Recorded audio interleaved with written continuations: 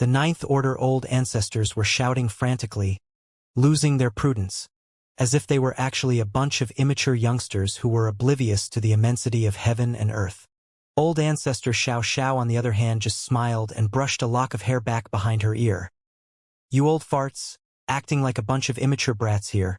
Only Wu Qing and I could be counted as youths in terms of age. How could you be considered young now that you've all got one foot in the grave already? Wu Qing, the former Inyang Pass Southern Army commander, who ascended to the Ninth Order Open Heaven realm about 1,000 years ago, had succeeded old ancestor Xiao in guarding Inyang Pass. Only then did old ancestor Xiao have the opportunity to lead the Great Evolution Army to recapture the Great Evolution Pass. If there wasn't a new Ninth Order Open Heaven Realm Master to take over, old ancestor Xiao would never have been able to leave Inyang Pass. Upon hearing her remarks, Wu Qing, who was pale-faced and injured, nodded, agreeing with her that he was indeed the youngest member of all the Ninth Order old ancestors. Regarding old ancestor Xiao's age, while it was unclear whether she was the second youngest or not, who would have the audacity to argue with a woman about her age? Immediately, another old ancestor laughed and said, Xiaoyuya is right. We are indeed all old. You young people are our hope and future, so you and Wu Qing should stay back. The smile immediately vanished from old ancestor Xiao's face as she protested angrily. Why? The oldest pure Yang Cave Heaven old ancestor responded with a smile. Someone must remain to provide the youngsters with a protector and give them time to mature, or are you going to depend on us old men to do so if you two don't stay back? Displeased, old ancestor Xiao remarked, Never mind about Wu Qing. I won't stay back. The old ancestor of Great Battle Cave Heaven shook his head. The future of the human race lies with the Star Boundary and Yang Kai. Among all old ancestors, you are the closest to him, so it only makes sense for you to remain behind and watch over him and the Star Boundary. Saying so, he transformed into a streak of light and headed towards the black ink giant spirit god as the sword in his hand shook slightly, not wanting to wait for old ancestor Xiao's response. Just as old ancestor Xiao was about to object, another old ancestor walked past her and patted her on the shoulder. I will leave those useless disciples of Xianyuan Cave Heaven to you. Then he transformed into a bird of light and flashed away. Why not give us old folks one last opportunity to shine? Another old ancestor grinned and added. While laughing, he proceeded to chase after the two Ninth Order old ancestors. Like moths to a flame, the Ninth Order old ancestors rushed by old ancestor Xiao and Wu Qing one after another as they charged straight in the direction of the black ink giant spirit god boldly, showing no signs of hesitation or regrets. In an instant, old ancestor Xiao's vision blurred. Her body trembled, as if she was attempting to go after them. However, her feet appeared to be weighted down, preventing her from moving. After all, the old ancestor of pure Yang Cave Heaven was right. Someone had to stay behind to protect the young ones. Wu Qing was selected by the Ninth Order old ancestors because he had just ascended to the Ninth Order Open Heaven realm, whereas old ancestor Xiao was chosen because of her relationship with Yang Kai. There was no prior discussion, simply an agreement made by all the other old ancestors in the moment. There was also no room for refusal or objection. She and Wu Qing were forced to carry this burden by the older ones, leaving them no chance to argue. After the Ninth Order old ancestors left, dragon roars and phoenix cries resounded throughout the void as a majestic and awe-inspiring sight appeared before everyone's eyes. Surging with the might of divine spirits, the leaders of the Dragon Clan and Phoenix Clan unleashed their might as they soared over, causing both time and space to contort. By now, old ancestor Xiao's eyes were utterly soaked in tears. Wu Qing, whose face was no less wet, cupped his fist and shouted loudly, This junior will not disappoint your expectations. Without looking back, he turned and ordered, Withdraw the army. At this moment, crippled and defeated, was the most straightforward way of describing the human army. Outside the primordial heaven source grand restriction, the humans were defeated for the first time and forced to retreat to the no-return pass. At the no-return pass, they were again defeated and retreated to the barren territory. This time was their third defeat. It wasn't that Wu Qing and old ancestor Xiao didn't want to stand and fight to the bitter end. nor did the human race army want to retreat. However, even if they desired to do so, the only option they had at this moment was to withdraw to the 3,000 worlds. Simply put, dying in battle might be glorious and honorable, but what about the day after? Should the future be buried along them as well? Admitting defeat and escaping was certainly shameful, but only by living on could hope endure. In the present situation, living was undoubtedly the more difficult choice. Perhaps death in battle could be a relief to them, ending all their troubles. The survivors, on the other hand, would have to bear heavier burdens. To preserve hope for the future, it did not matter if they had to endure this humiliation. As a result, Wuxia decisively ordered a full withdrawal of the army. The fact that the Black Ink clan army was pouring into the Wind Mist territory from the territory gate and invading the 3,000 worlds could not be reversed. Instead of allowing the human race's current limited strength to be completely destroyed on this battlefield, it was wiser to live with this humiliation and blood feud. One day, sooner or later, they would make the Black Ink clan experience 100 times the pain they endured today. Nobody knew how much it pained Wuxia to order this retreat, but if one had looked closely, they would see his fist clenched so tightly that fresh blood was drawn from his palms. Although the fighting spirit and determination of the army had been reignited by Xianxia, the army commanders did not let the blood rush to their heads and swiftly organized the march to the territory gate leading to the shattered heaven under the command of Wuxia. The Black Ink clan did not pursue them either because there was simply no need to. All they had to do now was to rush into Wind Mist territory and then wreak havoc. Chaotic energy impacts and violent shockwaves stuck from the army's backs. Yet nobody dared to turn around to witness the heartbreaking scene. Regardless, they could all feel the withering of extremely strong auras without having to turn to look. With the exception of Old Ancestor Xiaoxiao and Wuxia, all 35 of the remaining Ninth Order Open Heaven Realm Masters of the human race died in battle that day. Both the Dragon Clan and Phoenix Clan leaders of this generation died as well. The barren territory was filled with mournful dragons and phoenixes' cries. However, such devastating losses were not in vain. In that great battle, 44 royal lords of the Black Ink clan perished, along with several million Black Ink clansmen. As for the Black Ink giant spirit god holding open the territory gate, it was also severely injured, its infuriated roars ringing so loudly that they could clearly be heard in neighboring Wind Mist territory. It could be said that the war for the barren territory was the most tragic battle between the two races. Even though the two races suffered heavy losses in both the battle outside the Primordial Heaven's Source Grand Restriction and at the No-Return Pass, this was undoubtedly the most tragic one. One after another, the injured Ninth Order Masters and the Royal Lords fell. Never before had there been so many lives of such powerful masters lost in such a short time. After the dust settled, Old Ancestor Xiaoxiao and Wuxia were the only Ninth Order Open Heaven Realm Masters of the human race that remained. On the Black Ink clan side, only 2 Royal Lords remained. One guarding the No-Return Pass, while the other had charged into Wind Mist territory before the final battle. All the Ninth Order Masters entered this final battle to drag down the Royal Lords with them. They understood that in order to give the youngsters an opportunity to grow, there couldn't be too many top masters on the enemy's side. However, in order to kill the Royal Lords, they had to put their lives on the line. With such a mentality, and knowing what the end result would be, they still went forth boldly without hesitation or regrets. The outcome was indeed quite fruitful.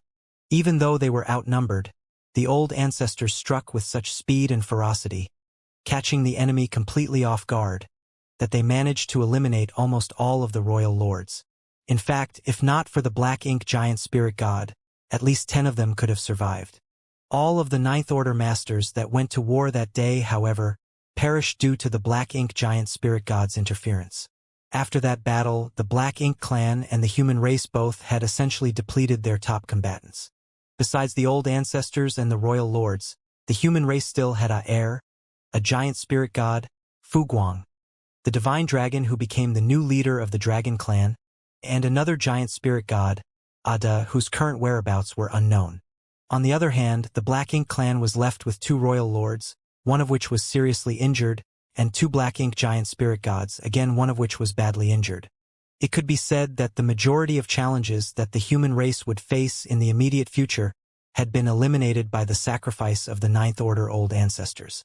As for the longer future, the youngsters would have to take care of that for themselves. The Barren Territory was a battle of significant impact, a battle that changed the status quo of both the human race and the Black Ink clan. After this war, word about Black Ink's strength could no longer be kept a secret and quickly spread throughout the Great Territories, sparking terror for some time. Fortunately, the vast human army had retreated from the Barren Territory, under the command of old ancestor Xiao and Wu Qing, and soon split up into numerous divisions that were deployed to the various Great Territories to maintain control of the situation and begin evacuations. Even the Great Territories occupied by the Cave Heavens and Paradises would soon be emptied out. At this point, Wu Qing's decision to withdraw the army had proven to be the correct one, because enough troops had been preserved to implement this mass migration.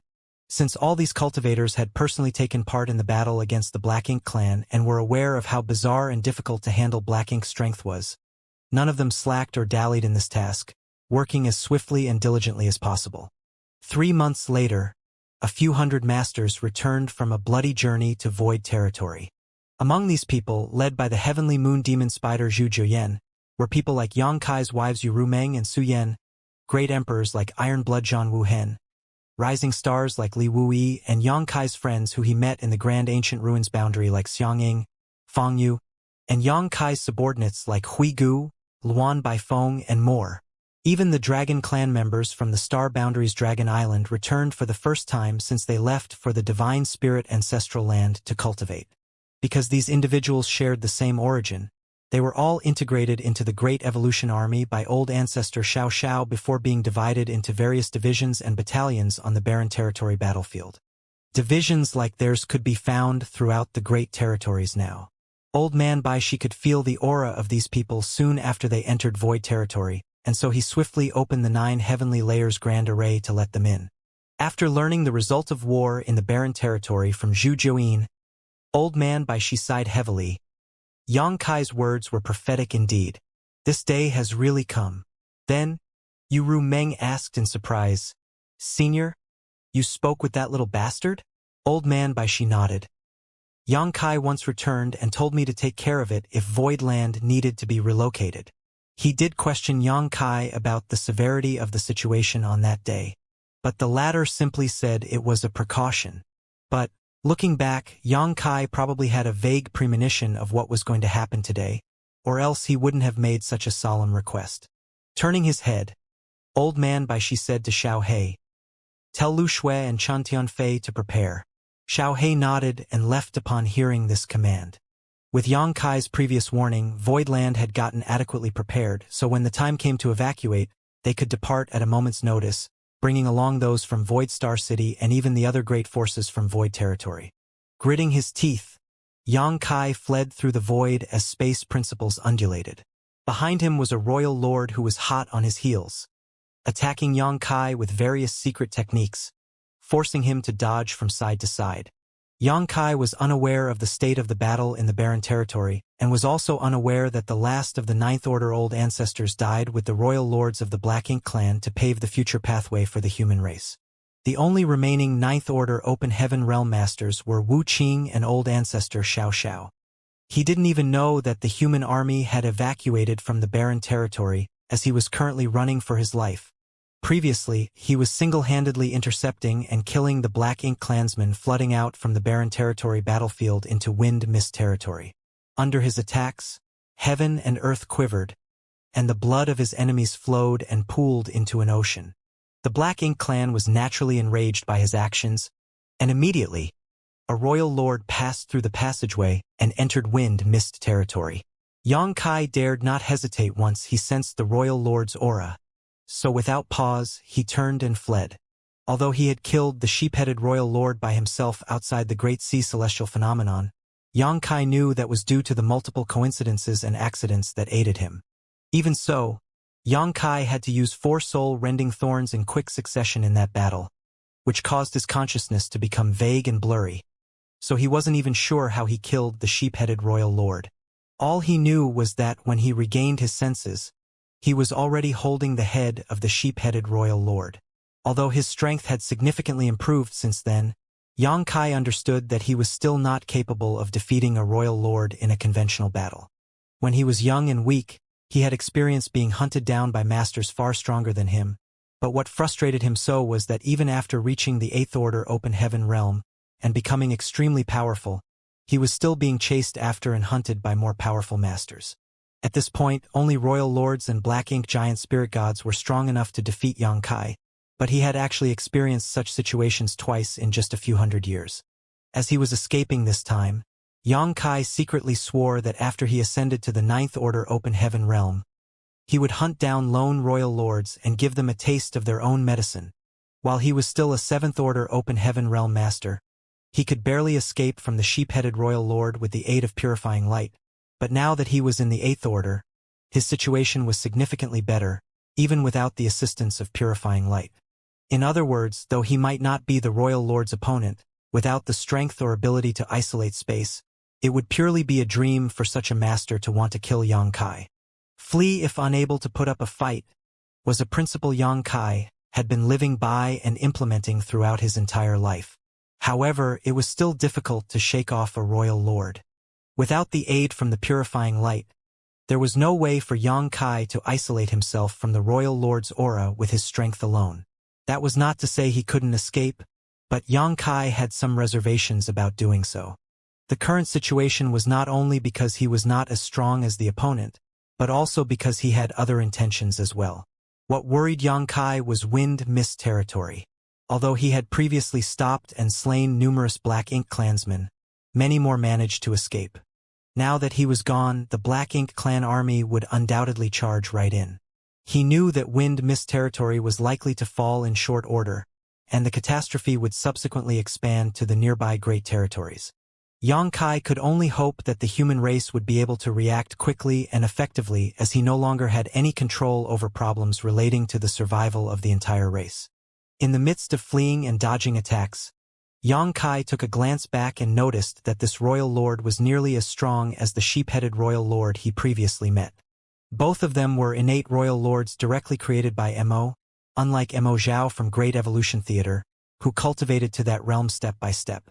The strength of this sort of innate royal lords was exceedingly strong from the moment they were born, equivalent to the 9th Order Open Heaven realm masters. However, the one drawback was that their strength was essentially fixed at birth, unable to develop any further. Both the innate royal lords and innate territory lords were the same. It could be said that all innate territory lords had no possibility of ascending to become royal lords. Although they were born with the combat power on par with the strongest 8th Order human masters, they did not have the chance to advance further. One would know that just by observing Territory Lord Chaikong, who was an innate territory lord killed by Xianxia. Chaikong had been born hundreds of thousands of years ago, yet he remained a territory lord. Everything had its pros and cons. Even an ancient supreme entity like Mo could not resolve such issues. This royal lord was not particularly large, so if it weren't for the surging of Black Ink strength from him, he would not appear much different from an ordinary human.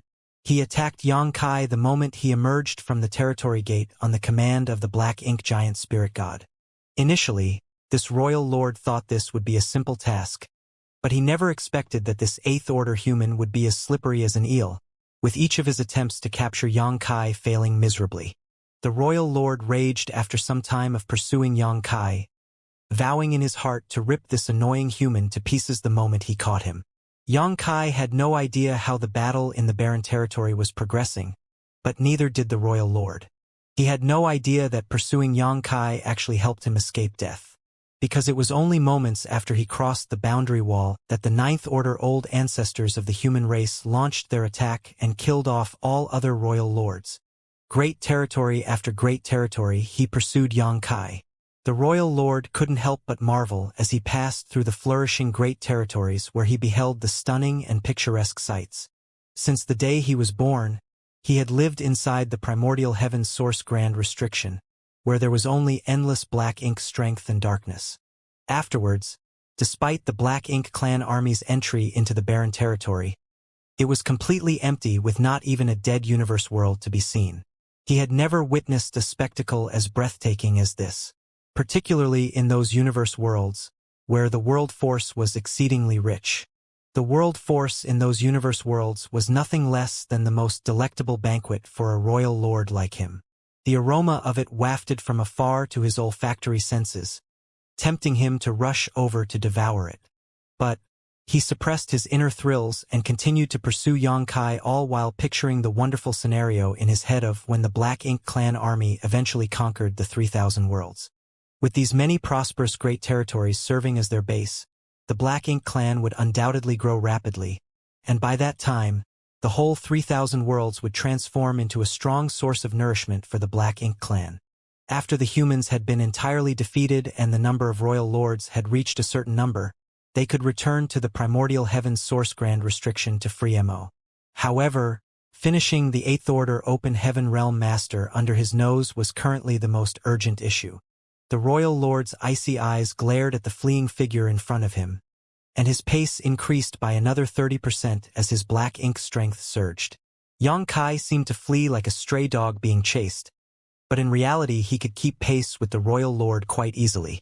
Space principles flared from time to time as he traveled through the territory gates and great territories one after another while leading the pursuer behind him. After a year, Xianxia finally slowed down, much to the joy of the royal lord, who had been pursuing him day and night as he assumed that Xianxia had finally run out of energy. Over these days of pursuit, the royal lord had used up a lot of his energy too, so nothing more need be said about a mere Eighth Order human. In fact, it was astonishing that Xianxia could persist for so long. The distance between them continued to narrow before a territory gate came into view. The royal lord judged from the Eighth Order Open Heaven Realm Master's direction that he intended to cross this territory gate next. The royal lord had had enough of this chase, so he pushed his strength and unleashed a secret technique, allowing him to condense a hand from pure black ink strength that reached out to seize Xianxia from a distance. Soon after, Xianxia was tightly gripped in the palm of the powerful hand. The screams of that Eighth Order Open Heaven Realm Master were like music to the ears of the royal lord. But suddenly, the human sprang up and broke free from the black gigantic hand as a burst of light blazed. Immediately after, Xianxia flashed away into the territory gate in front of them. The royal lord was furious as his prey managed to escape again, despite having been captured. Unable to tolerate it, he followed Xianxia and recklessly plunged into the territory gate. The royal lord had experienced such situations many times along the way. He was initially extremely cautious since he was afraid that Xianxia would ambush him on the other side of the territory gates. But since that had never happened, he was no longer on alert. Because there was a significant strength disparity, plotting an ambush was pointless. The only sensible course of action was to flee. This time, however, after entering the great territory on the other side of the territory gate, the royal lord immediately sensed something strange. There were extremely violent energy fluctuations clashing with one another here. Two types of energy appeared to have very different elements. They continually clashed and ground against each other in a seemingly endless struggle. The Eighth Order Open Heaven Realm Master that he had been pursuing was nearby too, looking a little stunned. And Xianxia was indeed stunned. The reason he led the royal lord who was chasing him all the way here from Wind Mist territory was not because he was escaping randomly, but rather because there were allies here who could bring down this royal lord. Two of them, in fact. This was the chaotic dead territory, the home of the burning light and serene glimmer. Xianxia originally intended to come to the chaotic dead territory to request Big Brother Huang and Big Sister Lan to descend the mountain and help save the 3,000 worlds. But since a royal lord had been pursuing him, Xianxia felt the best place to lead him was here. However, Xianxia was shocked by what he discovered when he arrived at the chaotic dead territory. Two gigantic armies were battling against one another in the endless void, fighting a war that was no less intense than the battle between the humans and the Black Ink clan on the Black Ink battlefield. Each army here had millions of soldiers, and their clash was so intense that space itself shook, seemingly on the verge of breaking apart, leaving behind endless fields of corpses. The two armies appeared to be stone-like statues rather than living beings of flesh and blood, very different in both size and strength compared to the small stone race Xianxia was familiar with. Among them were the top combatants, whose auras were actually on par with Eighth Order Open Heaven Realm Masters. These giant stone figures each had a body no less than 1,000 meters tall, making them exceptionally conspicuous on the battlefield. Although these two grand armies appeared to be of the same race and shared a similar appearance, the energy and power they wielded were diametrically opposed. The power held by one of the grand armies was blazing hot. The moment they lifted their hands, it was like a flaming sun had risen into the sky, shining with such blazing heat that the void seemed to melt under it. The other army held a power that was icy cold, and as they activated their secret techniques, a crescent moon appeared and cast its frigid glow onto the void, acting as the nemesis of that flaming sun. Both the blazing suns and the crescent moons melted into nothingness one after another, creating an endless cycle that was both shocking and breathtaking. The two armies fighting each other were also quite distinct. Each had a different emblem on their chests. One was a sun and the other a crescent moon, which perfectly corresponded to their respective strengths. When Xianxia entered this place and saw these two strange armies, his mind went completely blank. What the hell are these things? When did the chaotic dead territory come to have these things? Where is Big Brother Huang?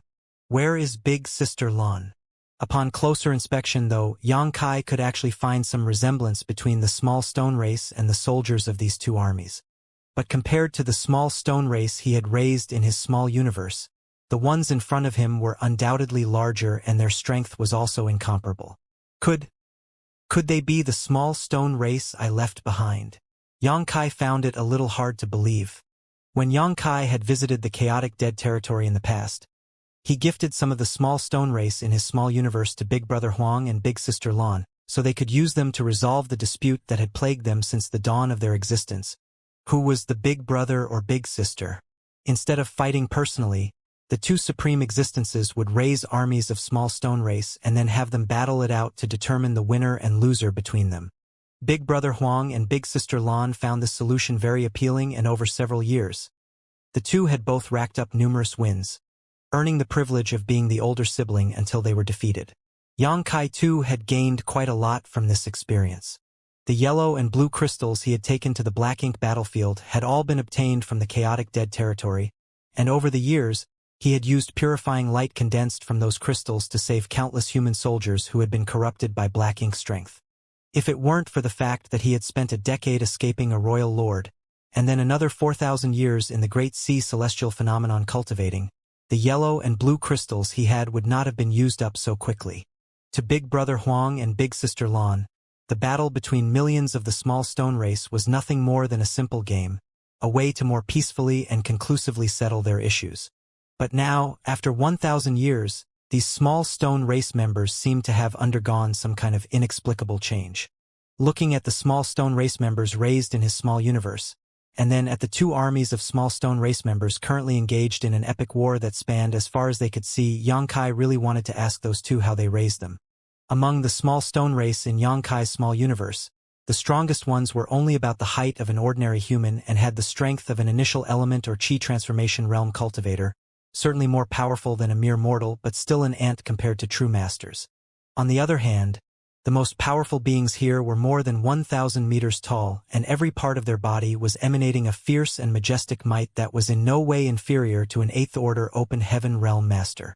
If these two armies were to leave this place on a mission of conquest, no single sect in the 3,000 worlds would be able to stop them, not even the cave heavens or paradises. In fact, these armies would even be able to put up a fight against a Black Ink clan army of similar size. But after recalling how the true source of the yellow and blue crystals, Xianxia no longer found it strange for the small stone race under the burning light and serene glimmer to undergo such a transformation. Xianxia first discovered the small stone race in a new great territory connected to the star boundary. It was a race that no one had ever seen before. The small stone race were very similar to ants in that they had a strict and clear hierarchy. As long as there was an existence similar to an ant queen and ample resources, this race could rapidly multiply and flourish. Their demand for resources was extremely low, as well as anything with energy could become food for them. The reason why Xianxia had raised many small stone race members in his small universe was because the benefits each individual of this race provided in terms of generating world force were about 10 times the benefits of an ordinary human. The time flow of his small universe was much faster than the outside world. In other words, if he raised many small stone race, it would save him a lot of time in cultivation and allow his strength to rapidly increase. After ascending to the 6th Order Open Heaven realm, Xianxia broke through to the 7th Order in only about 300 years, with a lot of credit being due to the small stone race. In fact, his breakthrough to the 8th Order Open Heaven realm was not only because of the Great Sea celestial phenomenon but also because of the proliferation of the small stone race. Be that as it may, Xianxia didn't dare to allow the small stone race to develop too much. The small stone race in his small universe had always been maintained in a stable range, because once their numbers reached a certain limit, the demand for resources would become too much to bear and some thinning would be required. Such a problem was obviously non-existent for Big Brother Huang and Big Sister Lan. In terms of resources, the chaotic dead territory was the most abundant place in the 3,000 worlds, with yellow and blue crystals literally floating around the void as they were simply the remnants formed from the clash between the burning light and serene glimmer's energy. In other words, if these two were willing, they could allow the small stone race to expand almost without end. Clearly, after 1,000 years of such rapid evolution, the small stone race in the chaotic dead territory had developed to the point where elites comparable to 8th Order masters had emerged from their ranks. Xianxia had come to the chaotic dead territory for two reasons. Firstly, to ask Big Brother Huang and Big Sister Lan to leave the chaotic dead territory, and secondly, to deal with the tail chasing him. But as soon as he entered this place, the sight of two small stone race armies fighting with each other really caught Xianxia by surprise. By the looks of it, Big Brother Huang and Big Sister Lan's game is still ongoing, and it has already developed to such a ridiculous state. By the time he figured out the reason behind these changes, the Royal Lord had caught up to him. Just as Xianxia was about to continue fleeing though, a sudden and unexpected change occurred. The two small stone race armies that were engaged in a fierce battle suddenly all stopped fighting the moment the Royal Lord appeared. All of the small stone race members, regardless of their height or strength, turned their eyes towards the Royal Lord, as if they were drawn in by some kind of irresistible force. The next instant, the 1,000-meter-tall small stone race members roared angrily towards the sky and beat their chest with both hands, sending pieces of rocks flying off everywhere, before charging straight towards the Royal Lord. Xianxia could clearly see unbridled hatred burning in the small stone race's eyes. The two armies instantly converged into two torrents of yin and yang that crashed into the Royal Lord. The Royal Lord was enraged. He was already in a foul mood after having failed to catch Xianxia time and time again for over a year. So when the two small stone race armies started pestering him for no reason, how could he tolerate it? A thick wave of black ink strength surged from him, transforming into a vast black ink cloud that covered a massive stretch of the void.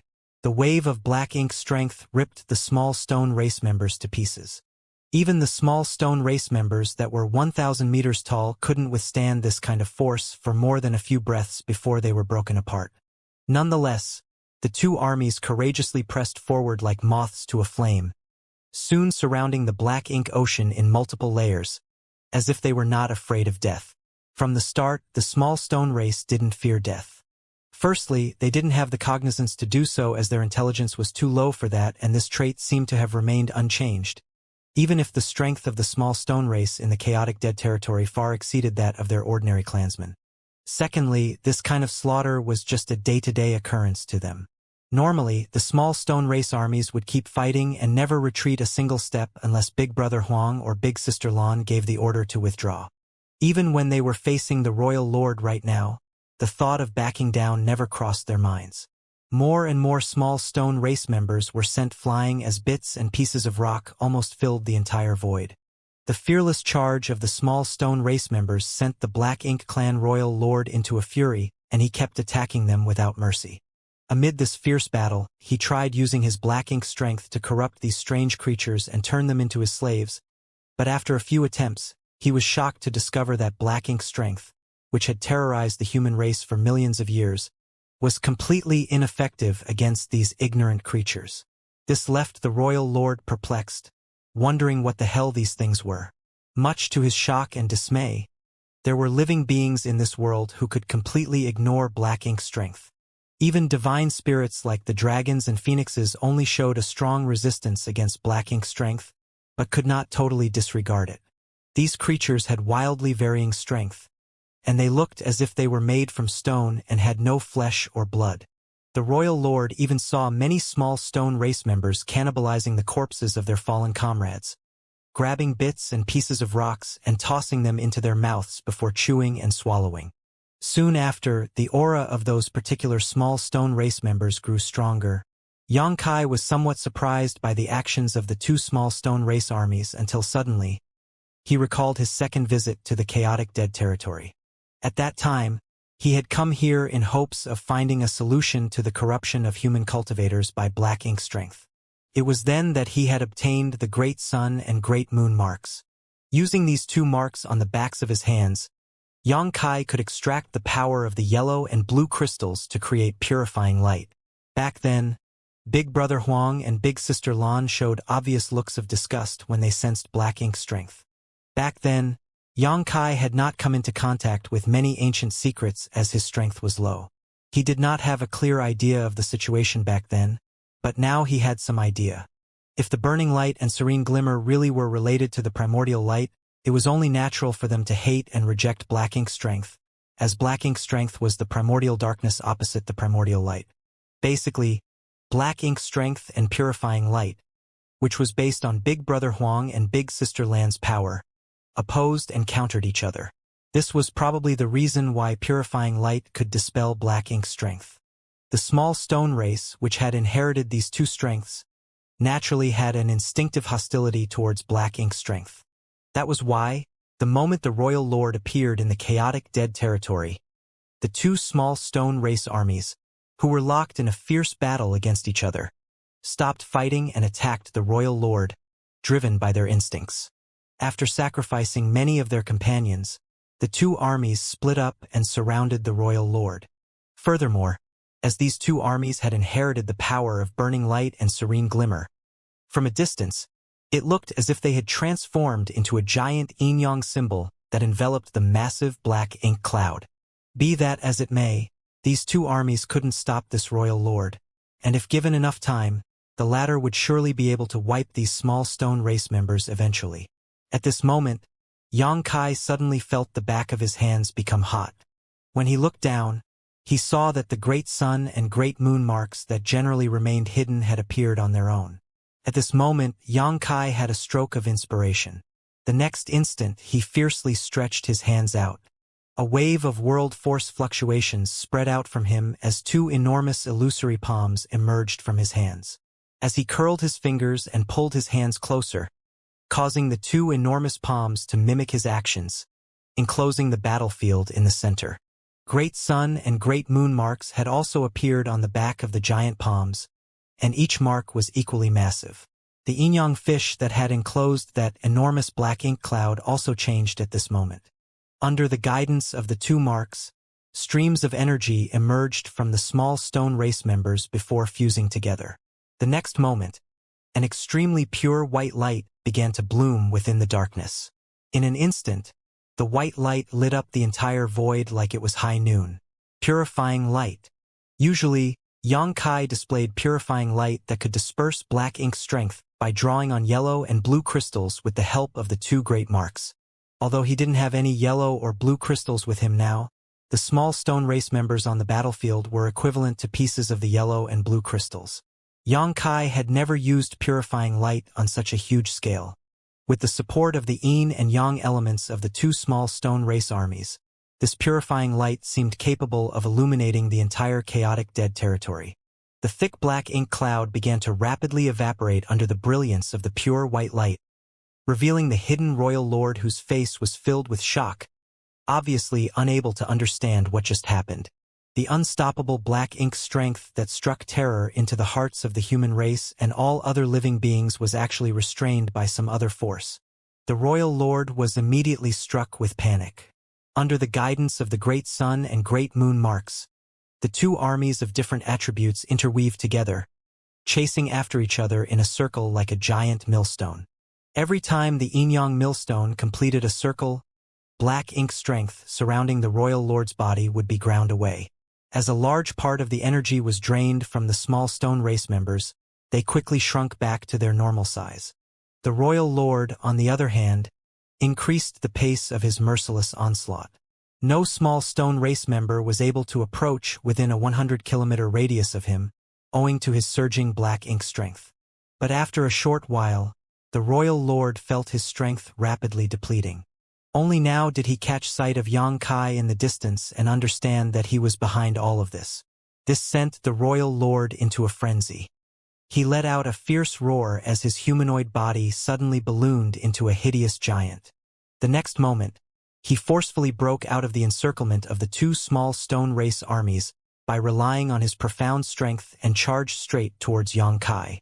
Be that as it may, his aura was unstable at the moment, clearly having taken a huge hit under the purifying light. Nonetheless, Yang Kai had no intention of fighting him to the death. When he saw the royal lord break out of the encirclement, he simply turned around and ran while shouting, "Big brother Huang, big sister Lan, your little brother is in danger. Save me."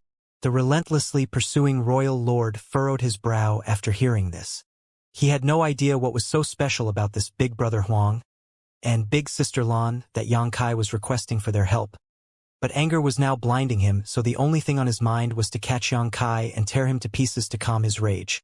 In the chaotic dead territory, it wasn't just two armies that were fighting each other. There were in fact many other armies fighting each other as well. These armies varied in size and numbers, ranging from a few thousand to even a few million. It was just that the two armies that Yang Kai saw just after entering the chaotic dead territory were comparatively larger. At first, Yang Kai was already surprised by the fact that Big Brother Huang and Big Sister Lan had raised armies like these too. But to his astonishment, he learned that what he saw was just a small part of their forces. By the looks of it, the entire chaotic dead territory was engulfed in the war of the small stone race, rendering Yang Kai speechless at the sight. Furthermore, every single small stone race member would immediately stop and attack the royal lord the moment they sensed his aura. Be that as it may, they were unable to stop the royal lord. Even if Yang Kai used their energy to create a mass of purifying light, he could only delay the pursuing royal lord for a moment, that was all. Yang Kai had no intention of fighting the royal lord head-on, so he kept rushing to the depths of the chaotic dead territory, shouting non-stop. Only when he suddenly felt two shocking auras approaching him did he finally stop and call out, his face beaming with joy, "Big brother Huang, big sister Lan, your little brother has come to see you." The pursuing royal lord behind Yang Kai also sensed the burning light and serene glimmers auras, and his complexion immediately changed. Abruptly coming to a halt, he focused his senses for a moment before hurriedly turning around and fleeing. Obviously, he had noticed the strength of the burning light and serene glimmer and also understood why Yang Kai had lured him here. It was to seek help from these two beings. However, just as the royal lord was trying to escape, a golden chain appeared behind him all of a sudden. The chain was emanating an extremely rich yang element aura. Obviously, it was created from Big Brother Huang's strength.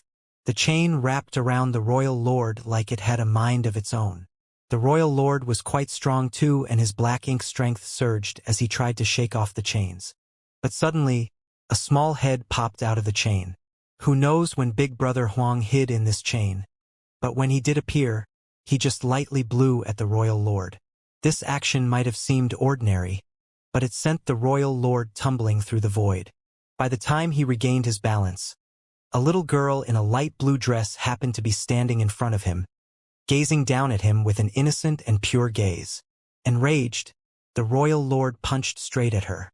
The little girl raised her skirt with both hands and gently lifted her foot, kicking the oncoming fist lightly. Oddly though, the little girl's figure remained motionless while the royal lord was sent flying like an arrow fired from a bow. The royal lord was completely terrified. Who the hell are these two? Much to the royal lord's shock, the two humans were tossing him like he was a piece of trash. What terrified the royal lord even more was the fact that he had a faint instinctual fear towards these two insignificant humans. The royal lord tried his best to regain his footing, but right then, Big Brother Huang and Big Sister Lan shot towards him, leaving two trails of light, one yellow and one blue. The two circled around the royal lord, and at first, he could still make out their figures, but gradually, he lost sight of them as his vision filled with streaks of yellow and blue light slowly forming a huge net around him. Yang Kai heard the royal lord's roars and snarls. The next moment, the yellow and blue colors fused together, transforming into a pure white light. Big Brother Huang and Big Sister Lan also simultaneously stopped and drifted away. In Yang Kai's sight, the royal lord's figure was no longer visible, leaving only a white cocoon that was radiating a pure and gentle light. This light had the same aura as the purifying light he used, but it was many, many times stronger and more intense than his own purifying light. This wasn't a surprise, though, as Yang Kai condensed purifying light from mere remnants of the burning light and serene glimmer strength. While this purifying light was directly condensed by the two supreme beings. With a deafening bang, the cocoon of light exploded into countless wisps of light.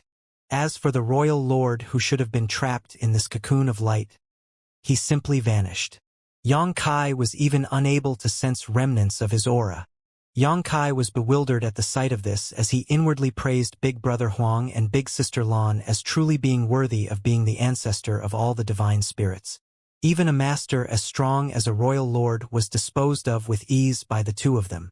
If he could persuade them to come forward, there would be no need to fear the Black Ink clan again. Yang Kai estimated that these two would even be able to kill the Black Ink giant spirit gods without much difficulty. Yang Kai then enthusiastically greeted the two. Big Brother Huang, Big Sister Lan, long time no see. Your little brother has missed you very much all these years. Now that I've seen your noble bearing once more, this little brother's longing for you has finally been quenched. Big Brother Huang completely disregarded his flattery as a furrow appeared at his brow and he asked, "Where did that foul thing come from?" Big Sister Lan rebuked, pursing her lips. "Had you not been chased by him, why would you even think of us? You didn't even come to play with us all these years. I think you must have forgotten about us." Yang Kai put on an earnest look as he defended himself. "Of course not. Your little brother has been thinking about you day and night ever since we parted. Unfortunately, this little brother was dispatched to a distant battlefield and was unable to return. However, the moment I came back, I immediately came here to see you." Big Brother Huang lightly snorted. "You also brought an enemy with you and asked for our help, am I right?" Yang Kai stated, embarrassed. "Little brother's skills are lacking. As I was not his opponent, I had no choice but to turn to you. It's only natural for big brothers and big sisters to take care of their little brothers." Yang Kai's face was filled with flattery when he was in front of the burning light and serene glimmer, which suddenly made him realize how Chun Tianfei must have felt when facing him. "That fatty is still quite good. I should treat him better when I return and stop trying to scare him," Big Brother Huang stated, waving off. "Forget it, we big brother and little sister can't win against you in a war of war." Before he could finish, the nearby Big Sister Lan shouted, "Big brother and little sister? Humph! It's big sister and little brother." Big Brother Huang shot a disdainful glance at her. "Wait until you have defeated me in this battle. We are big brother and little sister until it is over." Big Sister Lan suddenly became a little dispirited and depressed. Apparently, she had lost the last round. As someone who had accompanied these two for a few years, Yang Kai was not surprised by this familiar sight. Big Brother Huang then turned to Yang Kai and asked, "Tell me, what made you come here this time?" Before Yang Kai could say anything, he interrupted, "Don't say it's because you really missed us." Yang Kai first smiled in embarrassment before he quickly cupped his fist and requested, "The Black Ink clan has invaded the 3,000 worlds and is about to wreak havoc upon all the innocents living in it. Little brother earnestly requests you to descend the mountain and help resolve the human race's crisis." Big Brother Huang slightly frowned. "The Black Ink clan? Like the one who died just now?" Yang Kai nodded his affirmation. Indeed, he was a royal lord of the Black Ink clan, equivalent to a human Ninth Order Open Heaven Realm Master. "How many royal lords like him are there?" Yang Kai answered, "Originally there were 200 or so, but now there are only a few dozen left. But the biggest danger posed by the Black Ink clan is not how many royal lords they have, but rather the unique characteristics of their black ink strength. You too must have seen it, so you should know how peculiar it is." Big Brother Huang nodded his acknowledgement. Yang Kai continued, The Black Ink clan uses something called black ink nests to create more clansmen. So long as they have ample resources, they can keep creating more soldiers. Originally, the humans tried to eliminate them on the Black Ink battlefield, but unfortunately we were defeated and our defenses were breached a year ago. Now, the Black Ink clan has broken through the boundary walls and invaded the 3,000 worlds. If we don't find a way to stop them, the human race will be finished and we will have no place left in this world. The humans can take care of the Black Ink clan army, but the Black Ink clan has 2 Black Ink giant spirit gods whose strength is too much for us. Unless Big Brother and Big Sister take action, there will be no way to stop them. Having finished speaking, Xianxia cupped his fist again. I earnestly request that the 2 of you come out of seclusion and save the 3,000 worlds, saving the human race from this crisis. Big Brother Huang let out a long sigh. Things have become so grim? Xianxia nodded. It will only get worse from here. When he escaped from Wind Mist territory, the passageway had already been fully opened. A year had already passed by now, so he had no idea about the situation in the 3,000 worlds. Big Sister Lan, who had been silent all this time, suddenly stated, "But we can't leave here." Xianxia was taken aback. "Even now," Big Sister Lan explained, "since you know our identities, I believe you've also heard the rumors about us from the humans, and those rumors are not exaggerated. We are physical representations of death and destruction. We've told you this before. It's fine if we are in the chaotic dead territory as it has no vitality. But wherever we go, every place will become part of the chaotic dead territory." Naturally, Xianxia had heard of these rumors before and understood what the consequences of them taking action would be. Big Brother Huang heaved a long sigh. Originally, the chaotic dead territory wasn't so big. It was only the size of an ordinary great territory, but later it became this. Big Brother Huang started speaking but hesitated to continue. As such, Big Sister Lan took over. "Long ago, our consciousnesses were muddled, which resulted in the destruction of many great territories, and that's how the current size of the chaotic dead territory came to be. After we gained sentience, we no longer dared to freely wander about, so we stayed here to avoid harming other places." This sounds a little familiar. Suddenly, Xianxia recalled that the formation of the Black Ink battlefield was quite similar to the chaotic dead territory. Both were the fusion of many great territories. However, the Black Ink battlefield was the result of the wanton release of Mo's Black Ink strength, whereas when the Burning Light and Serene Glimmer came to realize the dangers of their power, they chose to remain isolated in the chaotic dead territory. "I see. Is there really nothing we can do about it?" Xianxia was puzzled. Big Brother Huang and Big Sister Lan looked at each other before answering in unison. "It's because we can't control our own strength." Xianxia was dumbstruck by this revelation for a moment. But then, he recalled the scene when he first came to the chaotic dead territory and realization instantly dawned upon him. That makes sense. After all, there were so many yellow and blue crystals here. The first time he came to the chaotic dead territory, things were not as peaceful as they were now. At that time, the chaotic dead territory was filled with the energy leaking out of the Burning Light and Serene Glimmer. The yin and yang element energies manifested into a myriad of strange avatars that kept clashing with each other everywhere in the chaotic dead territory, literally shaking the void. Had giant spirit god Aer not accompanied him at that time, how would Xianxia, who was just in the 6th order open heaven realm, have survived unscathed? He would have died the moment he entered, leaving not even a trace of his existence behind. This was a place where even the 8th order open heaven realm master could not survive for more than a few breaths. The entrance to the chaotic dead territory was always guarded by the cave heavens and paradises, with an 8th order ancestor and several 7th order masters stationed all year around. It was a mission assigned to 8th order masters in turn. Normally a dozen masters would be present at the entrance, tasked with monitoring the chaotic dead territory and the movements of the Burning Light and Serene Glimmer. This mission was both wonderful and terrible. It was terrible because it was very dangerous.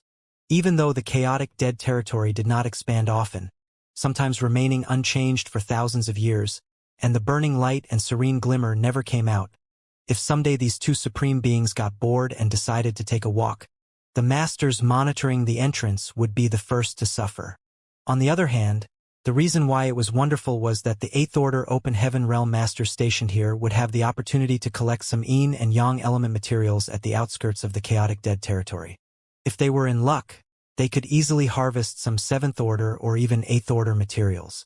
Xianxia had visited the chaotic dead territory twice and had met the 8th Order Open Heaven Realm Master guarding the entrance both times, but he had not seen anyone this time.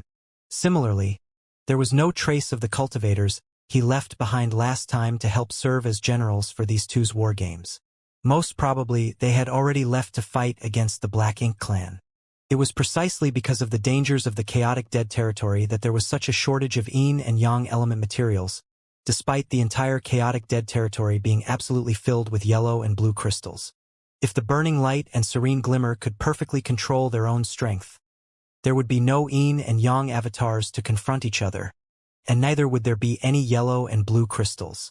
It was precisely because they couldn't control their own strength that their energies would leak from their bodies, which would cause all other things. Later on, when Xianxia left the small stone race in the chaotic dead territory, the two had tried to directly channel their energies into the small stone race, which ultimately caused the small stone race to mutate. It didn't make sense that Xianxia's small stone race still remained the same after tens of thousands of years in his small universe, while the chaotic dead territory's small stone race had undergone an astonishing transformation. Surprisingly, even members comparable to 8th Order Open Heaven Realm Masters had been born here, but when the pure energy of the burning light and serene glimmer were taken into account, it was only natural for evolution to occur. The continuous fights between the small stone race were mainly driven by the characteristics of their race, as well as by the burning light and serene glimmer's energies. It could be said that the confrontation between the yin and yang in the chaotic dead territory had never stopped. Only the way they were clashing had changed, and the reason for this change was because it was deliberately directed by Big Brother Huang and Big Sister Lan. Naturally, Xianxia already knew of this. It was just that he couldn't understand how beings as powerful as Big Brother Huang and Big Sister Lan couldn't control their own strength. Logically speaking, the stronger one was, the greater the control they had of their own strength, but when it came to burning light and serene glimmer, it was the exact opposite. Nonetheless, if what they said was true, the destruction they would cause might be even worse than the Black Ink clan. Xianxia really wanted these two to leave the chaotic dead territory to deal with the Black Ink giant spirit gods, but by the looks of it, this was just wishful thinking on his part. Unwilling to give up though, Xianxia asked, "Are you two completely unable to restrain your strength?" Big Brother Huang and Big Sister Lan both vigorously shook their heads like rattled drums. Xianxia rubbed his aching brow and asked, "Have the two of you ever tried to fuse together? Like this?" Big Brother Huang sent a wisp of his great sun force. Big Sister Lan didn't say a word as she also sent a wisp of her great moon force. The two wisps of energies of two different colors slowly converged together and quickly fused into a flash of white light. Xianxia stated, "I don't mean merging your energies, but you two merging together?" The burning light and serene glimmer both stared at him in a perplexed manner. "How do we merge?" For a moment, Xianxia didn't know how to explain. All he could do was elaborate. There is a Black Ink battlefield just outside of the 3,000 worlds, which is the front line where various cave heavens and paradises resisted the Black Ink clan. The humans and Black Ink clan have been fighting on that battlefield for countless years. Little brother went to the Black Ink battlefield more than 1,000 years ago, and about 500 years ago, the human race army embarked on a grand crusade to the source of the Black Ink clan, where I met an ancient supreme master and came to learn of some ancient secrets. Big Brother Huang and Big Sister Lan didn't interrupt him. Rather, both of them summoned a ball of energy that transformed into a mat. They sat down on their respective mats and stared at Xianxia with great interest. Their eyes were filled with anticipation as if they were waiting for him to continue. It had always been just the two of them in the vast chaotic dead territory, so it was quite boring for them. They rarely got to hear something interesting about the outside world, so naturally, the two were quite happy and excited. Xianxia shot a profound stare at them. "Some of these things may have something to do with you too. NN. Big Sister Lan repeatedly nodded while Big Brother Huang listened attentively. Xianxia couldn't help but feel as if he was storytelling. With two loyal listeners sitting in front of him, rumor has it that, when the chaos separated into heaven and earth, the first primordial light appeared in the world. along with its counterpart, the primordial darkness. When he reiterated everything he had heard from Tsang about the first ray of light and darkness, nothing was exciting about it, it was just going back in time. Big Brother Huang clucked his tongue and rebuked, furrowing his brow. Not interesting. Big Sister Lan also nodded in agreement. Both of them felt that if they kept listening to Yang Kai's nonsense anymore, they would be bored to death. Yang Kai helplessly stated, "You too. It's not a question of whether it is exciting or not. Don't you have any ideas?" Big Brother Huang voiced his thoughts. According to that old man named Tsang, Mo is the manifestation of primordial darkness. If we want to eliminate him, do we need to find the world's first light, the primordial light? Yes. Big Sister Lan asked, "Do you suspect we are born from the primordial light?" Yang Kai nodded. Purifying light is the nemesis of black ink strength, and purifying light is the result of the fusion of your energies. I can't help but think they are related. Big Brother Huang and Big Sister Lan glanced at each other before the former sighed. I didn't expect that after hiding for so many years, it would still be discovered. Big Sister Lan also sighed and added, "There's nothing we can do if we're discovered." You two really are born from the primordial light? Yang Kai was overjoyed. Yang Kai's eyes were filled with anticipation. If Big Brother Huang and Big Sister Lan were really born from the primordial light, then he had found a way to deal with Mo, the source of the Black Ink Clan. As long as he could solve the problem of the source of the Black Ink Clan, sooner or later, the entire Black Ink Clan would be wiped out. At that time, peace would return to the 3,000 worlds. What should we do? Brother Huang looked at Big Sister Lan. We can only do that, Big Sister Lan replied solemnly. Yang Kai watched as these two spoke in riddles. He was afraid that they would try to silence him. Fortunately, the burning light and serene glimmer didn't have such intentions. After exchanging a few words, the two of them stood up and, just like when they had killed the royal lord, their figures intertwined with each other, swirling in the void. Yang Kai clenched his fists, his face filled with excitement and anticipation. As expected, these two were born manifestations of the universe's primordial light, but somehow separated into two entities. However, the burning light and serene glimmer were seemingly able to fuse into one body at critical moments. The Black Ink Clan crisis could be resolved with the primordial light. Even Mo, the source, could be eliminated. The two small figures intertwined faster. The yellow and blue colors quickly fused together and transformed into a dazzling white light. Soon, Yang Kai saw the light cocoon again. Earlier, the royal lord had been wrapped in this white cocoon of light, and when it shattered, the royal lord had simply vanished into nothingness. Now that this light cocoon had reappeared, Yang Kai's heart was rapidly pounding in excitement. After a while, the light cocoon completely stabilized and floated in front of Yang Kai like a real cocoon. Yang Kai called out a few times, but there was no response from Big Brother Huang or Big Sister Lan, so he gently stretched out his hand and touched the cocoon. It was like a solid object, soft and supple, as if he was touching the skin of the most tender baby in the world. Yang Kai couldn't help but reach out and gently pinch it. With a bang, the cocoon of light blew up into countless wisps of light. There was no aura, nothing, as though it had never existed. Yang Kai's entire body went completely cold, as if he had fallen into a frozen river before he panicked. Exploded? I pinched it casually, but it blew up? The cocoon of light exploded. Did I just destroy the primordial light? Impossible. Am I going to become the eternal sinner of the human race? In the future, whenever someone mentioned Yang Kai's name, they would say that it was he who had destroyed the light cocoon and destroyed the world's primordial light, causing the human race to lose the means to deal with the Black Ink Clan. In an instant, all kinds of thoughts flashed across Yang Kai's mind like lightning, filling his chest with regret and indescribable pain. But the next moment, he was completely dumbstruck. Two small figures appeared from behind these glowing specks of light. Big Brother Huang asked with a huge smile, "Are you surprised?"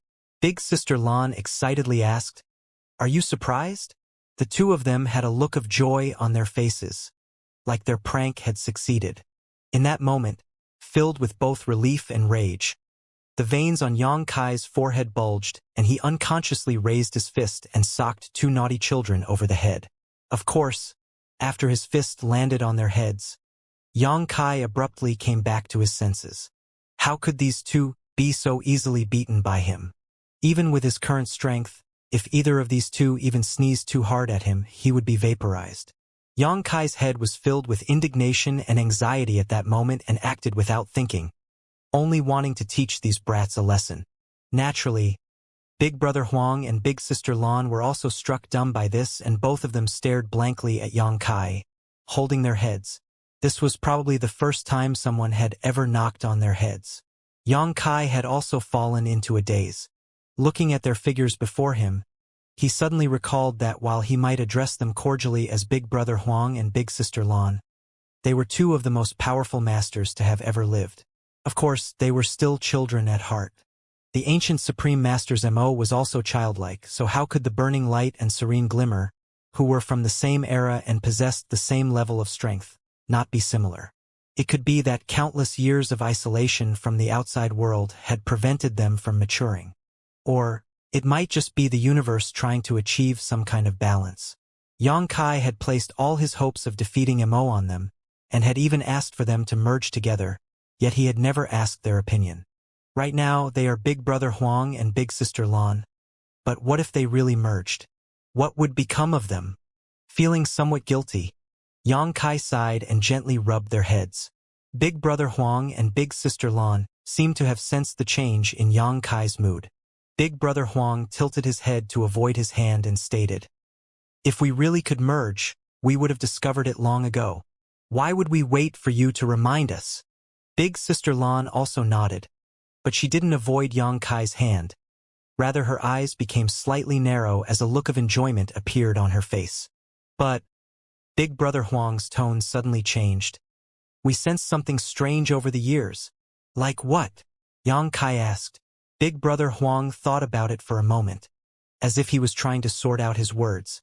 After a while, he finally replied, "We have a vague memory from the time when our consciousnesses were not fully developed.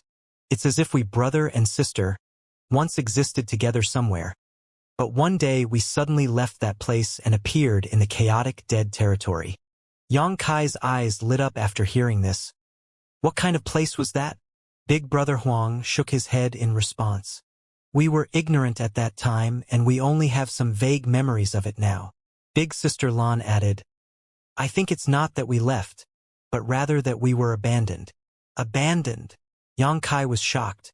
These two were already among the strongest beings in existence the moment they were born, so how could they have been abandoned?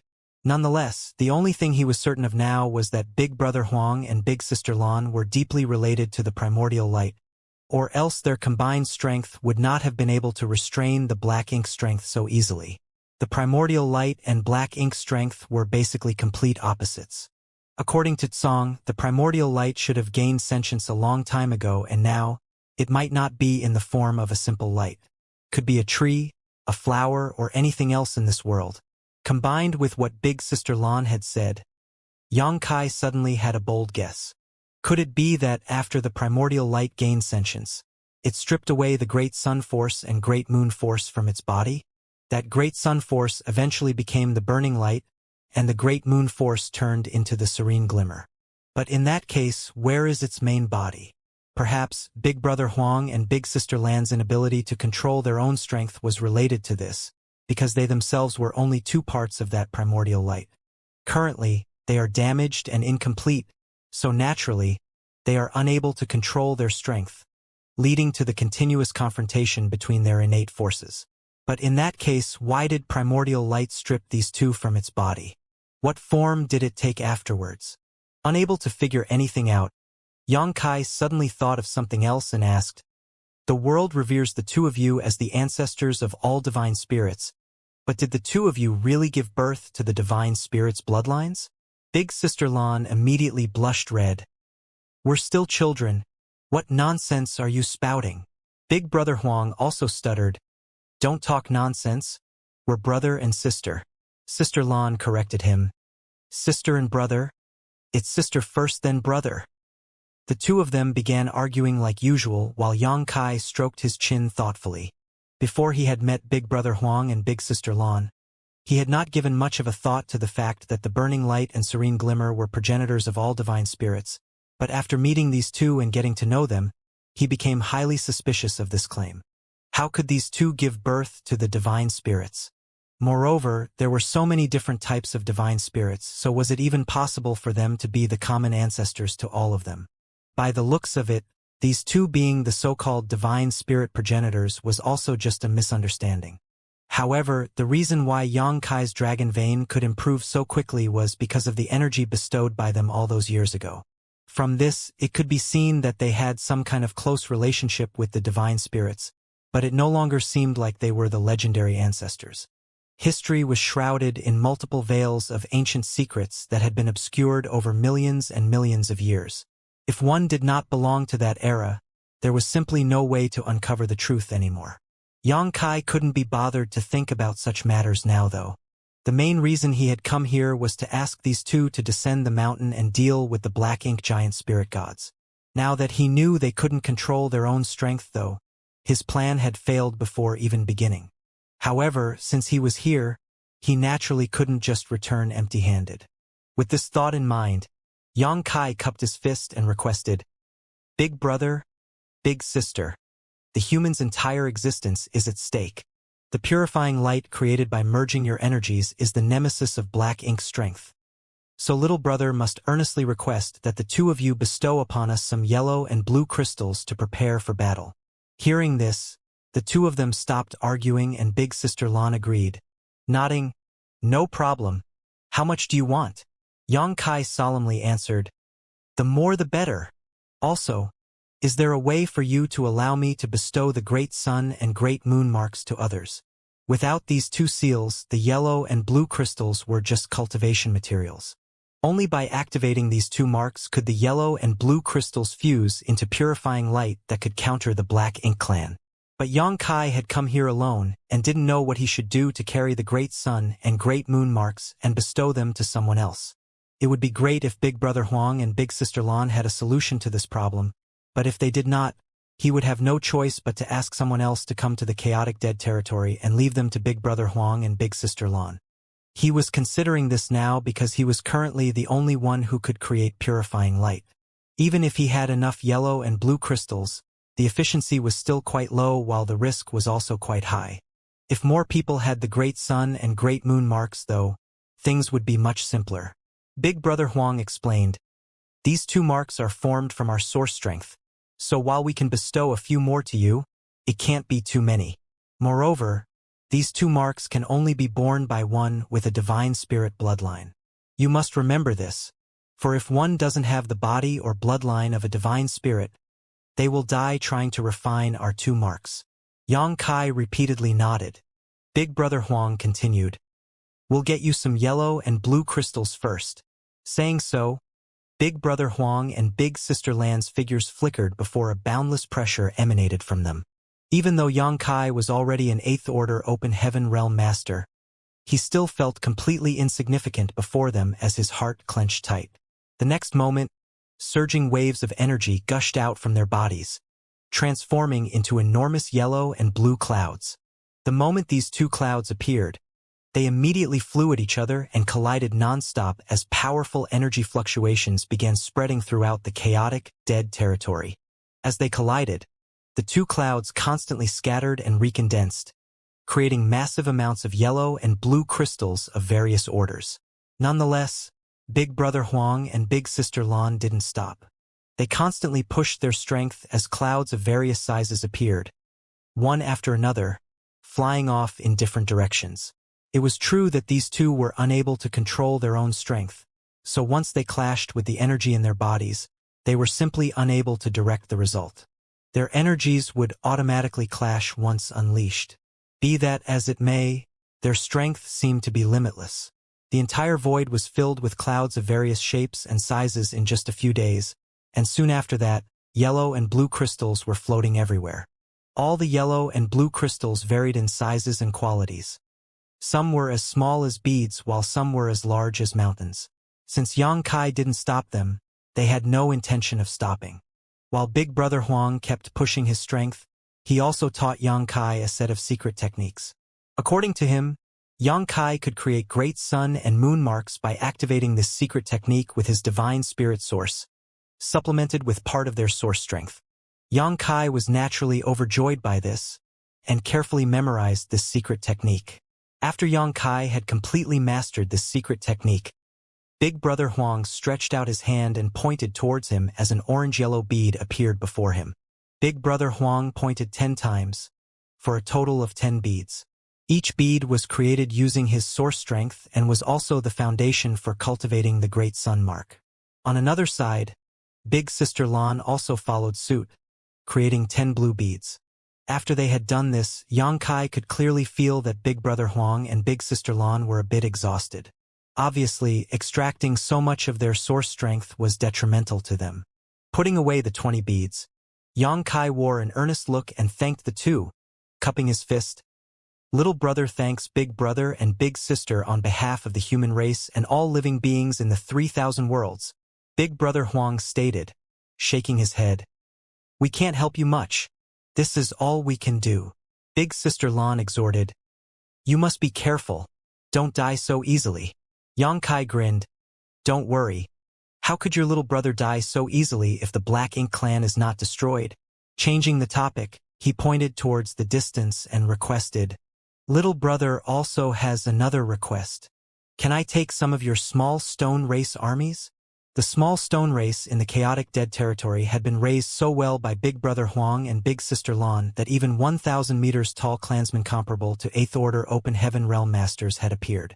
It would be a waste to leave them here just to kill each other. The small stone race were unafraid of the corruption of Black Ink strength, so they could become a force to be reckoned with on the battlefield. How could Yang Kai miss this opportunity? Big Brother Huang and Big Sister Lan were both a bit speechless as they felt that Yang Kai's visit this time had nearly emptied out their entire family's fortune. He had asked for yellow and blue crystals and also requested the Great Sun and Great Moon marks, and now he was even coveting their small stone race armies. Yang Kai quickly proposed, I also have many small stone race members with me. I can exchange them with you too. Although his small stone race looked weak, if they were trained by these two, presumably they would turn into an elite army in a few hundred years at most. Forget it, Big Brother Huang snapped. He could see through Yang Kai miles away. The small stone race multiplied rapidly. As long as there are stone kings, they won't be exterminated. So there's no need for you to exchange them for yours. He might have seemed reluctant, but Big Brother Huang still gave him permission. Go collect them yourself. Yang Kai was moved to tears. Many thanks. A moment later, Yang Kai came back flying in helter-skelter.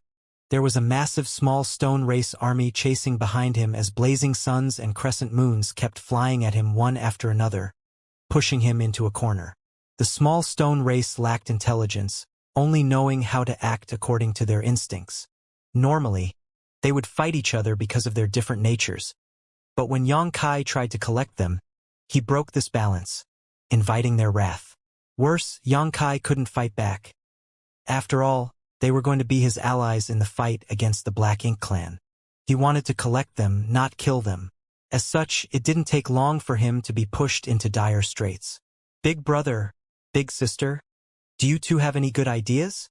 Yang Kai hurriedly asked. It was quite interesting that though, as he flew over to Big Brother Huang and Big Sister Lan's side, the pursuing army behind him stopped in their tracks. Obviously, they had sensed Big Brother Huang and Big Sister Lan's auras. As far as the small stone race was concerned, the burning light and serene glimmer were the source of their creation and strength, so naturally, they couldn't act presumptuously before these two. Big Brother Huang snapped, Are you stupid? Don't you know how to use the Great Sun and Great Moon marks? Yang Kai came to a sudden realization. The Great Sun and Great Moon marks were created from the burning light and serene glimmer's source strength. So, if he wanted the small stone race to obey him, using these two marks was naturally the best option. Previously, Yang Kai had used these two marks to draw energy from the two small stone race armies and fuse them into a purifying light to deal with the royal lord, which was a similar kind of act. Having obtained the answer, Xianxia turned around and rushed towards the two small stone race armies. He activated the Great Sun and Great Moon marks before even reaching them and, as expected, the armies did not attack him and he was able to smoothly pull them into his small universe. To prevent them from causing trouble in his small universe, Xianxia had deliberately set up two regions and sealed the small stone race with his world force. One region was used to house Big Brother Huang's Great Sun's small stone race, while the other was used for Big Sister Lan's Great Moon small stone race. After several months of hard work, one small stone race army after another was taken in by Xianxia, their total number crossing into the millions. Among them, there were 100 or so 1,000-meter-tall small stone race masters that were comparable to 8th-order humans.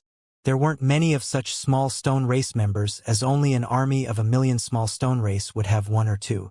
At first, Xianxia was a bit worried that his 8th-order open heaven realm small universe wouldn't be able to accommodate these small stone race members.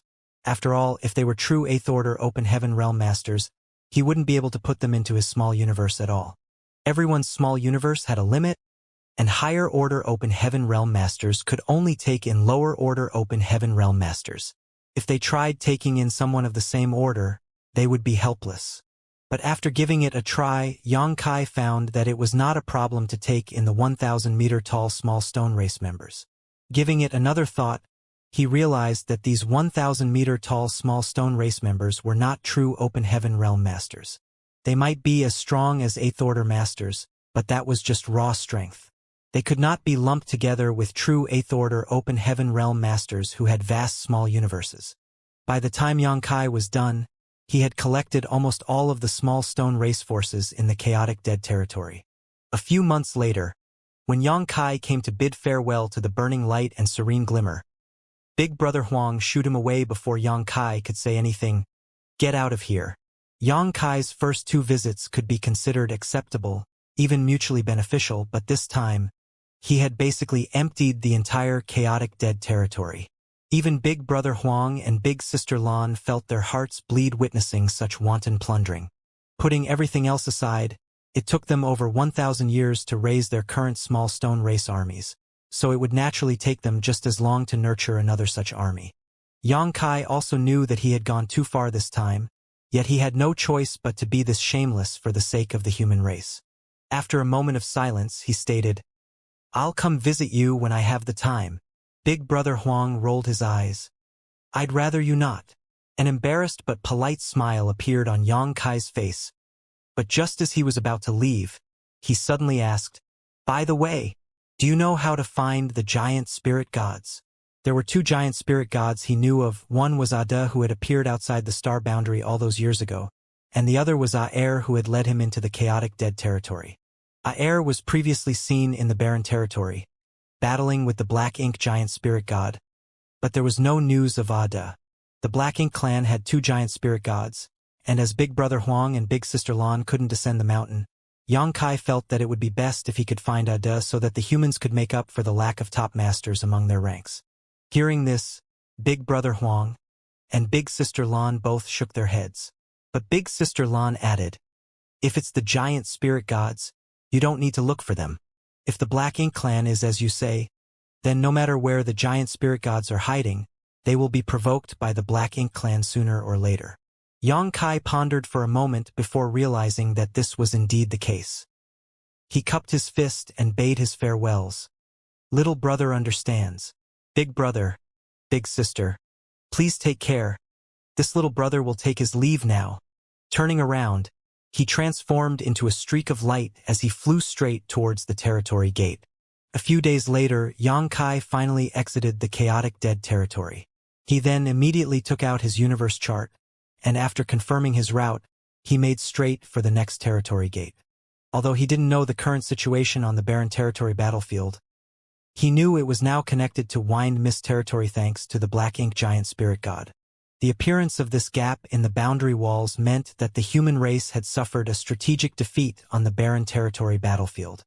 Regardless of what advantages the humans might be able to gain on the main battlefield, the fact that they were unable to stop the Black Ink clan from invading the 3,000 worlds could only be considered a complete failure. The main forces of the human race were all gathered in the barren territory, while the Black Ink clan had invaded Wind Mist territory through the newly opened territory gate. In other words, the human race could no longer contain them. It had been roughly a year and a half since the Black Ink clan army broke out of the barren territory, so it was hard to say what the current situation of the 3,000 worlds was. Xianxia was not worried about the star boundary. As with the world tree clone present there, the star boundary would be the foundation of the human race's future. If he was right, the cave heavens and paradises would protect the star boundary at any cost, because only by protecting the star boundary would there be hope for the human race. If Xianxia was one of the old ancestors of the cave heavens and paradises, he would definitely have the remnants of the human race retreat to the star boundary and use high heaven territory as the final pure land to resist the Black Ink clan, defending it at all costs while they waited for the younger generations to grow. There was no need to worry about Voidland either, as, before all this, he had warned Bai Shi. With a mature divine spirit like Bai Shi around, it should not be too dangerous for Voidland if they wanted to evacuate. As both the star boundary and Voidland were safe and sound, the most pressing issue right now was to assess the current situation of the 3,000 worlds. Xianxia quickly found his bearings and flew in a certain direction. In less than a day, a beautiful universe world appeared in his sight. From afar, this universe world looked like a sapphire gem floating in the void, radiating a mesmerizing luster. But quickly, Xianxia noticed that something was amiss. He could feel the fluctuations of someone fighting coming from the periphery of this universe world. A furrow appeared on his brow as he sped up. Soon, he arrived at that side of the universe world and, as he had expected, he found a battle taking place. On one side were obviously cultivators of some sect in this universe world. Their cultivations were quite varied, and many were even first and second order open heaven realm masters, but their opponents were actually the Black Ink clansmen.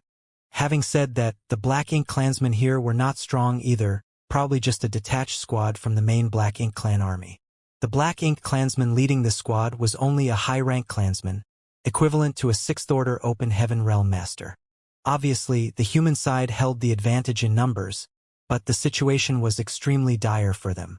Nothing was surprising about this, as the peculiarities of Black Ink's strength forced human cultivators into a difficult position. These cultivators had clearly never come into contact with the Black Ink clan before and didn't know how difficult it was to deal with them, so by now, many of their weaker disciples had already been turned into Black Ink disciples. How could the other cultivators, who had never heard of Black Ink's strength, bear to kill their fellow disciples, who were fighting alongside them just moments ago? On the other hand, Black Ink disciples had no scruples about slaughtering their former brothers and sisters, and even focused their attacks on their vitals, pushing them into dire straits. Many had lost their lives, and the survivors were completely dispirited. Mourning cries could be heard everywhere. Xianxia's heart sank at the sight of this.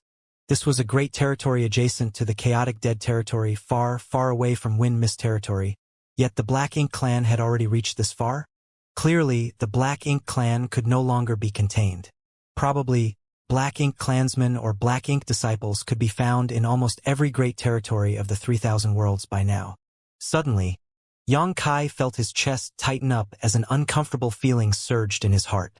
The cave heavens and paradises had been doing everything they could to stop the invasion of the Black Ink clan on the Black Ink battlefield for countless millennia. Countless heroes had laid down their lives, their corpses piled up into countless mountains. Yet all their efforts had now proven futile. A single misstep had led to their defeat. The Black Ink clan army had invaded every great territory, and many universe worlds had been reduced to barren wastelands. While countless people must have lost their wives, their sons and daughters, their entire family, was the crusade a mistake? No. Every generation had taken the complete eradication of the Black Ink clan as their goal, so the crusade was a must. Even if no crusade was carried out in this generation, one would have been launched by the next. It would have happened no matter what. This generation was the closest to success, but also the one who had sacrificed the most. The only mistake was that the human race's understanding of MO was simply too low. No one had expected MO to be so powerful, or that the Black Ink giant spirit gods were actually soul clones created by MO. Even the Black Ink giant spirit god killed countless eons ago by the divine spirits of the ancestral land, and the one on the late ancient era battlefield had been awakened by MO. Only after uncovering this information did the humans finally have some understanding of the ancient supreme being that was Mo. However, despite things not currently looking bright for them, the humans would definitely be able to completely annihilate the Black Ink clan and drive them out of the 3,000 worlds one day. Yang Kai firmly believed this. The old ancestors who had fought to the death in the barren territory firmly believed this as well, which was why they had gone forth without hesitation. Everyone's efforts and sacrifices would not be wasted. They would only serve as the foundation for the future victory. The day the Black Ink clan was destroyed, the 3,000 worlds would finally regain its peace and prosperity. The profound, abundant world was nothing when compared to the entire Swallowing Seas territory. For instance, there were quite a number of universe worlds like profound, abundant world in this great territory. The development of these universe worlds' martial Tao differed, with some being strong and some being weak. The stronger universe worlds had given birth to some open heaven realm masters, while the weaker universe worlds were like the star boundary in the past, where cultivators couldn't even escape from the world's shackles. The profound, abundant world could be considered average and was the homeworld of profound, abundant sect. According to the classification of various sects in the 3,000 worlds, profound, abundant sect could barely be considered a second-class great force with 3 fifth-order open heaven realm masters assuming command. Such a force could be found anywhere in the 3,000 worlds. They were neither at the top of the ladder nor were they at the bottom, most of the time having to rely on the stronger second-class great forces to survive. The most powerful force in the entire Swallowing Seas territory was undoubtedly the Swallowing Seas sect, hence the name for this great territory. Nearly a month ago, Swallowing Seas sect announced that the Black Ink clan had invaded the 3,000 worlds on a massive scale.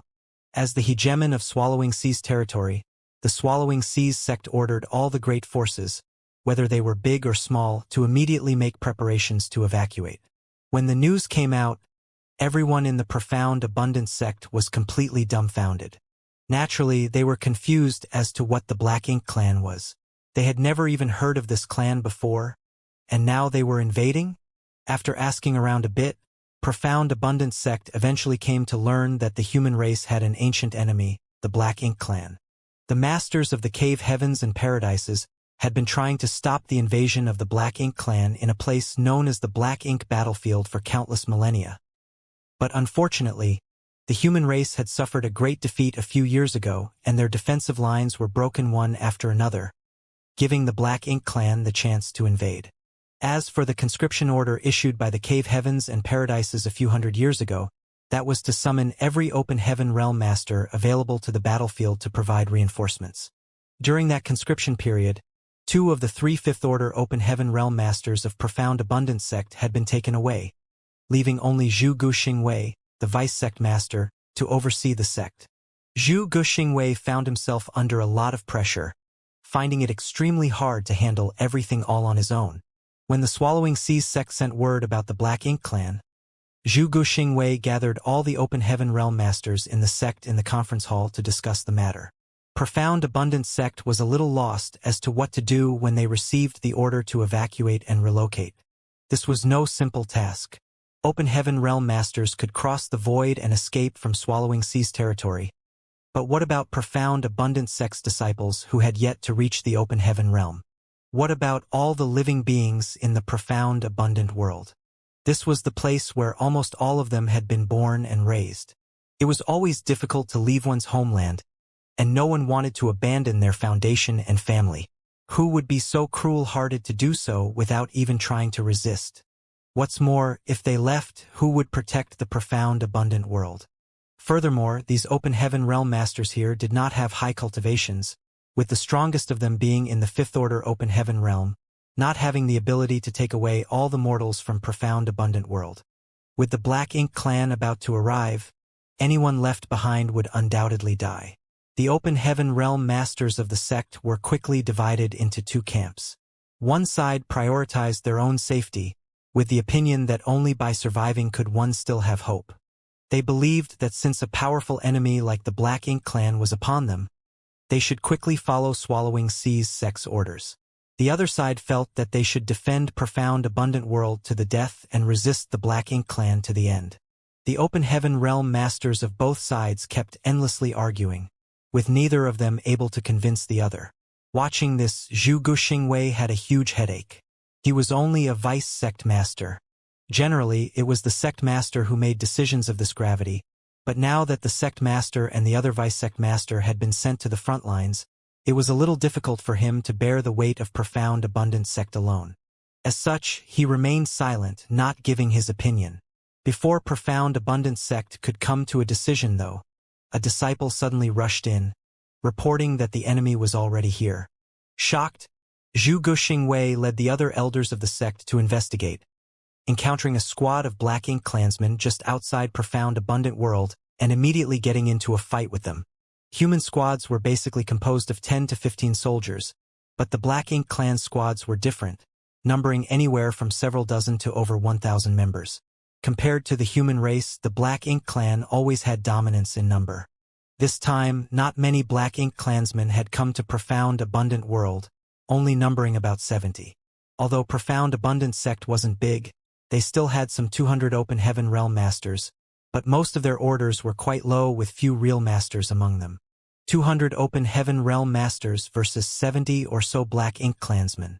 At first, profound abundant sect did not feel any kind of pressure, but after noticing the peculiarity of the Black Ink strength, everyone began to panic, especially the disciples who were now being attacked by their fellow disciples who had been corrupted. They found this whole scenario hard to come to terms with. When the high-rank Black Ink clansman leader in the rear revealed his powerful aura, profound abundant sect finally realized how dangerous the enemy they were facing was. The Black Ink clan squad leader was comparable to a 6th order open heaven realm master. In the entire history of profound abundant sect, there had never been a 6th order open heaven realm master. Fortunately, this Black Ink clansman didn't seem to have any intention of personally participating in the battle. Rather, he seemed intent on remaining on the sidelines and simply observing the situation, as if he was afraid that something unforeseen could happen, allowing profound abundant sect disciples to hold on until now. Otherwise, they would have already lost. Zhu Guxingwei was filled with sadness. Sect master entrusted profound abundant sect to me before he left. Will the sect fall today? How can I face the ancestors of profound abundant sect? He even tried to sneak attack that high-rank Black Ink clansman, but though he managed to close in on him, he had been sent flying by that Black Ink clan master with a single slap. Not only had he failed, but he was even contaminated by some of the Black Ink strength.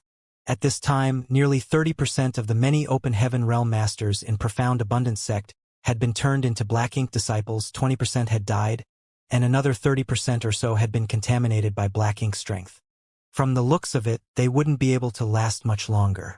Everyone was filled with despair. At this point, even if they tried to escape, they would not be able to. The only thing waiting for them was either being turned into Black Ink disciples or being killed on the battlefield. There was no third option. At that moment, a streak of light flew over from afar, drawing the disciples' eyes as someone shouted, "Elder Pang has returned." The original low morale was suddenly uplifted. Elder Pang's cultivation wasn't high, just 4th order open heaven realm, but he had been sent by Zhu Guxingwei to seek help from the Swallowing Seas sect. When Zhu Guxingwei noticed that things were not looking good, he sent Elder Pang straight to the Swallowing Seas sect, which had 6th order open heaven realm masters assuming command. Zhu Guxing hoped that with the help of a 6th order open heaven realm master, the tide could be turned. Hearing this, Zhu Guxingwei, who was in the midst of a fierce battle, turned his head in the direction of Swallowing Seas sect and saw Elder Pang's approaching figure. Despite that, Zhu Guxingwei didn't show any signs of relief, because Elder Pang had returned alone, without any reinforcements. Elder Pang was a courageous and stalwart man. Although he had cultivated for many years, he had not lost his drive to improve. At this moment, he charged straight at the high-rank Black Ink clansman. Be that as it may, a 4th order cultivation was too weak. The moment Elder Pang arrived in front of the high-rank Black Ink clansman, he was lifted high up by the neck by the Black Ink clansman. "Elder Pang," a disciple called out. Elder Pang's face turned red as the rich Black Ink strength began corroding his small universe, only able to roar, "Run!"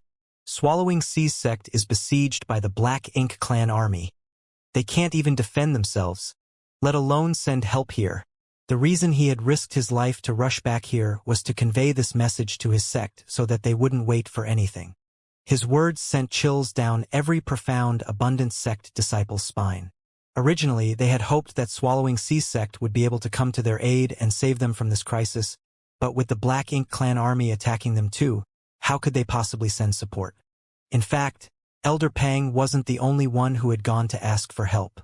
Another elder had gone to another sect that was on good terms with Profound Abundant sect. That sect was very close to the Profound Abundant sect, so logically speaking, they should have arrived to help long ago. After hearing Elder Pang's words, how could Zhu Guxingwei not know that the situation of that sect was likely the same as theirs? Even the elder who had gone to seek help had most likely died. Profound Abundant sect was really going to be exterminated today, and Profound Abundant world would also be destroyed. In fact, the entire Swallowing Seas territory was about to be conquered by the Black Ink clan. In such a desperate situation, Zhu Guxingwei suddenly didn't feel anxious anymore, as if he had just thrown away some kind of burden. The long sword in his hand shook as he prepared to charge the leading high-rank Black Ink clansmen. Even if they were to die here today, they could not allow the Black Ink clan to look down on Profound Abundant sect. But before he could do anything, he suddenly felt that something was amiss. The next moment, the surrounding space started to distort as void cracks began to emerge like the cracks on a mirror. The next moment, the Black Ink clan squad that made the entire Profound Abundant sect helpless was sliced into pieces by the innumerable cracks. Zhu Guxingwei clearly saw a crack appear on the neck of the high-rank Black Ink clansman, cutting right through it.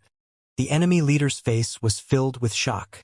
Obviously, he still could not understand what just happened. Immediately after, a fountain of black ink blood spurted from his neck as his head separated from his body. Elder Pang, whose neck had been squeezed to the point where he could barely breathe, finally managed to extricate himself. He instantly shot a palm at the high-rank Black Ink clansman's corpse, blowing it to pieces, while he became completely drenched in black ink blood. This sudden change shocked everyone. In the blink of an eye, all of the void cracks disappeared and space returned to normal, leaving behind bits and pieces of Black Ink clansmen floating in front of everyone. All the Black Ink clansmen had been killed on the spot, leaving only the Black Ink disciples behind.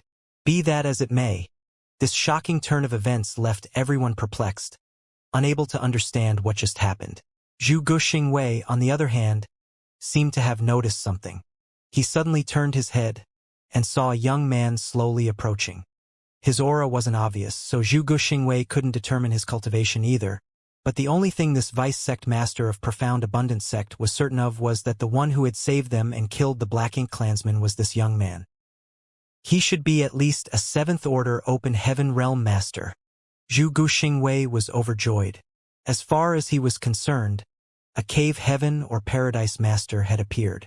The next moment, he saw the opposite party bring his hands together before a pure and gentle white light enveloped the entire battlefield. The pure white light rapidly dispelled the Black Ink strength wherever it passed. Even the Black Ink disciples who had been corrupted by Black Ink strength let out miserable screams as black wisps of energy emerged from their bodies and rapidly vanished into nothingness. When he was on the Black Ink battlefield, Xianxia was quite conservative and restrained when using purifying light. After all, he didn't know how long he would be on the Black Ink battlefield, and the yellow and blue crystals could only be produced in the chaotic dead territory. If all of them were used up, he would be unable to replenish them. But Xianxia had just cleaned out the entire chaotic dead territory now, nearly emptying out all of Big Brother Huang's and Big Sister Lan's possessions, leaving him with dozens of mountains worth of yellow and blue crystals in his small universe. His current stock of resources was so rich that he no longer needed to mind this kind of extravagant expenditure. Soon, all of the Black Ink strength was dispersed by purifying light. Just as Zhu Guxingwei was about to thank Xianxia, his figure flickered before it vanished from Zhu Guxingwei's sight. Only a voice could be heard from afar. "I'm heading to Swallowing Seas sect. You should heal yourself first, we'll talk later." A load was immediately lifted off everyone's mind. They might not know where this high-rank Open Heaven Realm Master appeared from, but he had obviously heard what Elder Pang had said and was planning to assist the Swallowing Seas sect. Swallowing Sea's sect should be safe and sound with the appearance of this master, and so should Swallowing Sea's territory. Zhu Guxingwei was about to lead his disciples back to the sect to rest and recover when he suddenly heard someone break into loud sobs. He immediately looked over and saw a disciple surnamed Zhou holding a woman's corpse in his arms. The disciple, who was usually stoic and rigid, was now weeping mournfully. His face was filled with incomparable grief. Profound Abundant sect wasn't very big. As such, Zhu Guxingwei knew all of the Open Heaven Realm Masters here and recognized this disciple at a glance. This disciple surnamed Zhou was corrupted by that strange black ink strength and turned traitor during the battle. The woman in his arms was his Dao companion whom he had been together with for hundreds of years. They were completely in love with each other. But in the battle, he had killed her, showing no mercy. Even though this was the first time they had fought the Black Ink clan, the first time they had faced Black Ink strength, this scene made everyone understand just how treacherous it was. This was an energy that could completely warp a cultivator's mind and will. Once they were completely corrupted by this energy, they would no longer recognize their friends and family. It wasn't just the disciple surnamed Zhao who had switched sides and killed his fellow disciples. At this moment, many other disciples' faces were filled with pain and guilt. As for the rest, they were vigilantly staring at these people and maintaining a certain distance from them, as if they were afraid their fellow disciples would attack them again. Zhu Guxingwei believed that this was highly unlikely. After all, that high-rank Open Heaven Realm Master had just used some kind of secret technique to dispel all the Black Ink strength, but he still didn't know how to resolve this situation. Friends and families had turned against each other, and an air of distrust filled the surroundings. Zhu Guxingwei had deeply experienced the terror of the Black Ink clan today. Their strength was not just reflected in their combat power, but also in the insidious nature of Black Ink strength. "Senior Brother Zhou," someone suddenly shouted in panic. Zhu Guxingwei's expression changed as his figure shot towards the disciples surnamed Zhou before coming to a stop as a heavy sigh escaped his lips. The disciple surnamed Zhou, who was holding his sweetheart, let out a heart-wrenching cry before he shattered his own small universe. His world force swiftly leaked out and his aura started to rapidly wane. Even his vitality began to decrease with the dissipation of his aura. Obviously, the cultivator surnamed Zhou couldn't bear the guilt of killing his beloved with his own hands, so he ended his life to accompany her to the next life. On the verge of death, the teary-eyed disciple surnamed Zhou turned to Zhu Guxingwei and begged, "Vice Sect Master, please bury us in the apricot forest." Profound Abundant sect had an apricot forest, which was the place where he and his companion first fell in love. Zhu Guxingwei reluctantly nodded his assurance. "This old master will." A smile finally appeared on the disciple surnamed Zhou's face. "Many thanks, Vice Sect Master." Just like that, he passed away. Tears welled up in everyone's eyes. Zhu Guxingwei quickly stated, "All of you follow me back to the sect. We'll wait for that senior's return." He was truly worried that the other disciples wouldn't be able to bear the guilt in their hearts and chose to end their own lives like the disciple surnamed Zhou. So he immediately mustered his strength and wrapped everyone in it before flying towards the Profound Abundant sect. As the hegemon of Swallowing Sea's territory, the Swallowing Sea sect was quite powerful, almost comparable to the Void Land of 1,000 years ago.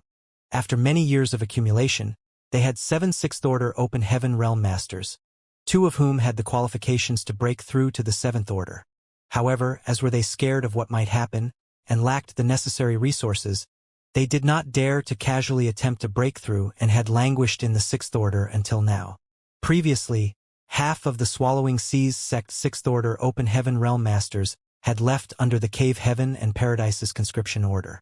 2 months back, a squad claiming to belong to the Mo Sha Western Army arrived at Swallowing Seas sect, asking them to send a message to all the sects in the Great Territory to prepare for evacuation and relocation. The Black Ink clan army was approaching. Swallowing Seas sect had never heard of the Mo Sha Western Army. They only knew of Mo Sha Heaven, which was one of the 36 cave heavens. Swallowing Sea's territory itself fell under the loose jurisdiction of Mo Sha Heaven. One of the members of the squad belonging to the Mo Sha Western Army was a 6th Order elder who had been recruited from their Swallowing Seas sect. This elder had participated in the battle against the Black Ink clan in the Barren Territory, and was the last surviving Sixth-Order elder who had been recruited from the Swallowing Seas sect. The other 3 Sixth-Order elders, including one of their vice-sect masters, had all died in battle. After this elder, who was originally from Swallowing Seas sect, explained everything, Swallowing Seas sect quickly understood the dire crisis they were facing. How could they dare to be negligent after hearing straight from one of their own elders? Disciples were quickly sent out to the various great forces to relay the evacuation orders while the sect actively prepared to withdraw. Unfortunately, the Black Ink clan army arrived before they could depart. Worse, they were faced with a true Black Ink clan army. Although no territory lord was overseeing this army, there were a dozen feudal lords and some 50,000 Black Ink clan soldiers. Swallowing Seas sect's entire roster did not exceed 3,000, of which only about 10% were Open Heaven Realm Masters. How could they be a match for such a powerful enemy? Fortunately, the squad belonging to the Immortal Western Army was quite strong. They had a total of 13 soldiers, of which 2 were 7th Order Open Heaven Realm Masters. They also had a somewhat functional squad-class warship.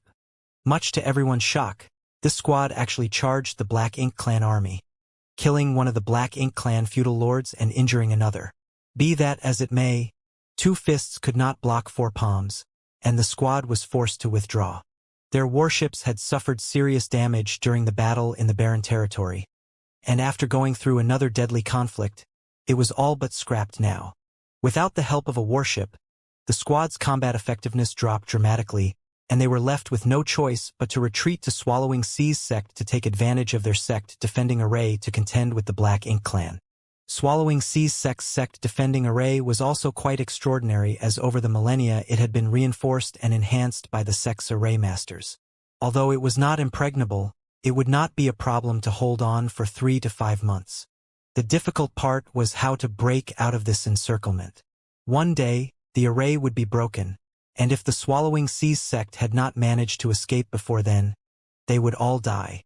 But now, 50,000 soldiers of the Black Ink clan army had surrounded the Spirit Province where the Swallowing Seas sect was situated.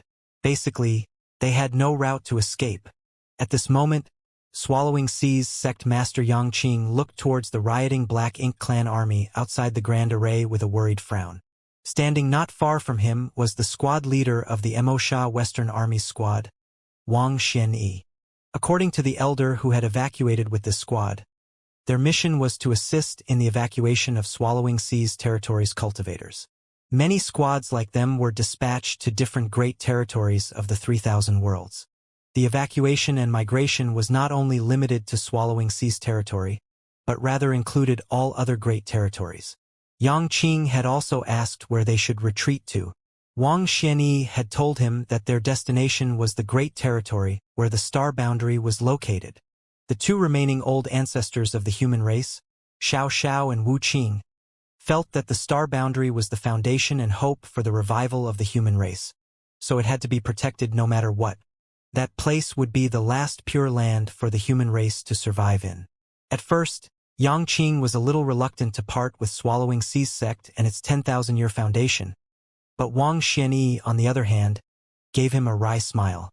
The 10,000-year heritage of Swallowing Seas sect was light compared to the millions of years of inheritance the cave heavens and paradises would be abandoning in the current situation.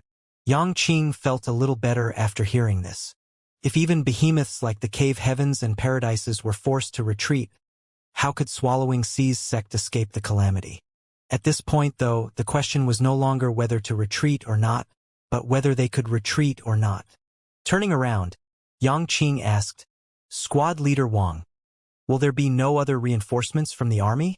Xianxia slowly shook his head in response. The human race army suffered heavy casualties on the Barren Territory battlefield. Although old ancestors Xiaoxiao and Wuxia promptly ordered our forces to retreat, the number of troops who maintained combat effectiveness was still insufficient. Everything related to Swallowing Seas territory will be handled by our squad.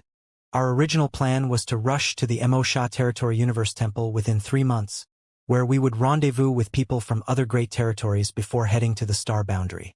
If we don't arrive at Immortal Territory Universe Temple in time, though, no one will wait for us. Yang Qing's face turned slightly pale. He was well aware of the heavy losses that Wang Xianyi had mentioned.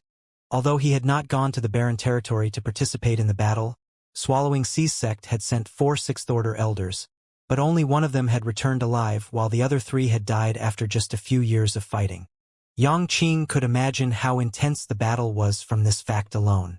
It would be impossible to break out of this encirclement without reinforcements, so most probably, a horrible end was waiting for Swallowing Sea's sect. Before Yang Qing could ask any more questions, Wang Xianyi flicked his sleeve and stepped forward. I will lead my squad to launch another attack. If we can kill a few of the feudal lords, Swallowing Sea's sect's crisis will be easily resolved. The chances of that happening aren't high, but in the worst-case scenario, my men and I will try our best to create an opening in their lines. Sect Master Yang, at that time, lead your men and rush out. Take as many as you can. Yang Qing raised his hand, wanting to say something, but eventually swallowed the words hanging on the tip of his tongue. A deep sense of respect welled up in Swallowing Sea's sect master's heart at the sight of Wang Xianyi's departing figure.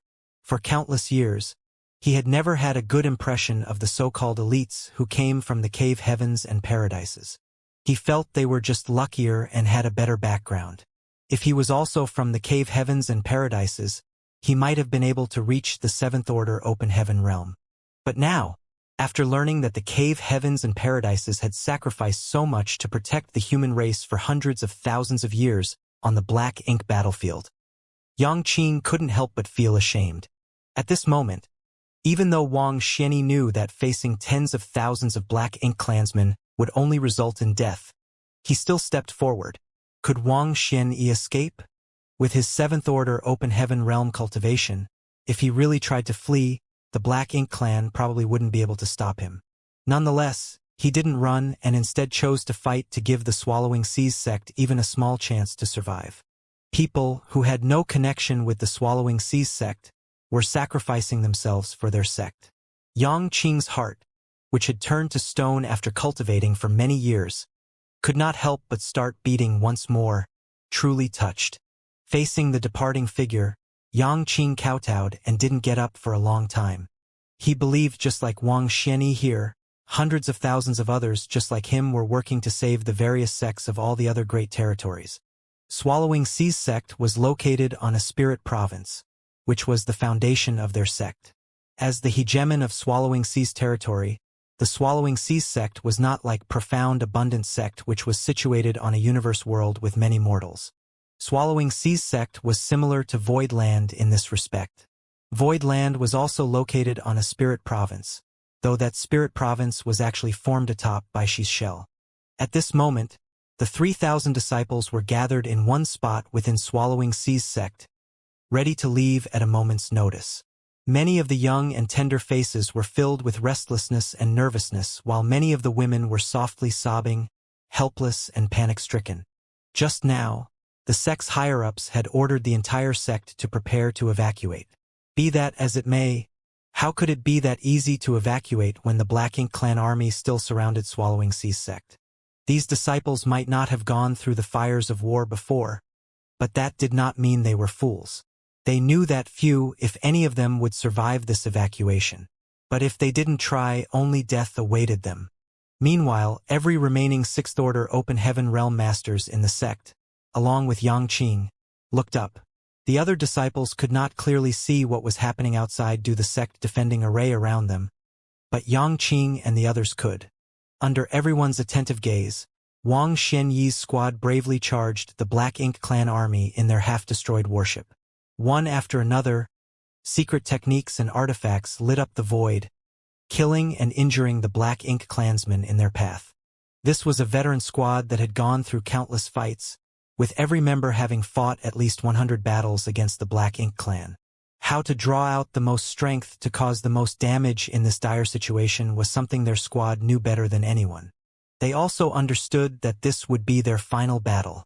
As such, they unleashed their strongest attacks without holding anything back, determined to go out in a blaze of glory, taking as many enemies with them as possible. The brazen attacks of the human squad quickly drew the ire of the feudal lords, and it was not long before 10 feudal lords surrounded them from all sides. These feudal lords also knew that this squad was the only real combat force the humans had here. As long as they had eliminated this squad, the rest would be nothing more than fish on the chopping block, completely at their mercy. Therefore, the feudal lords reached a consensus to concentrate all their power to kill this squad as quickly as possible.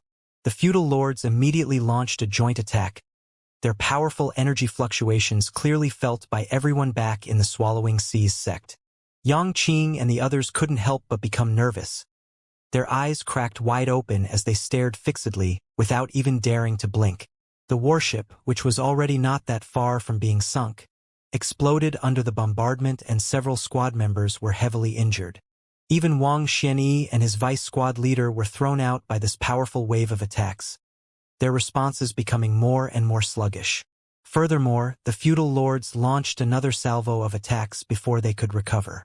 Wang Xianyi's expression became grim as he shouted, "Formation!" In the blink of an eye, the 13 members of the squad moved closer, standing in a crisscross manner as their auras linked with one another. In the blink of an eye, the 13 soldiers formed a rudimentary battle formation with the two 7th Order Masters acting as the core. As everyone simultaneously circulated their world force, a dazzling flash of light blinded everyone outside. The next moment, the 13 figures were nowhere to be found. In place of them was a monstrous sword. The might of this enormous sword was simply otherworldly, and its sword intent rippled across the open sky. Nonetheless, when the attacks of the feudal lords and Black Ink clansmen rained down on it, its aura rapidly began to dwindle as groans and the sound of someone coughing up blood came from inside. Obviously, some of the squad members were critically wounded. Still, the giant sword condensed of pure world force managed to maintain coherence before flying straight at the two nearest feudal lords. Seeing this, the two feudal lords quickly tried to retreat and hide behind the army they commanded to move forward, but for some unknown reason, they suddenly felt as if a mountain was pressing down on them and they were simply unable to move. The next moment, the enormous sword of light brushed past the two feudal lords, splitting them in half like tofu.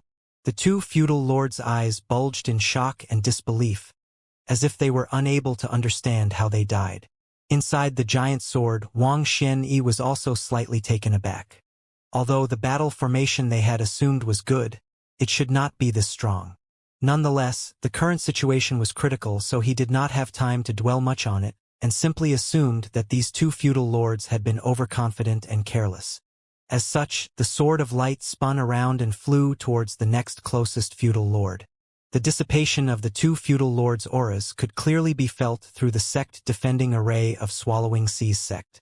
Such an obvious movement was noticed even by the disciples of lower cultivation. This immediately sent many disciples into a panic, having no idea whether the ones who had fallen were friends or foes. Sensing the restlessness among his disciples, Xianxia raised his arm and shouted, "Don't panic!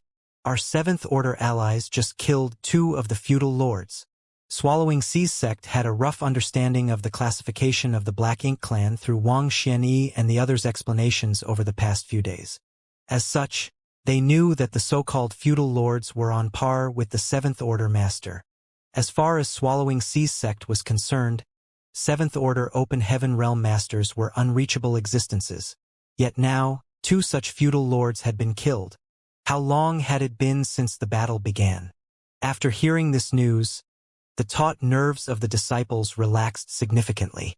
Although they couldn't see anything, everyone still turned their eyes towards the outside, hope and expectation returning to their faces.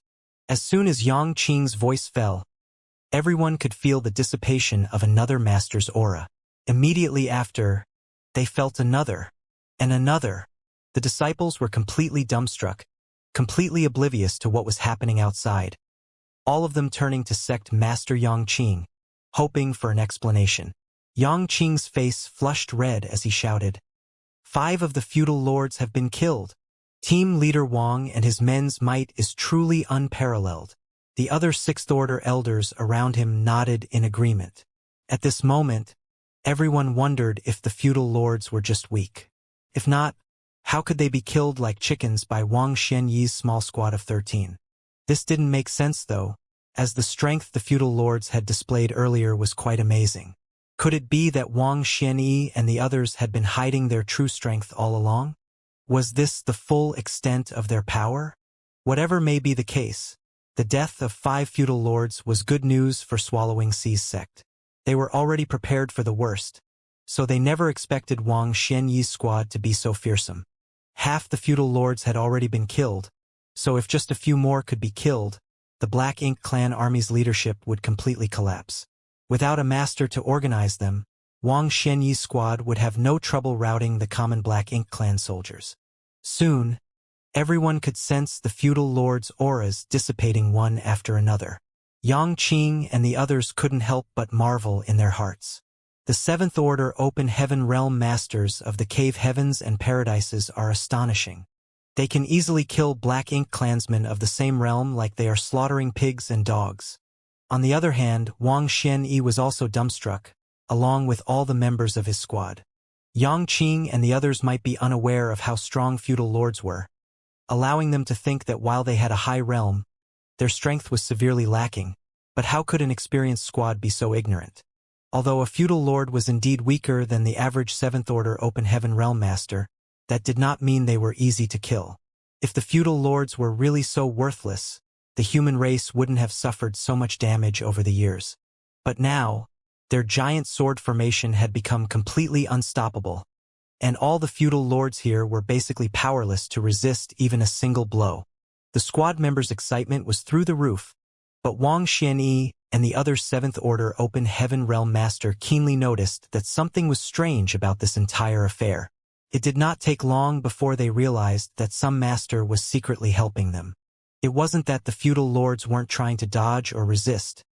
Rather, they were simply unable to do so as some powerful force was locking them in place. This was the reason why they were succeeding so easily. Understanding this, Wang Xianyi no longer had any scruples. Controlling the giant sword formation with his vice squad leader, they raced back and forth across the Black Ink clan army, killing all in their path without any resistance. In short order, all the feudal lords were killed and the remaining Black Ink clansmen broke into pandemonium. Immediately after, an even bigger commotion could be heard from the outer edge of the Black Ink clan army.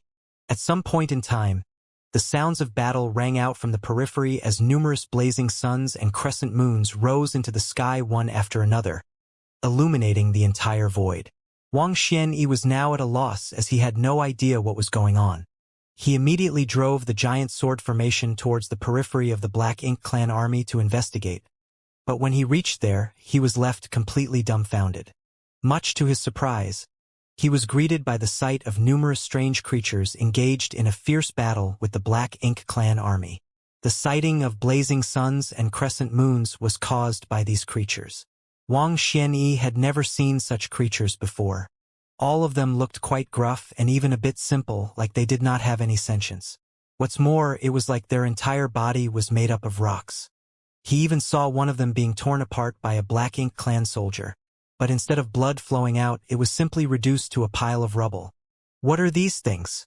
He might not have any idea where these creatures popped out from, but they were currently attacking the Black Ink clan army.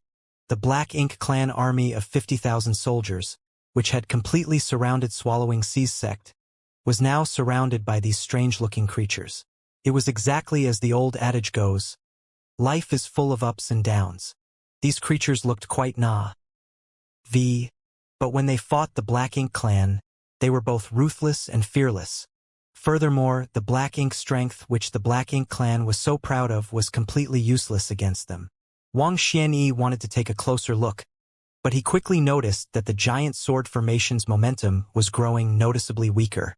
While carrying out the previous attack, not only had his squad members consumed too much world force, but many of them had also suffered injuries, making it difficult to maintain the formation. When he set out earlier, he had done so with the determination to die in battle, but it seemed his predestined time had not yet arrived. The Sword of Light turned around as Wang Yuanyi led his squad back to Swallowing Sea's sect, sending a divine sense transmission from afar. Sect Master Yang, please open the array. Yang Qing didn't dare to be negligent and hurriedly formed a hand seal before pointing towards the grand array. The next moment, A gap cracked open in the shield, allowing the giant sword formation to rush inside like a bolt of lightning, falling onto the main square of Swallowing Sea's sect. The dozen or so squad members were no longer able to maintain the formation and immediately sprawled out on the ground, gasping for breath like fish on the verge of death. Yang Qing and the others came to greet them, and when he saw the pale faces of Wang Xianyi and the others, as well as the blood dripping from the corners of their mouths, his eyes immediately turned red as he respectfully bowed. "Many thanks for your life-saving efforts." Waving them off, Wang Xianyi and his squad members took out pills and swallowed them before sitting down cross-legged to adjust their breathing. Wang Xianyi and the others had already returned, but the shock waves of people fighting could still be felt coming from the void, and auras were dissipating one after another. Yang Qing and the others looked up, and the next thing they saw left them completely dumbfounded. The Black Ink clan army surrounding Swallowing Sea's sect was fleeing like stray dogs. Furthermore, bright suns and crescent moons also appeared frequently. What's going on? Yang Qing and the others were confused and wanted to ask, but Wang Xianyi and the others were currently healing. It would be improper to disturb them, so they could only wait quietly. At first, the battle in the void was quite intense, but it gradually calmed down. After an hour or two, everything went still and they did not feel or hear anything more. The Black Ink strength spread out after the deaths of the Black Ink clansmen had filled the void outside Swallowing Sea's sect, and nothing could be seen through it. Not the shining stars or the moon, nothing at all. The Black Ink strength had isolated everything, causing the entire Swallowing Sea's sect to become extremely dim. Swallowing Sea's sect's sixth-order masters were a little perturbed. After all, they had no idea what the current situation was. At this moment, Wang Xianyi opened his eyes. Although he hadn't fully healed, he could be considered to have recovered enough to move. He stood up and got straight to the point. "A master is helping us." Yang Qing and the others were shocked. Wang Xianyi was already in the seventh order, so how strong was this master he spoke of? Still, he now understood why Wang Xianyi and the others had been able to kill the feudal lords so easily. It was because someone was secretly assisting them. Wang Xianyi bowed towards the void. "Mo Sha armies, Wang Xianyi thanks Senior for your assistance. Could you please grace us with your presence?" As soon as he finished speaking, the space in front of him suddenly distorted as a figure appeared out of thin air. Yang Qing and the others were all appalled as their sect defending array was still active. No one could enter their sect without his permission, but this person had come in, ignoring the isolation of the sect defending array entirely. Furthermore, no one, not even he, sensed any abnormal reaction from the sect defending array. In other words, their sect defending array was no different from air to this person. What was even more surprising was that this man looked extremely young. Although it was hard to judge a cultivator's age from his or her appearance alone when their cultivation was profound, time still left its marks over a long period of cultivation. As such, it was possible to roughly judge a cultivator's age from the air around them. When this man appeared before them, everyone could tell that he was truly young. No one present here felt that he was older than them. The one who had come was naturally none other than Yang Kai. He wasn't trying to act mysterious, he just wanted to observe the battle between the small stone race army and the Black Ink clan army without his direct interference. When Yang Kai arrived from profound abundant sect side, he happened to see Wang Xianyi's squad's warship being destroyed. Immediately after, their 13 members quickly assumed a formation that took the shape of a giant sword. Yang Kai quietly assisted them in killing the feudal lords while setting up a perimeter around the Black Ink clan army. If he wanted, he could have easily wiped out the Black Ink army himself. Be that as it may, since he had brought the small stone race army from the chaotic dead territory, Yang Kai wanted to test their strength. As such, he pulled out 2 armies of Great Sun and Great Moon small stone race, about 100,000 each. The small stone race's intelligence was far too low, only knowing how to act according to their instincts. Even 1,000-meter-tall small stone race members that were comparable to 8th-order masters were no exception. If he could not find a way to control them, their usefulness would be greatly reduced, and this experiment greatly disappointed Yang Kai. Unless he activated his Great Sun and Great Moon marks, he was basically unable to command these small stone race members. Against the Black Ink clan, They would simply charge at them and randomly attack without any form of tactics or strategy. The only advantage was that the small stone race's senses were extremely sharp when it came to black ink strength, almost treating those that possessed it as mortal enemies. Xianxia suspected that their brains were only the size of a green bean, otherwise how could they be so stupid? What further rendered Xianxia speechless was that, after killing the 50,000 or so black ink clansmen, the two small stone race armies began to fight amongst themselves, sending rocks flying in all directions. He quickly activated his great sun and great moon marks to collect what was left of them. The reason why they were like this was because of the burning light and serene glimmer's energy. The energies of these two supreme masters inherently opposed each other. As a result, the great sun and great moon's small stone race viewed each other as enemies. After this, Xianxia secretly decided that next time he would not release the great sun small stone race and great moon small stone race together. As soon as Wang Xianyi requested to meet him, Xianxia appeared. As for the sect-defending array of Swallowing Seas sect, with Xianxia's current mastery of the Tao of Space, it might as well not exist. After Wang Xianyi's self-introduction, Xianxia knew that this squad belonged to Mo Sha army, so he nodded and introduced himself. Great Evolution Army's Xianxia. Wang Xianyi was stunned for a moment before his eyes lit up. So it is Division Commander Yang. Obviously, he had heard of Xianxia. However, after he had noticed that Xianxia broke through to the 8th Order and couldn't help but marvel at his cultivation speed. Compared to him, I've been living like a dog all these years. Xianxia didn't have the time to exchange pleasantries with him and simply asked, "Why are you here? How is the situation in the barren territory battlefield?" He had been attacked by a royal lord in Wind Mist territory and had no choice but to flee to the chaotic dead territory for help. At that time, the boundary wall between Wind Mist territory and the barren territory battlefield had already been broken through. Although Xianxia knew that the Black Ink clan's invasion could no longer be stopped, he really didn't know what the current situation was. Wang Xianyi's expression immediately became gloomy after hearing Xianxia's question.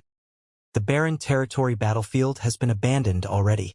In the final battle, 32 old ancestors, led by Pure Yang Cave Heaven's old ancestor, managed to kill the 44 royal lords and severely wound the newly appeared Black Ink giant spiritual god.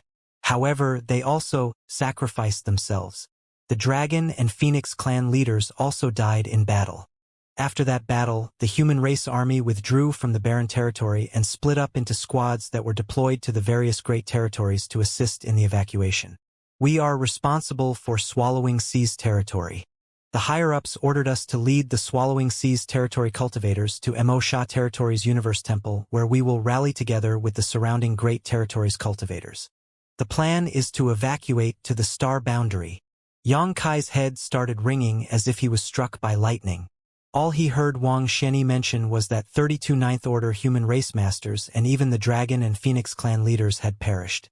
He did not hear the rest. After the Primordial Heaven Source Grand Restriction and the No-Return Pass battles, not many of the 100 or so Ninth Order old ancestors were left, but now 32 more had fallen on the barren territory battlefield, which was almost all of the human race's top masters. Does the human race still have any Ninth Order Open Heaven Realm masters left? In an instant, Xianxia's face went pale as he stumbled. Yang Qing and the others also wore blank expressions. 4 Sixth Order Open Heaven Realm masters like them, 7th Order Open Heaven Realm masters like Wang Xianyi were already unparalleled existences, while 8th Order Open Heaven Realm masters like Xianxia were simply beyond their ability to meet. Yet the human race had lost 32 Ninth Order Open Heaven Realm masters on the barren territory battlefield, along with the leaders of the Dragon and Phoenix clans. The leaders of the Dragon and Phoenix clans were legendary existences that were rumored to be as, or even more powerful than the Ninth Order Open Heaven Realm Master. When they heard about this from the 6th Order Elder who had evacuated from the barren territory battlefield, their response was far more dramatic than Xianxia's. Division Commander Yang. Division Commander Yang. Wang Xianyi called out several times before Xianxia's lifeless eyes slowly focused on him. Xianxia's loss of cool did not go unnoticed by him, and he could empathize with his current mood. The death of so many Ninth Order Open Heaven Realm Masters was an eternal sorrow for the human race. Every surviving soldier would remember the shame of retreating from the barren territory battlefield. He wanted to comfort Yang Kai, but he didn't know what to say as any words seemed hollow and pointless. In the end, he simply pursed his lips and sighed. Yang Kai, on the other hand, suddenly asked, "How many royal lords are left now?"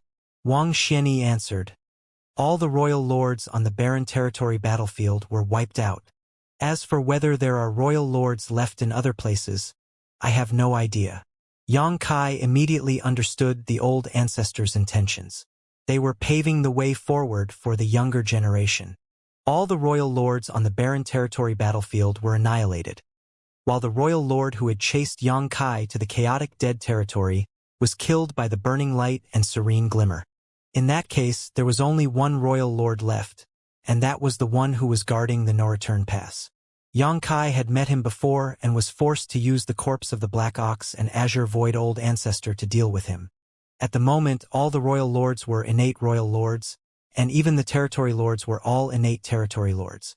There was no way for innate territory lords to become royal lords.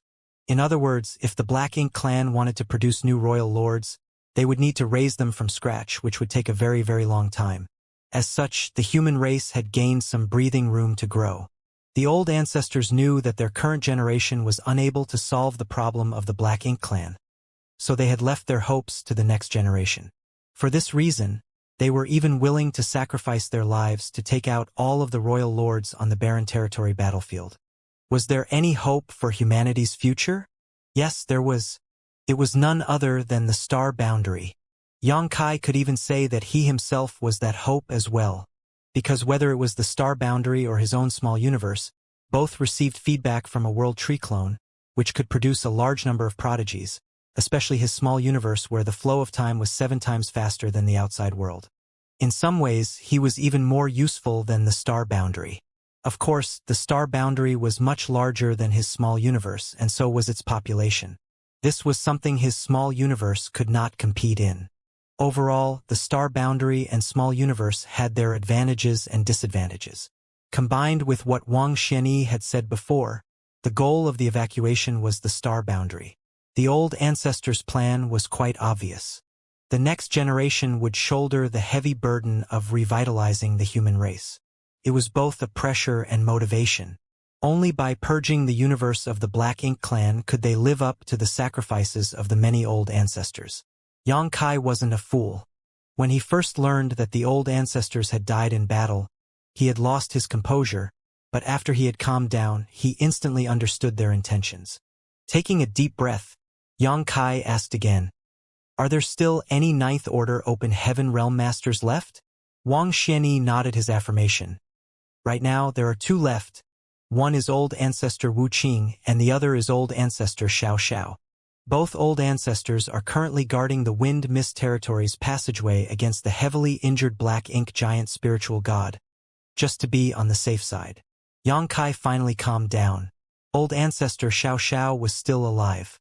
Among all the Ninth Order Open Heaven Realm Masters, he undoubtedly had the most contact with Old Ancestor Xiao, and she had also taken care of him the most. He was glad to hear that she was alive. It was truly a small blessing among so many misfortunes. Yang Kai silently calculated the difference in strength between both sides. On the Black Ink clan side were 2 Black Ink giant spiritual gods and 1 royal lord. Whereas the human race had 1 giant spiritual god, 2 Ninth Order Open Heaven Realm Masters, and if the Dragon Clan's Fu Guang didn't die, the Dragon Clan also had a divine dragon. Furthermore, there was also the giant spiritual god Ada, whose whereabouts remained unknown. As such, in terms of top combat strength, the human race actually had the advantage once Ada was added. Be that as it may, since the Barren Territory's defensive line was broken and the Black Ink clan had launched a massive invasion on the 3,000 worlds, these top masters alone couldn't stop them. Black Ink's strength was quite treacherous and extremely difficult to deal with, able to turn an entire great territory into the Black Ink clan's territory in an extremely short time. In addition, the human race army had suffered heavy losses over the years. Who knows how many great territories were suffering with the heavy losses the human race army had suffered. It was also unknown how many great territories were currently tormented by the Black Ink clan. Who knows how many humans had been corrupted by black ink strength and turned into the black ink disciples. A mass evacuation of the 3,000 worlds was a must. Xianxia suddenly thought of a problem. What about the mortals and the countless cultivators who can't cross the void? A great force like Swallowing Sea's sect still had the ability to evacuate the entire sect. After all, they only had a few thousand disciples, so with some flight-type artifacts everything was solved. But what about Profound Abundant sect? What about the Profound Abundant world? Just like the star boundary, the Profound Abundant world had billions, if not trillions of mortals living on it. Profound Abundant sect couldn't take all of them away, nor did Swallowing Sea's sect. If they were to be left behind, the only thing waiting for them was to be turned into black ink disciples, enslaved and ruled by the black ink clan, completely at the enemy's mercy. Xianxia had never given much thought to this before. In the current situation, evacuating and relocating to the star boundary was the only option, but only now did he suddenly realize this huge problem. Gloom immediately took over Wang Xianyi's face as he replied, pursing his lips, "There's nothing we can do." He and the other Seventh Order small universe could accommodate some living beings, but there was always a limit, and once they exceeded this limit, it would affect their strength. There were over a dozen universe worlds in Swallowing Sea's territory, each one massive in both size and population. The two Seventh Order Masters' small universes couldn't contain so many mortals in them no matter what. The evacuation of the 3,000 worlds was quite a quandary, and every squad responsible for this mission had considered this issue. In the end, all they could do was bring as many with them as possible, but most of them would have to be abandoned. This was an extremely cruel decision to make, but also the only option. Xianxia remained silent for a moment before stating, "Squad Leader Wang, assist Swallowing Sea's sect in evacuating. I'll go to the Profound Abundant world." Wang Xian heaved a sigh and consoled, "Division Commander Yang, there is a limit to everyone's ability. All we can do is try our best." Obviously, he had misunderstood something. He thought that Xianxia couldn't bear to stand by and watch, and wanted to go to the Profound Abundant world and use his small universe to bring out as many people as possible. Xianxia nodded his acknowledgement before handing a space beacon to Wang Xianyi, instructing him to keep it close to him before disappearing. Using instantaneous movement, it only took Xianxia half an hour to arrive in the outer void of Profound Abundant world. It was quite a beautiful world. A huge universe world was like a lustrous sapphire in the starry sky. Once a beautiful universe world like this was occupied by the Black Ink clan, though. This beautiful gem would be covered in dust. There were more than a dozen such universe worlds in Swallowing Sea's territory and countless more across the entire 3,000 worlds. Did the human race really have to abandon them all? Xianxia was extremely unwilling and racked his brain to think of a way to resolve this issue. After staring for a while, Xianxia suddenly sat down cross-legged before his divine sense started surging towards the vast universe world like a tidal wave. Although Profound Abundant world was quite big, the divine sense of an Eighth Order Open Heaven Realm Master was extremely powerful. Not to mention it was Xianxia whose soul was abnormally strong. Even an ordinary Eighth Order Open Heaven Realm Master would be able to cover the entire Profound Abundant world with a single thought. So much less needed to be said about him. The next moment, Xianxia began manipulating space principles, squeezing the void from all directions. At the same time, his hand quickly formed hand seals as beams of light shot towards Profound Abundant world. These beams of light disappeared into the universe world before dazzling flashes lit it up. He wanted to refine the entire Profound Abundant world into a world bead. Xianxia had refined world beads a long time ago in the star boundary. At that time, Xianxia's cultivation wasn't very high, only in the Emperor realm. Even his mastery in the Tao of space wasn't very high, but he was still able to refine simple world beads. World beads were a kind of storage artifact based on Xianxia's original small-sealed world and could accommodate living beings. In the past, when the star boundary and the demon race's armies fought, the armies of the star boundary were extremely mobile thanks to these world beads. Even Su Yan and the other women who were close to Xianxia had obtained many world beads, but their world beads were not used to accommodate an army but to kill enemies. Although the world beads were only the size of a small bead, they were actually refined from massive asteroids and even some dead stars. There was no need for any special technique. Just throwing such a massive amount of mass at an enemy would cause considerable damage. At that time, Su Yan and the others had used the world beads given to them by Yang Kai to kill many powerful enemies. Anyway, Yang Kai had not refined world beads since then because there was no need, so the technique remained somewhat rough. After breaking free from the universe world's shackles and leaving the star boundary, Yang Kai had spent all his time focusing on his own cultivation. So how could he be in the mood to engage in such pointless research? Now, however, with the Black Ink clan launching a large-scale invasion, countless living beings on thousands of universe worlds had no one to rely on. Since Yang Kai couldn't take all of these people away on his own, he figured he could just pack up the entire universe world. In this world, perhaps Yang Kai was the only one who could come up with such a bold and crazy idea.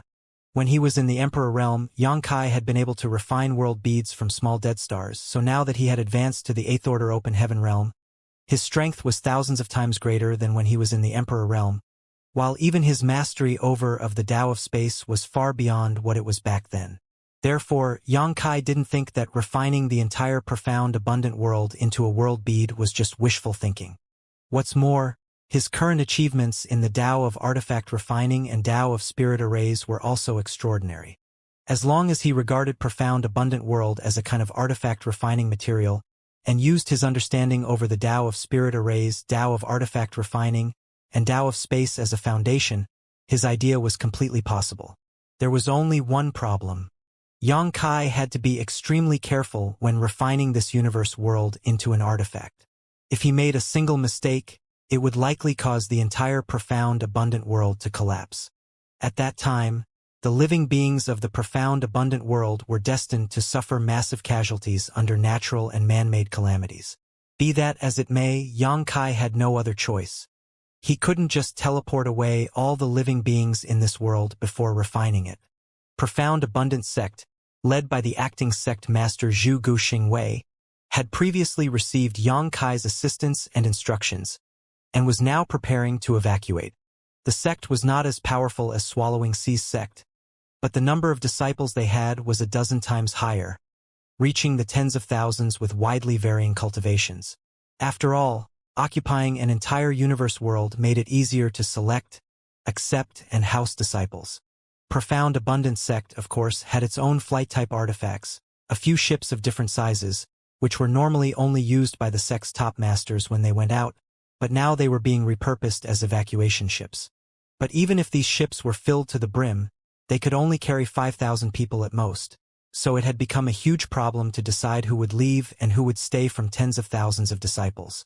Everyone had family and friends, and no one wanted to leave them behind. In less than half a day, the quota of 5,000 people had been filled after much deliberation by the elders, but there were still many whom they needed to bring with them. For a moment, the elders in the main conference hall broke into a heated argument, giving Zhu Guxing Wei a massive headache. He was the acting sect master, but how could he have imagined that during his tenure, he would be faced with an event that would put the survival of Profound Abundant Sect in jeopardy? Just as everyone was arguing, everything began to lightly shake. Faintly, something seemed to have changed in this universe world. Everyone was shocked and quickly came out to investigate. Upon looking up, they saw beams of light shooting towards them from all directions and disappearing into various parts of Profound Abundant World. Every time a beam of light fell, the Profound Abundant World would slightly tremble. Zhu Guxing Wei's expression changed greatly as he quickly linked his consciousness with Profound Abundant World, wanting to investigate. The reason he was able to accomplish this was not because of his extraordinary strength. His cultivation of the Fifth Order Open Heaven realm might be strong, but it was not that strong. He was able to do this because when he was in the Emperor realm, he had been recognized by the Profound Abundant World's will, making him a great emperor. His identity was similar to Yang Kai's status in the star boundary. Having received the acknowledgement of this world's will, Zhu Guxing Wei's perception of the changes in the Profound Abundant World was naturally sharper than others. After examining the situation for a while, a look of shock could not help but appear on his face. The entire Profound Abundant World seemed to be undergoing some kind of refinement, The method of this refinement was extremely profound and left markings all across the universe world. Zhu Guxingwei had no idea what the purpose of this refinement was. He didn't dare to neglect this, but just as he was about to go out to investigate, a large hand pushed aside the clouds in the sky as a massive face appeared. Zhu Guxingwei glanced up and immediately bowed in respect. "Greetings, Senior." He recognized this person as the young man who had just saved them from certain death. Yang Kai slightly nodded to him, but did not waste time explaining himself. He just gave an order, "All open heaven realm masters, come out." How could Zhu Guxingwei dare to refuse? He quickly summoned the open heaven realm masters in his sect and soared into the sky. In the blink of an eye, all of the open heaven realm masters had disappeared from the profound abundant world. When they arrived in the void, Zhu Guxingwei saw Yang Kai sitting cross-legged, his hand constantly forming seals. Fraught with restlessness, he stepped forward and asked, "What instructions does Senior have?" Yang Kai replied, "None, you're just a hindrance inside." They were indeed a hindrance, especially since this was Yang Kai's first time refining an entire universe world into a world bead. He wasn't very familiar with the process, and the open heaven realm masters of the profound abundant world were creating further disturbances in his refinement. Now that they had all left profound abundant world, the process became much smoother. A look of distress appeared on Zhu Guxingwei's face. He had no idea how he and the others were hindering Yang Kai, but he didn't dare to ask any more questions. The group of over 200 open heaven realm masters could only silently stand on one side, watching Yang Kai. Slowly, they discovered that the void in front of them was starting to distort and couldn't help but be shocked. They knew that this senior expert was about to do something astonishing to their profound abundant world. Zhu Guxingwei was restless.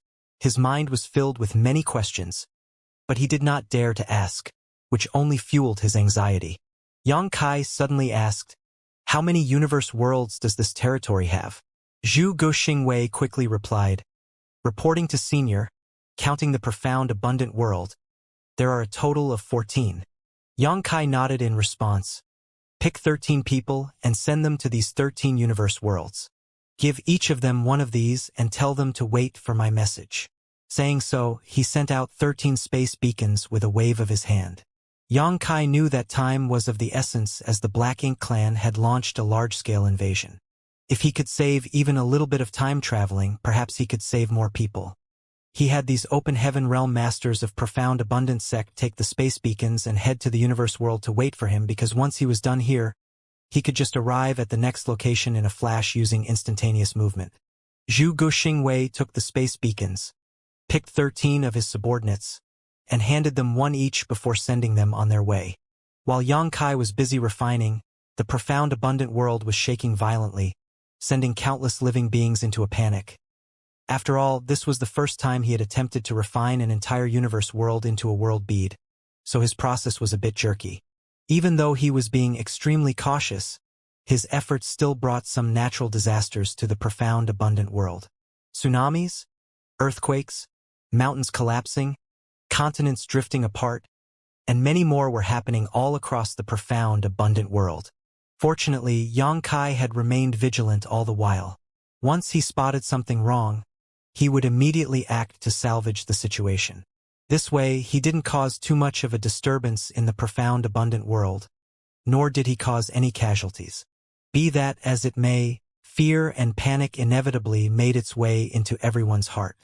Gradually, the huge, profound, abundant world became more and more distorted. Zhu Guxingwei and the others who were standing nearby all felt as if the profound abundant world had entered a different time and space. It was clearly right in front of them, but it gave everyone an extremely illusory feeling. Soon, Yang Kai had reached the critical point. At this moment, he faintly felt that he was only a step away from refining the profound abundant world into a world bead and achieving the goal he had originally envisioned. However, upon reaching this point, he found that he was unable to continue. The entire profound abundant world was showing resistance, which was preventing him from completing the refinement. Yang Kai pondered for a moment before faintly understanding the cause of this. This resistance was none other than this world's will. Every universe world had its own will. The star boundary had one, and so did the profound abundant world. This was also the fundamental reason for the differences between universe world, along with their grand daos and martial daos. The stronger the world's principles, the higher its corresponding grand daos and martial dao would be. 1,000 years ago, the star boundary's grand dao could be said to be very weak, so it could only give birth to great emperors while no known open heaven realm masters had ever appeared. But after receiving the blessings of the world tree clone, the star boundary's world principles were no longer inferior to any universe world in this vast 3,000 worlds. On the other hand, the profound abundant world was able to give birth to profound abundant sect, which had some 200 open heaven realm masters. Its grand Tao could be said to be extraordinary. This universe world's principles were extremely profound, which also affected how strong its will was. Ordinary people would not be able to sense this kind of will. Only those who were shockingly talented could resonate with the world's will, obtaining its acknowledgement and becoming great emperors, were even fully aware of it. Now, when Xianxia was refining the profound abundant world, the world's will instinctively resisted. After all, Xianxia was an outsider, so how could the profound abundant world accept being refined by him? Xianxia could forcefully refine it, but if he did so, the world's will and principles would inevitably be damaged. Xianxia was unaware of what would be the consequences of such actions, but he was certain that it would not be good for the profound abundant world. Perhaps the cultivation of the cultivators in the profound abundant world would become more difficult, and the chances of giving birth to new masters would also be lower. This did not line up with his original intentions. Frowning, Xianxia's divine sense surged as he transmitted the images of what he had seen on the black ink battlefield, about what happened to the universe worlds occupied by the black ink nest. The world's will could not be considered fully sentient, but it was an extremely special existence nonetheless. Xianxia had no idea if this would have any effect, but if he wanted to smoothly refine the profound abundant world, he could only make the world's will cooperate with him and stop resisting his refinement. As the saying went, the world lives. Xianxia was hoping for the world's will to understand his intent and cooperate. Xianxia's original intention was to let profound abundant worlds will understand what would happen if it was occupied by the Black Ink clan. It was destined to become the same as the universe worlds on the Black Ink battlefield, where the world force would be devoured and turned into a dead universe world. Much to Xianxia's surprise, it actually worked. After showing the scenes he had seen on the Black Ink battlefield, the resistance of the profound abundant worlds will became much weaker. Xianxia was overjoyed by this discovery. Striking while the iron was hot, he continued to transmit what he had seen to the worlds while using his divine sense. The world's will's resistance became weaker until it was almost non-existent. At this moment, a heavy sigh suddenly rang in Xianxia's mind, like the tolling of a loud bell. Xianxia's mind instantly went blank as he faintly felt as if he had become one with the profound abundant world, and there was no disjunction between the two. Another inexplicable feeling surged in Xianxia's heart, before his consciousness crossed a vast distance and arrived at an unknown place in a flash. There was nothing but endless darkness around him, and for some reason, he could not lift a finger. He was even unable to sense his own existence. Xianxia was beside himself, not understanding how he had encountered such a strange phenomenon when he was only refining the profound abundant world. He calmed himself down though and didn't panic. He couldn't feel the passage of time at all. After an unknown amount of time, a tiny bit of light appeared in the endless darkness. When the primal chaos first parted, and heaven and earth were created, a fearsome power capable of destroying the entire universe erupted from this point. This kind of power was something even the Black Ink giant spiritual god, or even Mo itself, could not compare with. This was the power of the entire universe. Suddenly, the constraints binding the light instantly disappeared as everything expanded endlessly, transforming into one great territory after another. These great territories then gave birth to primitive universe worlds. The profound abundant world was one of them. After an unknown period, the profound abundant world gradually gathered the 5 elements, yin and yang, and was acknowledged by the heavenly way. It slowly perfected its world principles, transforming into a true universe world. Slowly but surely, the deathly still world started to gain vitality. This vitality rapidly spread, gradually transforming, filling it with life. Xianxia understood that this was the process of the profound, abundant world's formation. He seemed to be personally experiencing it after merging with its will.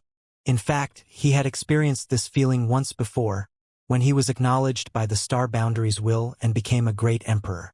However, the current experience was different from the last. This time, the feeling was clearer, and the history of this place was even more ancient. Xianxia suddenly realized something and made a bold guess. It was just that he was temporarily unable to investigate these insights as his cultivation was too low, and he did not have the time. He had no way of verifying this conjecture either. Xianxia didn't know how long he had experienced these events for, but to Zhu Guxingwei and the others, it had only been half a day. In just half a day, Xianxia's entire body became distorted and illusory like the profound, abundant world, as if he didn't exist. Zhu Guxingwei and the others also had no idea what had happened to Xianxia. As there was a massive gap in their strength, and in the way they cultivated, they didn't dare to disturb him. Only after some time did Xianxia's figure suddenly materialize, allowing them to once again perceive his existence. The profound, abundant world, on the other hand, was still the same, the void around it distorting as if it was not in the same space as them. Suddenly, Xianxia broke into a long laughter and stood up. Success! Saying so, he stretched out his hand and grabbed towards the profound, abundant world. What Zhu Guxingwei and the others saw next was quite difficult for them to accept. Xianxia's hand pierced through the void, seemingly passing through the surface of water, gently scooping something out of it. When Xianxia withdrew his hand, the warped space suddenly collapsed and the profound, abundant world disappeared. Zhu Guxingwei was beside himself in shock and could not help but cry out, "Where is the profound, abundant world?" The 200 or so open heaven realm masters were also alarmed and bewildered. The profound, abundant world that had raised them had actually disappeared right before their eyes. How could they accept this? They still had friends and families in the profound, abundant world. "Don't panic." Xianxia smiled and stretched out his hand towards everyone. "Take a look at this." Zhu Guxingwei and the others shot a glance over and saw a round bead in Xianxia's palm.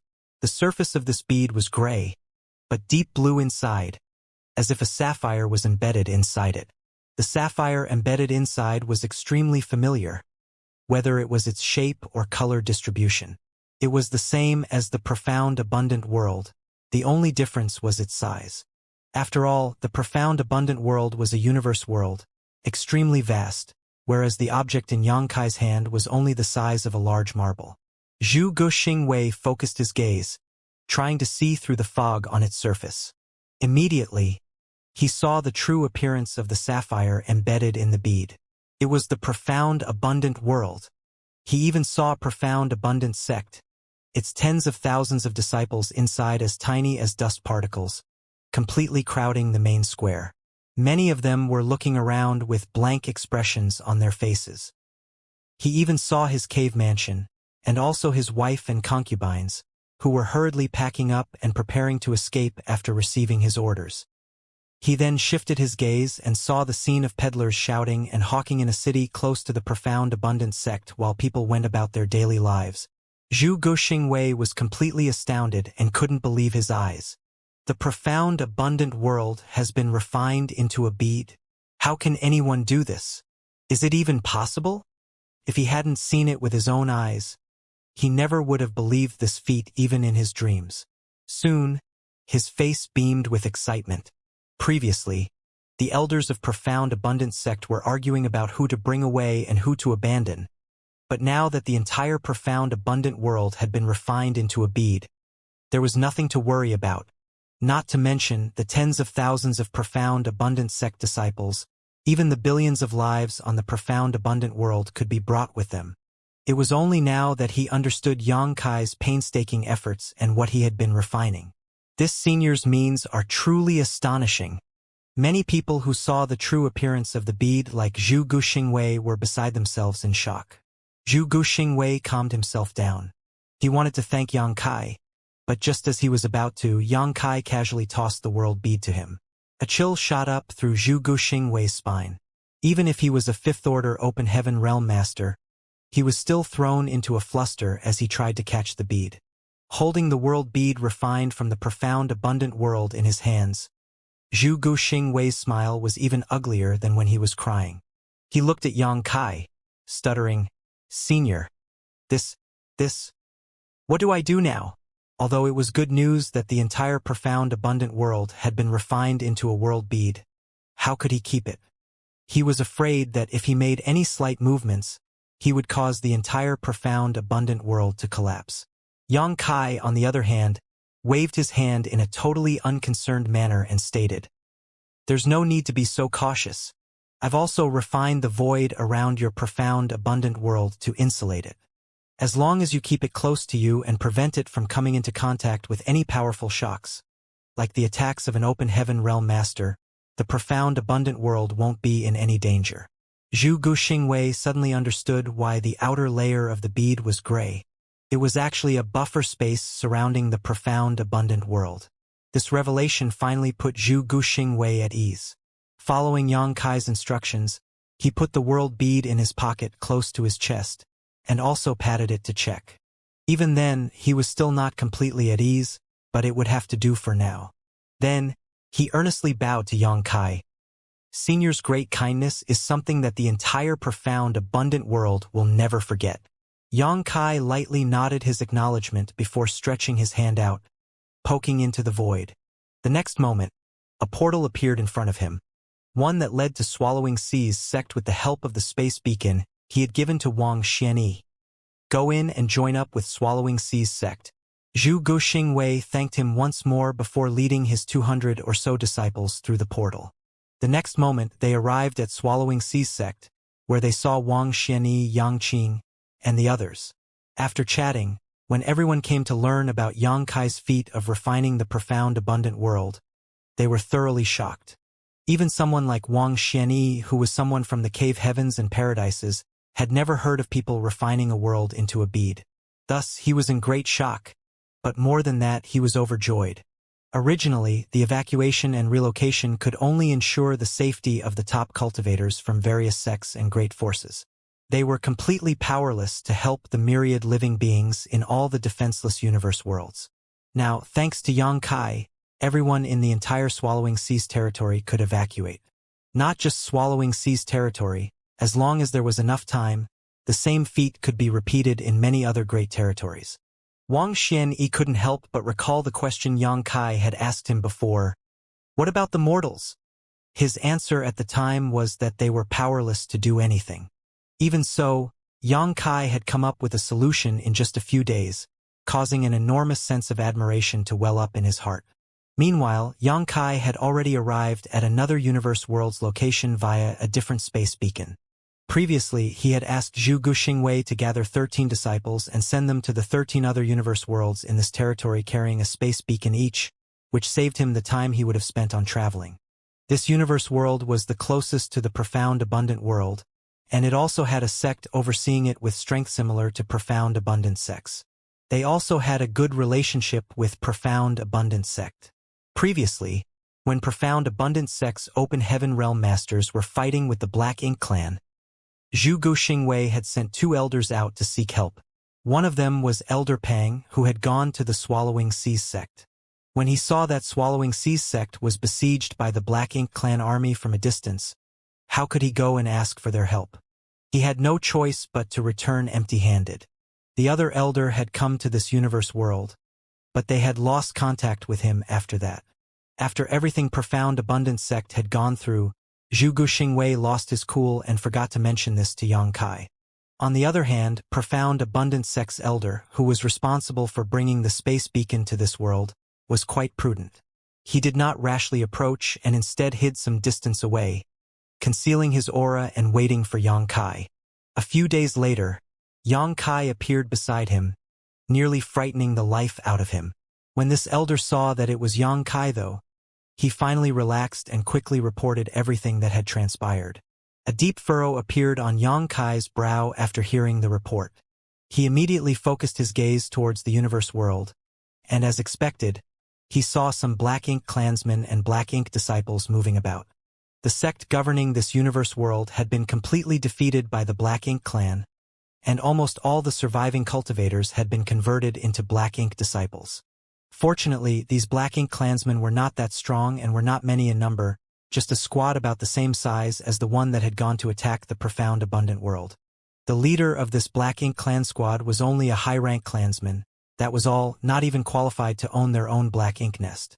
If a feudal lord was here, and if he had planted his Black Ink nest, the entire universe world would be flooded with Black Ink strength, at which point it would be impossible to reverse the situation. Although the current situation was not something to rejoice, it was still salvageable. For Xianxia it was as easy as snapping his fingers. The profound abundant sect elder standing next to Xianxia only saw the latter stretch his hand out and grasp towards the universe world. And when he pulled his hand back, the profound abundant sect elder saw several dozen strange-looking Black Ink clansmen appear in front of them. These Black Ink clansmen had no idea what just happened. They were suddenly captured and brought out into the void, so they were completely confused. Immediately after, a fearsome force swept through them from all directions, wiping out these several dozen Black Ink clansmen in the blink of an eye. Xianxia then brought his hands together as a beam of purifying light shot down towards the sect below, enveloping all the Black Ink disciples and dispelling the Black Ink strength in their bodies. After having taken care of the Black Ink clansmen and Black Ink disciples, Xianxia waited for the cultivators in the sect below to recover before sending a divine sense transmission. A moment later, a fifth-order Open Heaven Realm Master, leading a group of Open Heaven Realm Masters, rushed over to greet him. Xianxia didn't waste time chatting with them and directly opened a portal to Swallowing Sea's sect's space beacon, ordering them to head over and meet up with the others. Seeing that Xianxia was an 8th-order ancestor rank figure, the 5th-order master didn't dare to object and simply led his subordinates into the portal. After the profound abundant sect elder responsible for bringing the space beacon here had also left, Xianxia began refining the universe world. Having done it once before, this second attempt was naturally smoother, and he did not even feel resistance from the world's will. This second universe world gave Xianxia the feeling that it was actively cooperating. This only further confirmed his suspicions. Just like that, Xianxia traveled from one universe world to the next. After arriving at each universe world, he would open a void corridor to the Swallowing Seas sect and order the Open Heaven Realm Masters of the respective universe worlds to go on ahead. Without the complication of Open Heaven Realm Masters, Xianxia was then able to smoothly refine the world bead. Not every universe world had Open Heaven Realm Masters. Every single universe world in Swallowing Seas territory had humans living on them, but the level of their martial daos differed quite significantly. The higher the level, the easier it was to cultivate and give birth to Open Heaven Realm Masters. The strongest cultivators in some of the universe worlds were just Emperor Realm Masters though, with no Open Heaven Realm Masters overseeing them. In other words, refining them was even easier. After more than a month, Xianxia had finished refining all 14 universe worlds in Swallowing Seas territory. Aside from the original profound abundant world, which had been handed over to Zhu Guxing Wei, Xianxia had kept the remaining 13 with him. With this matter settled, Xianxia's next stop was the Swallowing Seas sect. At this point, Swallowing Seas sect and the other cultivators who had rushed to this place, under the leadership of Wang Xianyi and his squad, were prepared to move out at a moment's notice. When they noticed Xianxia's arrival, Wang Xianyi hurried over to salute him. After exchanging some pleasantries, Xianxia came to learn that everyone was ready to leave, so he immediately stated, "There's no time to delay. We need to set out right away." To evacuate, the Swallowing Seas sect would first head to Immersive Territory's Universe Temple, where they would rendezvous with cultivators from the neighboring Great Territories, and then they would head to the Star Boundary under the protection of Immersive Cave Heaven's Masters. Although it would be quite a lengthy journey, with Immersive Cave Heaven and Immersive Army's 8th Order Open Heaven Realm Masters protecting them, it would still be much safer than the cultivators of each great territory heading out alone. The evacuation plans of every cave heaven and paradise were basically the same. For example, the dozen-plus great territories under Pure Yang Cave Heaven's jurisdiction all needed to arrive at the Pure Yang Territory's Universe Temple within a set period of time, where they would coordinate with the Pure Yang Army's masters. Furthermore, Pure Yang army squads like Wang Xianyi's squad had gone to various great territories to assist the local sects and forces in their evacuation. This was a great migration that involved the entire 3,000 worlds with no sect being able to avoid it. Just as Wang Xianyi had said before, even colossal forces like the cave heavens and paradises would have to abandon their sect's ancestral foundation, which had been passed down through countless millennia. As long as they were alive, they would be able to take back their foundations sooner or later, but if all of them died, then nothing would be left. Already, not much time was left before the deadline. If Swallowing Seas Territories group couldn't arrive in time, Mo Sha Army's masters wouldn't wait for them. This was something that had already been agreed upon. So no matter what, they had to arrive at Mo Sha Territories Universe Temple before the deadline. Is Division Commander Yang not coming with us? Wang Xianyi asked. Yang Kai shook his head. I must head to the other great territories. Wang Xianyi immediately understood that Yang Kai wanted to refine more universe worlds and save more people. Wang Xianyi was filled with deep veneration and cupped his fist. Division Commander Yang, please take care. Although all the royal lords have been wiped out and the 2 black ink giant spiritual gods are restrained, the number of territory lords is still quite high. The current territory lords are all innate territory lords, who are as strong as our strongest 8th Order Open Heaven Realm Masters. He thought that since Yang Kai had just broken through to the 8th Order Open Heaven Realm, he should not be that strong, thus his warning. How could he have known that territory lords were no longer Yang Kai's opponent? Not to mention territory lords, Yang Kai had even killed a royal lord. If he knew, he would probably be overwhelmed in shock. Yang Kai nodded his acknowledgement. You must also be careful as you may encounter the Black Ink clan along the way. Saying so, Yang Kai was suddenly struck with an idea. As he wanted to go to another great territory to refine more universe worlds, he couldn't afford to escort the evacuees from Swallowing Seas territory. He might not be able to personally guard them, but he had a great army of tens of millions of small stone race members. These creatures might have low intelligence, but they were more than capable of dealing with some Black Ink clansmen. The small stone race hated Black Ink's strength above all else, so if the Black Ink clan appeared in front of them, they would immediately attack. Swallowing Seas territory's survivors would naturally be much safer if they were escorted by a small stone race army. Unfortunately, the small stone race was difficult to control due to their low sentience. If Yang Kai could solve this problem, the small stone race would be of great help to the human race's evacuation. Considering all this, Yang Kai quickly came up with a plan. Afterwards, he looked left and right before suddenly shouting, "Everyone, prepare to depart." Wang Xianyi had no idea what Yang Kai had in mind, but since everything was set, and they could set out at any moment, he immediately ordered everyone to leave. The Open Heaven Realm Masters of all the sects in the entire Swallowing Seas territory were gathered here. There were not that many of them, just over 1,000 or so, and their orders ranged widely. Swallowing Seas sect had 3,000 members, but naturally not all of them were in the Open Heaven realm. Flight-type artifacts were summoned, and in an instant, more than 100 ships and palaces of different shapes and sizes appeared in the void. Standing on the deck of the largest ship was Wang Xianyi, who was gazing down at Yang Kai. Yang Qing was also standing next to him, following suit. Both of them wanted to see what Yang Kai was planning on doing. The next thing they saw left the two completely astounded. Swallowing Seas sect, which should have been very close to them, was looking like a mirage now, distorted and indistinct. Clearly, it was very close, yet it seemed so far away that it was impossible to grasp. Yang Qing suddenly came to the realization. Division Commander Yang wants to refine my Swallowing Seas sect's spirit province into a world bead. Although he had never seen Yang Kai refine a world bead, he had heard Zhu Guxingwei describe the process, so how could he not understand Yang Kai's intentions? His heart was filled with joy. From the start, he had been reluctant to abandon Swallowing Seas sect's heritage that had been passed down for generations, but he was helpless regarding this matter. Now, when Yang Kai wanted to refine it into the world bead, all his worries were easily resolved. Hearing this, Wang Xianyi only nodded in agreement, also thinking that Yang Kai was refining Swallowing Seas sect's spirit province into a world bead. Nonetheless, he failed to understand why Yang Kai was doing this. The Swallowing Seas sect disciples were already set to evacuate, leaving just an empty spirit province behind. The Black Ink clan would probably not be interested in it, so there was no need to bring it along. Ah!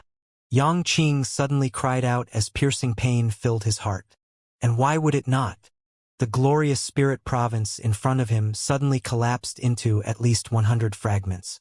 Each and every one of them was almost the same size. Obviously, Yang Kai had done this on purpose, demonstrating extreme power and control. Yang Qing wanted to cry, but had no tears to shed. If they could not bring the spirit province with them, then so be it. Swallowing Sea sect still had a chance to return and rebuild their sect after defeating the Black Ink clan. But all his hopes had been shattered to pieces, just like this spirit province. His initial joy quickly disappeared as he couldn't understand why Yang Kai was doing this. Nevertheless, he didn't dare to ask any questions. He just consoled himself that Yang Kai's actions must have a deeper meaning. Soon, Yang Kai reached out and grabbed towards the distorted void. Every time he did so, an asteroid would disappear, and soon all of them were collected. After silently working at something for a while, Yang Kai appeared on the deck where Wang Xianyi was using instantaneous movement. He then handed him over 100 newly refined world beads before instructing. Each of these world beads contains 10,000 small stone race soldiers. If you run into a Black Ink clan army, use them to defend yourselves. Wang Xianyi's eyes lit up when he heard this. Are these small stone race soldiers the ones who were attacking the Black Ink clan before? Previously, he had also witnessed the two small stone race armies brutally attacking the Black Ink clan outside Swallowing Seas sect. Although these strange creatures seemed simple, even somewhat stupid, they were perfect for dealing with the Black Ink clan as they seemed to be able to ignore the corrosion of the Black Ink strength. So, when Yang Kai mentioned this, Wang Xianyi immediately understood. Yang Kai nodded his agreement. He himself couldn't escort these people all the way to Immortal territory, but it was no problem for him to pack up a small stone race army and send them with these people. Even if Wang Xianyi and the others couldn't control the small stone race, all they needed to do was toss them out when they encountered the Black Ink clan, and the small stone race members would immediately attack. The reason why Yang Kai had divided the million-strong army into 100 smaller groups was because he had also considered how difficult it would be to retrieve the small stone race after a battle. As Wang Xianyi and the others didn't have the Great Sun and Great Moon marks, the small stone race would not obey their orders, and if they really released them, there was a high chance they would simply run off. 1,000,000 small stone race soldiers was enough to protect them from any kind of threat. Also, they would be of great help even to the other cultivators in Immortal territory. With 1,000,000 small stone race soldiers escorting them, their journey to the star boundary would be much safer. Many thanks, Division Commander Yang. Wang Xianyi bowed in gratitude, amazed by Yang Kai's generosity. He had never seen or heard of the small stone race before, but now Yang Kai had gifted him 1,000,000 of them in one go. That was truly generous. Their warship had already been destroyed, which had greatly affected their squad's combat and defensive strength, but 1,000,000-strong small stone race army was more than enough to make up for that. Yang Kai added, I only recently obtained these small stone race soldiers, so I haven't been able to figure out how to control them effectively. Their characteristics are that their intelligence is extremely low, and they rely mostly on their instincts to act. If any of you is proficient in beast taming techniques, I suggest you experiment and try to find a way to control them. It was not probably impossible to control the small stone race using beast taming techniques, but as Yang Kai wasn't versed in any good beast taming techniques, he couldn't run these tests himself. Wang Xianyi's eyes lit up after hearing this and repeatedly nodded. Understood. Many cultivators more or less knew a beast taming technique, though the quality and profundity varied wildly. If they could find a feasible method, it would give them far better control over the small stone race in battle. Go. Yang Kai waved off. Wang Xianyi cupped his fist and bid his goodbye. Take care, Division Commander Yang. Having said his farewell, he gave a shout as the fleet of 100 or so flight-type artifacts filled with cultivators led by Swallowing Seas sect's largest ship flew towards the territory gate, rushing towards Immortal territory. On the lead ship, Wang Xianyi looked back, but Yang Kai was nowhere to be seen. Calming himself down, He gathered a group of sect masters and sixth-order open heaven realm masters from the various sects and gave each of them a world bead with an army of 10,000 small stone race members. Then, following Xianxia's instruction, he asked them to look for cultivators who were proficient in beast taming to begin searching for an effective method to control the small stone race soldiers. All of them were overjoyed after obtaining the army of 10,000 small stone race members. Wang Xianyi then deployed them to various ships to guard the fleet. Like this, all the cultivators in Swallowing Sea's territory began to evacuate. At the same time, fleets from every great territory were rushing towards the great territories where the various cave heavens and paradises were located. Some of the evacuation went completely smoothly. After all, the Black Ink clan would need some time to invade all the great territories of the 3,000 worlds.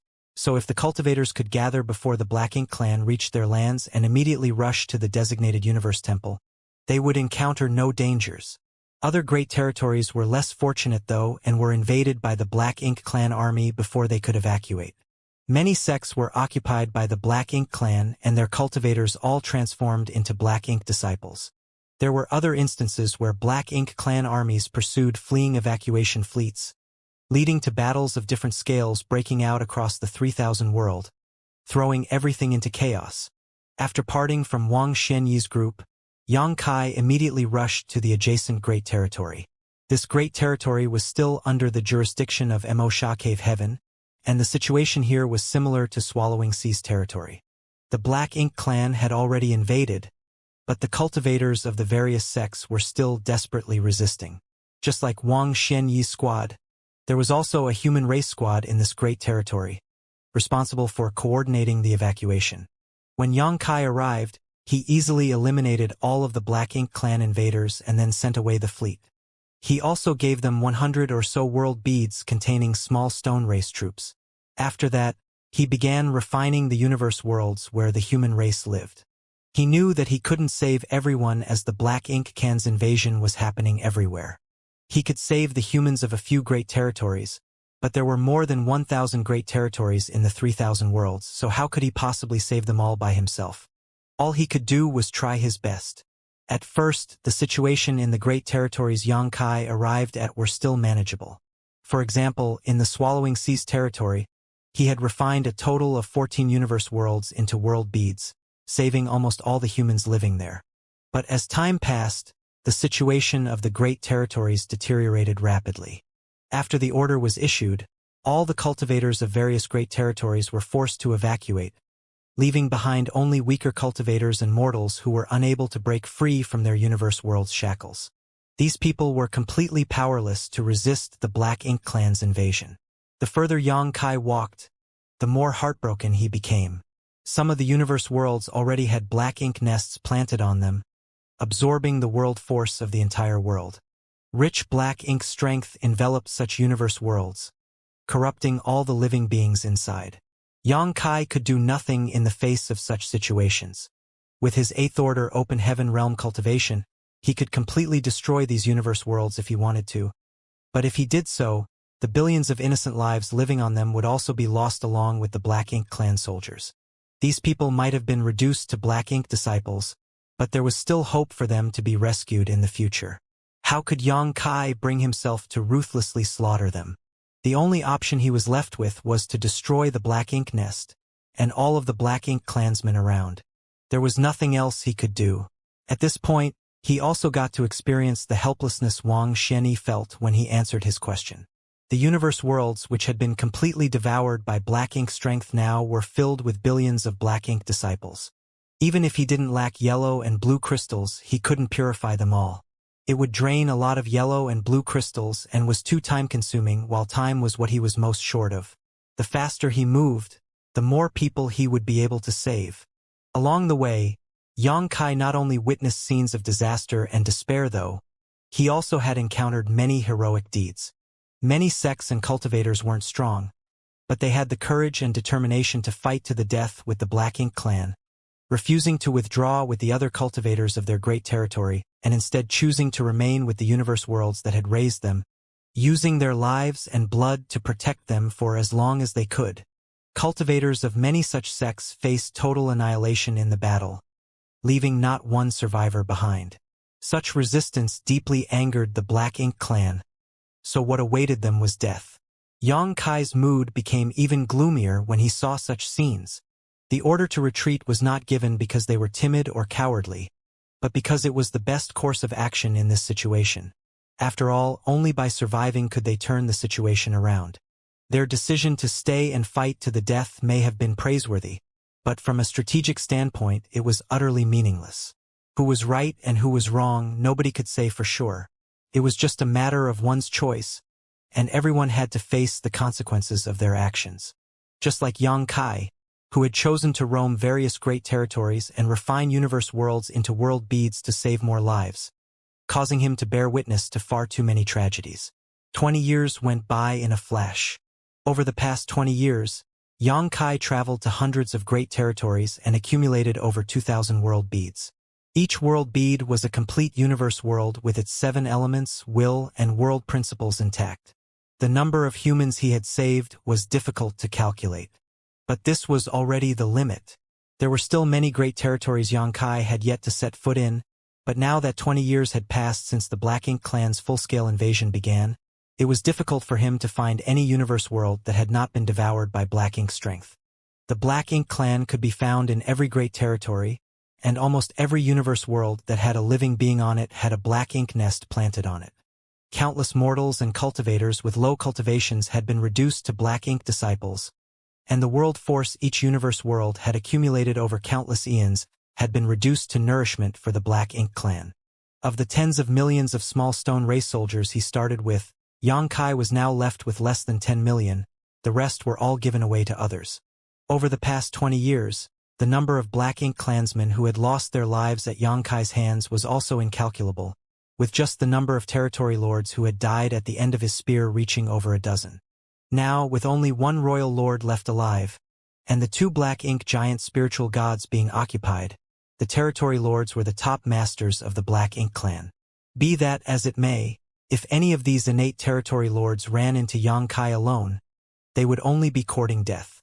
Even if there were 2 or 3 of them, Yang Kai was confident he could eliminate them after paying a price.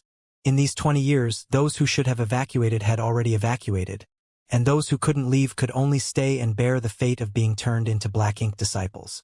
Yang Kai estimated that the cultivators who had evacuated from the various great territories should have all reached the star boundary by now. He knew in his heart that this mission to save the remaining humans of the 3,000 worlds had come to an end. Even if he continued, it would just be a fruitless endeavor. Looking at the dim stars in the void and the universe worlds enveloped in Black Ink strength, a heavy sigh escaped Yang Kai's lips as he shouted, "Old tree, do you still want to hide? I think it's time we meet." As soon as he finished speaking, a mysterious change started to occur in this great territory. Immediately after, a rolling fog appeared in the distance and swept towards Yang Kai. Seeing this fog, Yang Kai knew that his guess was correct. 20 years ago, when he refined the profound abundant world, he had a vague guess in his heart. But at that time, he hadn't refined enough universe worlds, so whether this conjecture was just his imagination or if it was true, he still had to verify it. Over the past 20 years, he had refined more than 2,000 universe worlds, which was more than enough to confirm his previous speculations. Because every time he refined a universe world, he would sense an invisible connection with that unknown place. After refining more than 2,000 universe worlds, this connection had become pretty strong. So, even if the other party didn't respond, Yang Kai still had a way to force his way into this unknown place. The rolling fog soon arrived before him, and Yang Kai allowed it to envelop him, concealing his figure. When the fog dissipated, Yang Kai's figure was nowhere to be found. When he reappeared, Yang Kai was already in a mysterious place that was difficult for ordinary people to reach. There happened to be some kind of suppression in this mysterious place, preventing anyone from completely displaying the might of the open heaven realm, no matter what one's order was. The great ancient ruins boundary. When Yang Kai was just an emperor realm master, he had been swept up by a mysterious fog and thrown into this sealed world. It was in this sealed world he got his hands on a world tree clone, which he used to save the star boundary that was on the verge of shattering. It was also from here that he brought out the heavenly moon demon spider Zhu Jiuyin. According to Tsong, the World Tree was one of the most ancient existences in the universe. In the past, the 10 martial ancestors had relied on the World Tree to comprehend the mysteries of the open heaven realm, which they later passed down to the wider human race, allowing it to gain a foothold in the universe where the monster race ran rampant. The people who obtained the favor of the World Tree were also a means of protection for the mysterious Heavenly Way. Song's group of 10 were chosen by the Heavenly Way, and they had sealed Mo in the primordial heaven source grand restriction for millions of years. If not for their actions, how could the current 3,000 worlds still exist? Perhaps the entire universe would have become the Black Ink clan's paradise eons ago. After Tsong's group, there were likely more candidates. The World Tree clone in Yongkai's small universe also belonged to a previous candidate who had fallen ages ago. As for Yongkai himself, he should have been chosen recently. This method of self-preservation was seemingly performed through the World Tree, so no matter what, the World Tree was an indispensable and important link. Mo had said that the old tree had always been hiding from it, afraid of it. In the past, Yongkai didn't know what Mo meant by this. Both of them were among the most ancient of existences, so although Mo's strength was hard to imagine, how could it be that the World Tree was weak? Why would it hide? Now, Yongkai finally understood. Because the World Tree was a direct manifestation of the entire 3,000 worlds. The relationship between the World Tree and the 3,000 worlds was one of mutual destruction and prosperity.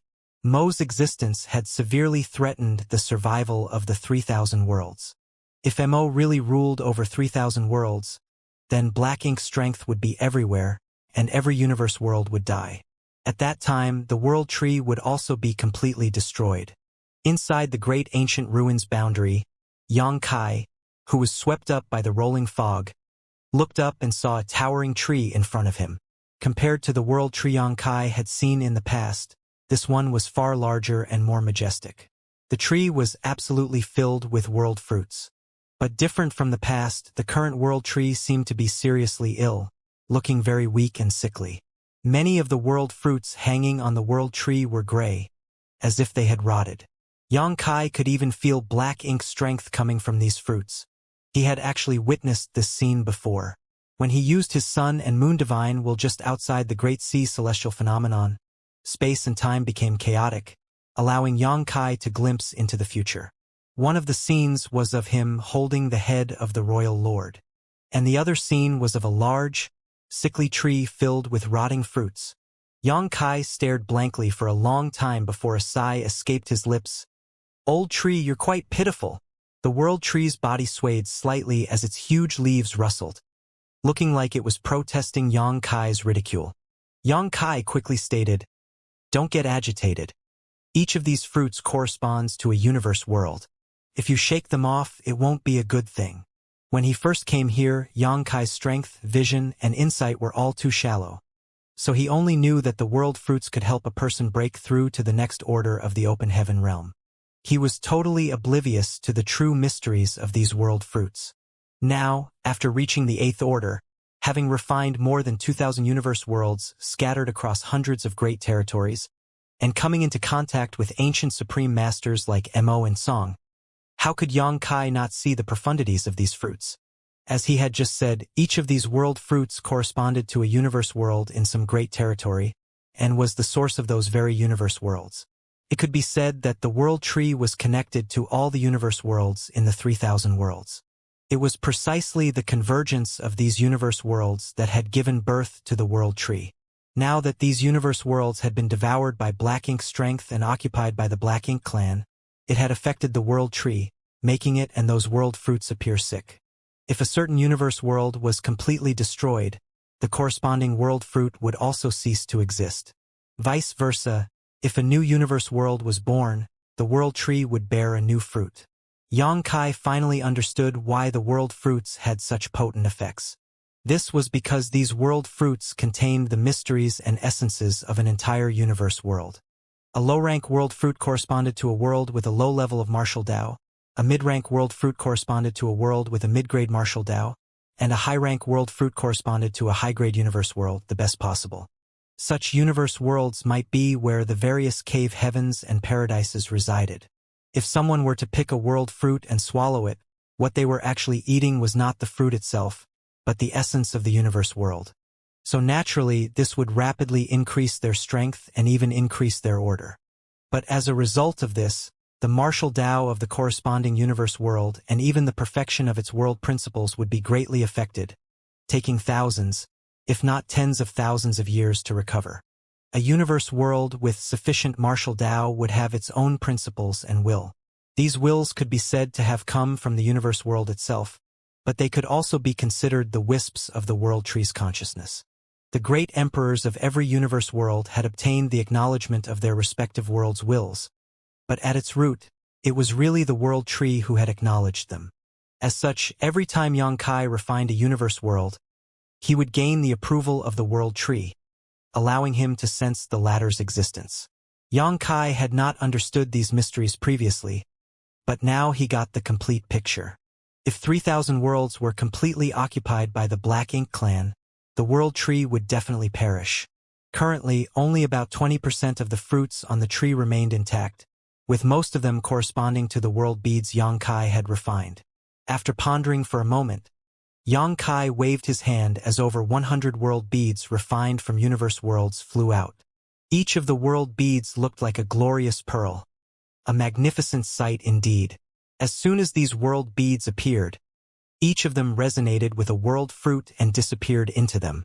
The world bead had not really disappeared, but had instead become one with the fruit. It did not affect the living beings inside the world beads either, and when peace had returned to the 3,000 worlds once more, when the Black Ink clan was eliminated, the world tree would be able to send these world beads back to the corresponding great territory, so that they could regain their former prosperity. Xianxia was just giving it a try. After all, it was quite troublesome and risky to carry so many world beads on him. The world beads might look small, but as each world was formed from a universe world, they were actually quite massive in size. It was impossible for him to store them into his small universe or space ring, so Xianxia could only sew together a huge backpack to carry them that way. All these years, Xianxia had been carrying a bag filled with world beads on his back, which was extremely inconvenient now that he had discovered that these world fruits could accommodate the corresponding universe world. It naturally saved him a lot of trouble. After some time, Xianxia had finally tossed all 2,000 or so world beads to the world tree for safekeeping. What surprised Xianxia was that after obtaining these 2,000 or so world beads, the world tree's condition seemed to have improved a little, but he was not sure. It might have just been his imagination. On top of that, Xianxia was also concerned about the still intact world fruits on the world tree. The world fruits corresponding to the universe worlds he had refined were intact because they were saved and not corroded by Black Ink strength, but in addition to those world fruits, there were several dozen more that were still completely healthy. These fruits were not showing any features similar to the other ruined fruits. Neither were they emanating any Black Ink strength. Xianxia even had a special connection with one of these fruits, feeling very close to it. This feeling greatly surprised him. It was just a world fruit, so how could he feel close to it? After examining it for a moment, though, Xianxia raised his brow and asked, "Is this the world fruit of the star boundary?" He was a great emperor recognized by the star boundary's will, so the world fruit corresponding to the star boundary naturally gave him a different feeling from the rest. This world fruit was a mid-rank world fruit. In other words, if one ate it, it could allow a cultivator in the third order to the fifth order open heaven realm to advance an order, and allow them to have better future prospects by increasing their innate limit. But correspondingly, the star boundary would have to pay a huge price. Perhaps its martial Tao level would be greatly affected and its world principles would be damaged. Xianxia's heart clenched as he recalled the low-rank world fruits and mid-rank world fruits he had obtained. Back then, he had obtained more than a dozen or so fruits from the old tree, causing harm to some universe worlds. As if the world tree sensed his thoughts, it swayed again. Although the world tree did not speak or transmit anything via divine sense, Xianxia could clearly tell what it wanted to say. The corresponding universe worlds of the world fruits he had taken back then didn't have any highly sentient life forms on them, so his actions didn't cause much harm overall. At most, it would have delayed the development and evolution of those universe worlds by a few thousand years. Knowing this, Xianxia felt less guilty. But very soon he had another feeling. By using this world fruit corresponding to the star boundary as a beacon, he might be able to create a passage to the star boundary and return to it. Yang Kai's heart skipped a beat as he hurriedly checked the other world fruits that were still intact. After checking them with his divine sense, he discovered that his guess was right on mark. He could indeed open a void corridor with the help of these world fruits and arrive directly at the universe worlds corresponding to these fruits. He could even tell which great territory these universe worlds were located in by observing the void around them through this link. Yang Kai's expression changed as he couldn't help but ask, "Old tree, could this place be considered a transit point for 3,000 worlds?" The world tree's body swayed again as if saying it was a given. This was not surprising, though. The world tree was the physical manifestation of all the universe worlds in 3,000 worlds, with each of its fruits corresponding to a universe world. It was closely connected to all the great territories and universe worlds in this way. It was no wonder that the great ancient ruins boundary was so ethereal, and why the rolling fog through which one could enter the great ancient ruins boundary was able to appear in any great territory. Because theoretically speaking, one could enter the great ancient ruins boundary through any universe world, depending on whether this old tree was willing to let them in or not. With this discovery, Yang Kai's interest was immediately piqued as he carefully examined the intact world fruits. These fruits corresponded to the universe worlds in the star boundaries territory, while another dozen or so were linked to the universe worlds in New Great Territory, which was adjacent to the star boundary. The New Great Territory was something Yang Kai had inadvertently discovered when he was fighting with Zuoquan Hui of Thousand Cranes Paradise. No one from the 3,000 worlds had stepped foot in it before. The small stone race was also brought out from the New Great Territory. Apart from those, there were about 30 more intact world fruits, which meant that there were an equal number of universe worlds in 3,000 worlds that had not been occupied by the Black Ink clan, scattered across various great territories. Realizing this, Yang Kai quickly requested, "Old tree, please assist me." Saying so, Yang Kai's figure flickered as he shot towards one of the world fruits. This fruit was only the size of a baby's fist, but at this moment, it suddenly enlarged in Yang Kai's eyes, allowing him to enter. The moment he entered the world fruit, Yang Kai immediately sensed the corresponding universe world's location. Space principles flared and a void corridor leading to a distant great territory was opened with help from the world tree. In a flash, Yang Kai shuttled through the void and appeared in the vicinity of the universe world. The universe world was both big and beautiful, but it probably hadn't been long since it was born. Its environment could not be considered good either. It was suitable for inhabitation, but its principles were still relatively lacking. In other words, if the martial Tao evolved here, its level would be extremely low. Scanning it with his divine sense, Yang Kai didn't find any humans, just some low-level creatures. He took out his universe chart and checked its location, soon concluding that the reason it was not occupied by the Black Ink clan even after 20 years was because it was located in a remote region. It was quite likely that the Black Ink clan had simply not discovered its existence, which had allowed this place to escape disaster. Otherwise, the Black Ink clan would have definitely not let go of a universe world like this. Without further delay, Yang Kai quickly began refining it. After having refined over 2,000 universe worlds, he was now quite familiar with this process. After a couple of days, this universe world was refined into a world bead and collected by Yang Kai. This time, he didn't even have to ask the old tree to pick him up. Rather, Yang Kai opened a void corridor with the help of the connection between the world bead and world tree before stepping inside. When he reappeared, he was already standing beneath the world tree. Yang Kai didn't even stop to catch his breath. He simply handed the new world bead he had refined to the world tree for safekeeping before identifying another intact world fruit and setting off. At this moment, he couldn't help but feel a little frustrated. Had he known that the world tree could connect to the various great territories and universe worlds, he would have contacted it long ago. He could have easily traveled to other great territories with the help of world tree, saving him massive amounts of time. Had he done so earlier, he might have been able to save even more universe worlds. It was just that he had no idea about the world tree's stance, so he didn't dare to rashly disturb it. It was only after he had refined more than 2,000 universe worlds and was closely connected to the world tree that he called out to it.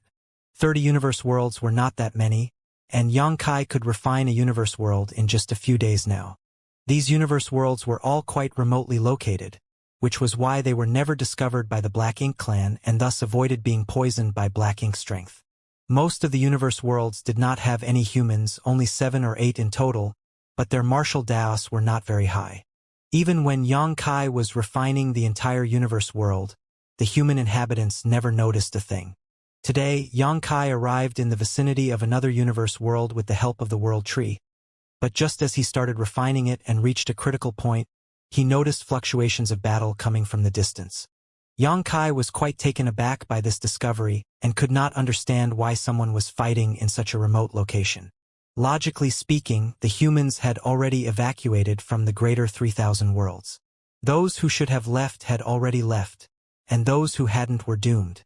There should not be anyone in such a remote place, but the commotion caused by the battle was quite obvious. Furthermore, the person who was fighting was quite strong, at least in the 7th Order Open Heaven realm. Who could it be?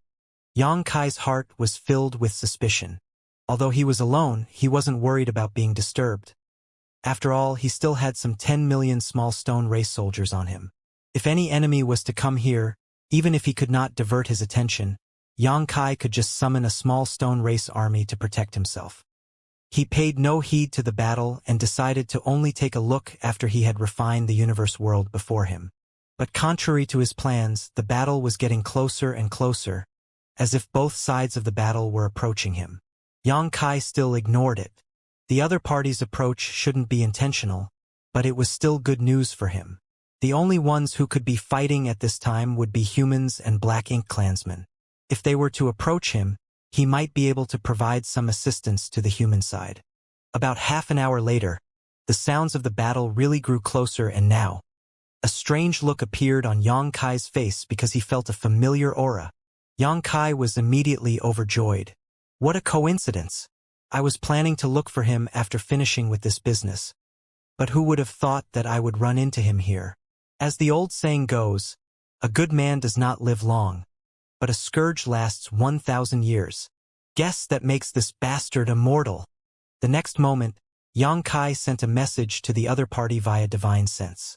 The human who was fighting with the Black Ink clan was momentarily taken aback, but was soon overjoyed and quickly started approaching Xianxia's position. From the distance, he saw Xianxia using some kind of strange technique, causing the universe world in front of him to twist and distort like a reflection in the water, which greatly surprised him. "What are you doing?" Xianxia snapped back. "Why do you care? What are you doing here?" It was none other than Wuxia, his entire body covered in blood, cutting quite a sorry figure. Wuxia broke into carefree laughter after hearing Xianxia's question and replied, "I'm currently being pursued by a team of Black Ink clansmen." He was acting smug, as if being chased around was something to boast about. Xianxia also admired his shamelessness before glancing behind Wuxia and frowning slightly. "Is there a territory lord?" Wuxia was a 7th Order Open Heaven Realm Master, and had mastered the heaven-devouring battle law. It was a simple matter for him to deal with ordinary feudal lords.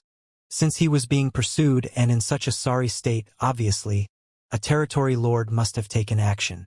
Wuxia secretly circulated his strength, preparing to flee at any moment. If you can't fight, then it's better to run away. Otherwise, there will be no one to even collect your corpse. He could also tell that Xianxia was currently doing something important, and got worried that he wouldn't be able to help. Xianxia smiled proudly. "It's just a territory lord. Don't worry and take a rest. Just wait and watch how I take care of him." "Just a territory lord?" Wuxia was beside himself in shock, unable to believe that such arrogant words were coming from Xianxia's mouth. He then scanned Xianxia with his divine sense before his expression changed greatly. "You've reached the 8th Order Open Heaven realm?" Wuxia and Bloodcrow had talked quite a bit while fighting in the barren territory battlefield. So Wuxia had learned a lot about Xianxia and knew that the latter had long since broken through to the 7th Order Open Heaven realm and had even killed a number of territory lords. However, Xianxia had disappeared after the battle outside the primordial heaven source grand restriction, with no one knowing if he was dead or alive. So Wuxia also had no idea. In truth, he didn't care much about Xianxia's life or death, so it was a huge surprise to actually run into each other in this place. Furthermore, Xianxia was already an 8th Order Open Heaven Realm Master. Wu Kuang's heart was filled with bitterness. He knew that he would not lose to anyone in this world when it came to cultivation speed. After all, the heaven-devouring battle law was both exquisite and ingenious. It was definitely the best cultivation technique in existence. Even Bloodcrow, who cultivated the grand evolution Immortal Blood Light scripture, was forced to admit defeat before him. Yet, it had not been long since Xianxia had advanced to the 7th Order, so how could he already have reached the 8th Order so quickly? Did you secretly cultivate the heaven-devouring battle law? Wu Kuang made a wild guess. Xianxia sneered. Do you think I use it so haphazardly like you? Wu Kuang sized him up before vigorously shaking his head left and right. Then this doesn't make sense. If he hadn't cultivated the heaven-devouring battle law, how could his cultivation increase so rapidly? Xianxia wasn't like him, so he would only be dooming himself if he cultivated the heaven-devouring battle law without the flawless purifying golden lotus. Xianxia disdainfully sneered. This king's aptitude is not something you can fathom. Wu Kuang could not wait to slap him to death. No one had ever dared act so arrogantly in front of him. While the two were bickering, an army of about 100,000 Black Ink clansmen had already arrived, led by a territory lord and a dozen or so feudal lords. Wu Kuang still maintained a ready-to-flee posture, and was no longer in the mood to bicker with Xianxia. If you have any tricks up your sleeve, hurry up and use them.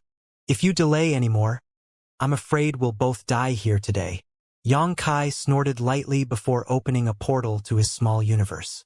The next moment, a 1,000-meter-tall small stone race member stepped out, followed closely by another. He had collected millions and millions of small stone race members from the chaotic dead territory back then, and these 1,000-meter-tall small stone race members were all comparable to 8th Order Open Heaven Realm Masters. In the beginning, Xianxia had over 100 of these 1,000-meter-tall giants, but after distributing most of the small stone race army to the evacuating human forces as protectors, he was left with just 10 million small stone race soldiers, of which just 2 were 1,000-meter tall. On one side was an innate territory lord, while on the other was 2 1,000-meter-tall small stone race masters. It was a fairly even match. Right behind these 1,000-meter-tall small stone race members, though, was a densely packed army of the small stone race. In an instant, hundreds of thousands charged out of Xianxia's small universe, and more were still appearing. Wu Kuang gawked, faintly feeling these creatures were a little familiar. He had spent some time in New Great Territory in the past and had seen ordinary small stone race members. However, the small stone race he had seen was the most primitive of beings, so how could they possibly give off the same awe-inspiring aura as the ones right before him? The small stone race army instantly detected Black Ink strength after stepping out of Xianxia's small universe. The two leading 1,000-meter-tall small stone race masters furiously roared towards the sky before leading their army towards the Black Ink clan, as if they had just seen an absolutely irreconcilable enemy. The territory lord on the opposite side couldn't help but be dumbfounded. They had come here chasing a 7th Order Open Heaven Realm human, but now they were suddenly attacked by a massive army. He was caught a little off guard. But soon, the territory lord recognized these small stone race members. Over the past 20 years, the Black Ink clan had encountered armies of similar creatures when they were pursuing the humans through the various great territories. These creatures were extremely valiant when they fought with Black Ink clan army, causing them to suffer defeat many times at their hands. More importantly, though, these creatures didn't fear the corrosion of Black Ink strength at all, which gave the Black Ink clan a serious headache. Apart from directly killing them, the Black Ink clan had yet to find an effective method to deal with them. The territory lord had never imagined that he would encounter such a formidable enemy here. Moreover, the enemy's numbers were several times greater than his own.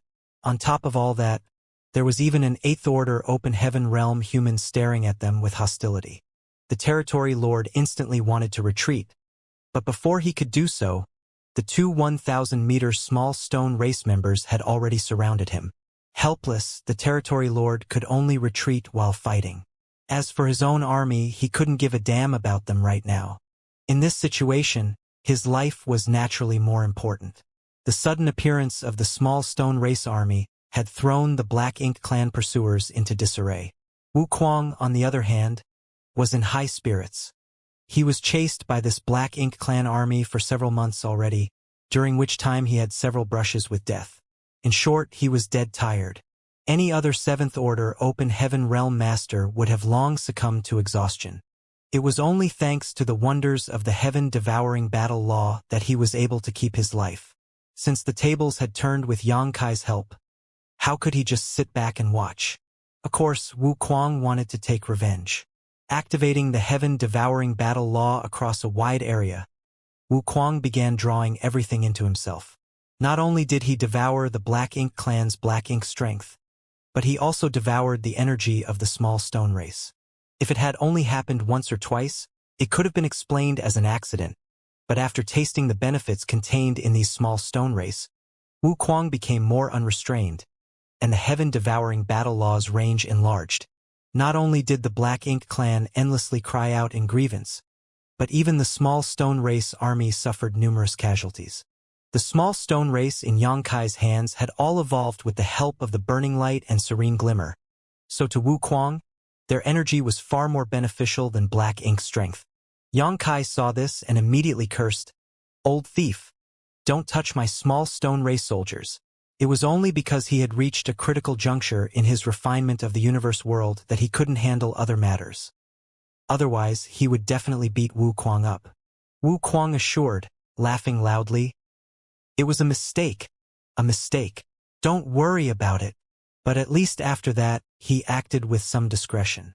Yang Kai quickly concentrated on refining the universe world, and half a day later, he stretched out his hand and made a scooping gesture in the void, as if he was trying to pluck the moon's reflection from a lake. The next moment, the universe world disappeared and a world bead appeared in his hand. Having finished, Yang Kai arrived in front of the territory lord who was being attacked by the two 1,000-meter small stone race members in a flash. Not even using his azure dragon spear, he just unleashed a simple punch. However, this one punch made the territory lord's chest cave in as he spurted a mouthful of blood. The territory lord was already struggling under the two-pronged attacks of the two small stone race giants. So how could he resist Yang Kai's sudden attack? It wasn't that he didn't want to escape, but the 1,000-meter tall small stone race members' attacks were too strong and fearsome, giving him no room for escape. The Black Ink clan army under him had suffered continuous casualties at the hands of the small stone race, dropping to around 30,000 in total from an original 100,000. Now, with the Eighth Order Master joining in, he knew that his death had come. Driven into desperation, the territory lord became ruthless. His Black Ink strength started madly surging, making it look like he was prepared to die as long as he could drag them down with him. Be that as it may, how could Yang Kai allow him to do as he wished? Utilizing numerous Dao strengths, one after another, Yang Kai beat the territory lord dizzy. Coupled with the cooperation of the two small stone race masters, the territory lord was completely powerless to do anything. In the time it takes to boil a cup of tea, the territory lord was blown to pieces by Yang Kai's fists, spurting black blood everywhere. Wuquang, who saw everything from a distance, had his brow twitching visibly. When Yang Kai had scoffed at it being just a territory lord, he thought that this brat had become a braggart. Even if Yang Kai was an Eighth Order Open Heaven Realm Master, he would have had his hands full against a territory lord. By the looks of it, this brat's strength was simply abnormal. Although he was assisted by two small stone race members, Yang Kai's strength was the key. Wuquang was still secretly absorbing some of the small stone race members' energy, but after witnessing Yang Kai's strength, he didn't dare act presumptuously anymore, lest he be beaten black and blue. He was someone who had been famous for tens of thousands of years before Yang Kai was born, so being taught a lesson by a junior like him would have made him lose all face. Without the support of the territory lord, the remaining Black Ink clan army found it even harder to resist the encirclement of the small stone race army. Yang Kai did not make any further moves, whereas the two 1,000-meter tall small stone race members fought their way into the encirclement, wiping out all of the Black Ink clan soldiers in less than half an hour. Only then did Yang Kai activate the Great Sun Mark and collect this Great Sun Small Stone Race army to prevent them from running about. After having dealt with this, Yang Kai turned to Wu Kuang and asked, "Why are you here?" When he was in the Shattered Heaven, Yang Kai had asked a pair of Heavenly River Palace disciples about Wu Kuang's whereabouts, but they could only tell him the latter had disappeared some years ago. The Shattered Heaven Masters should have already been evacuated back to the star boundary. However, Yang Kai hadn't expected to encounter Wu Kuang here either. Wu Kuang casually replied, "After the human race army in the barren territory retreated, this king decided to wander off alone. As far as others were concerned, retreating to the star boundary with the army was the safest option. But to Wu Kuang, this was a good opportunity to apply his talents. When he was in the Shattered Heaven, he had still restrained himself a little. After all, the heaven-devouring battle law was not a glorious cultivation technique. If some master from one of the cave heavens or paradises decided to exterminate evil and uphold righteousness, they might just kill him. Even when he was extra careful, Wu Kuang still managed to provoke Withering Flame Divine Monarch and was hunted all the way to the Shattered Ruins. By some chance and coincidence, he entered the Divine Spirit Ancestral Land and then followed a group of Divine Spirits to the Barren Territory battlefield. When he arrived at the Barren Territory battlefield, Wu Kuang finally let himself loose. There, no one would care what kind of cultivation method one used. So long as one could kill the Black Ink clan, they would be comrades. On the Barren Territory battlefield, Wu Kuang had obtained quite a harvest and his cultivation had also risen rapidly. Unfortunately, the good days didn't last long. The Black Ink clan broke through the boundary wall leading to Wind Mist territory, forcing the human race army to retreat. Wu Kuang couldn't be bothered to move with the others, so he found an excuse to leave. When he was fighting together with the other humans, Wu Kuang always had to worry about accidentally injuring his allies, but now that he was alone and surrounded by enemies, he had completely let himself go. Not only did he devour many Black Ink clansmen, he even dared to devour the energy from universe worlds occupied by the Black Ink clan. Along the way, his cultivation rose at an astonishing pace, but this also provoked the Black Ink clan who started pursuing him. Wu Kuang would really have been in danger if he hadn't met Yang Kai here today. It was also because of this encounter that Wu Kuang faintly felt that his strength was still too low. Although the Black Ink clan could no longer deploy royal lords to the battlefield, they still had plenty of territory lords. As a 7th Order Open Heaven Realm Master, Wu Kuang was still a little lacking when facing a territory lord. Only after advancing to the 8th Order Open Heaven Realm could he truly act without restraint. Unfortunately, even with the heaven-devouring battle law, it was not easy to break through to the 8th Order. The fact that Yang Kai was already an 8th Order Master made him quite envious. How could Yang Kai have known what Wu Kuang had gone through all these years? He only thought that Wu Kuang had been hiding in the Shattered Heaven all this while, so he was extremely surprised when he heard all about Wu Kuang's experience. "You went to the Barren Territory battlefield?" Wu Kuang proudly declared. "This king has obtained outstanding military merits. I'm also famous in your great evolution army." Seeing his smug look, Yang Kai found it funny and proposed, waving off, "Let's talk later. Come with me." Yang Kai had many things he wanted to ask Wu Kuang, and he also needed Wu Kuang's cooperation in a plan he had in mind. But he did not forget there were still many intact universe worlds waiting for him to refine. Having said that, he reached out to grab Wu Kuang. Wu Kuang hesitated a little, but chose to go along with him. Since the day he became famous, he had become the target of everyone's hatred. He had long developed a lone wolf persona, but if there was anyone in this world he was willing to believe, then it would probably be Yang Kai. In the past, it was Yang Kai who secretly brought him to the Shattered Heaven. Otherwise, he would have remained hidden in the new Great Territory all this time. After all, Myriad Demon's heavens pay when Xian had died at his hands. Space principles started fluctuating and Wu Kuang felt as if the entire world had flipped upside down.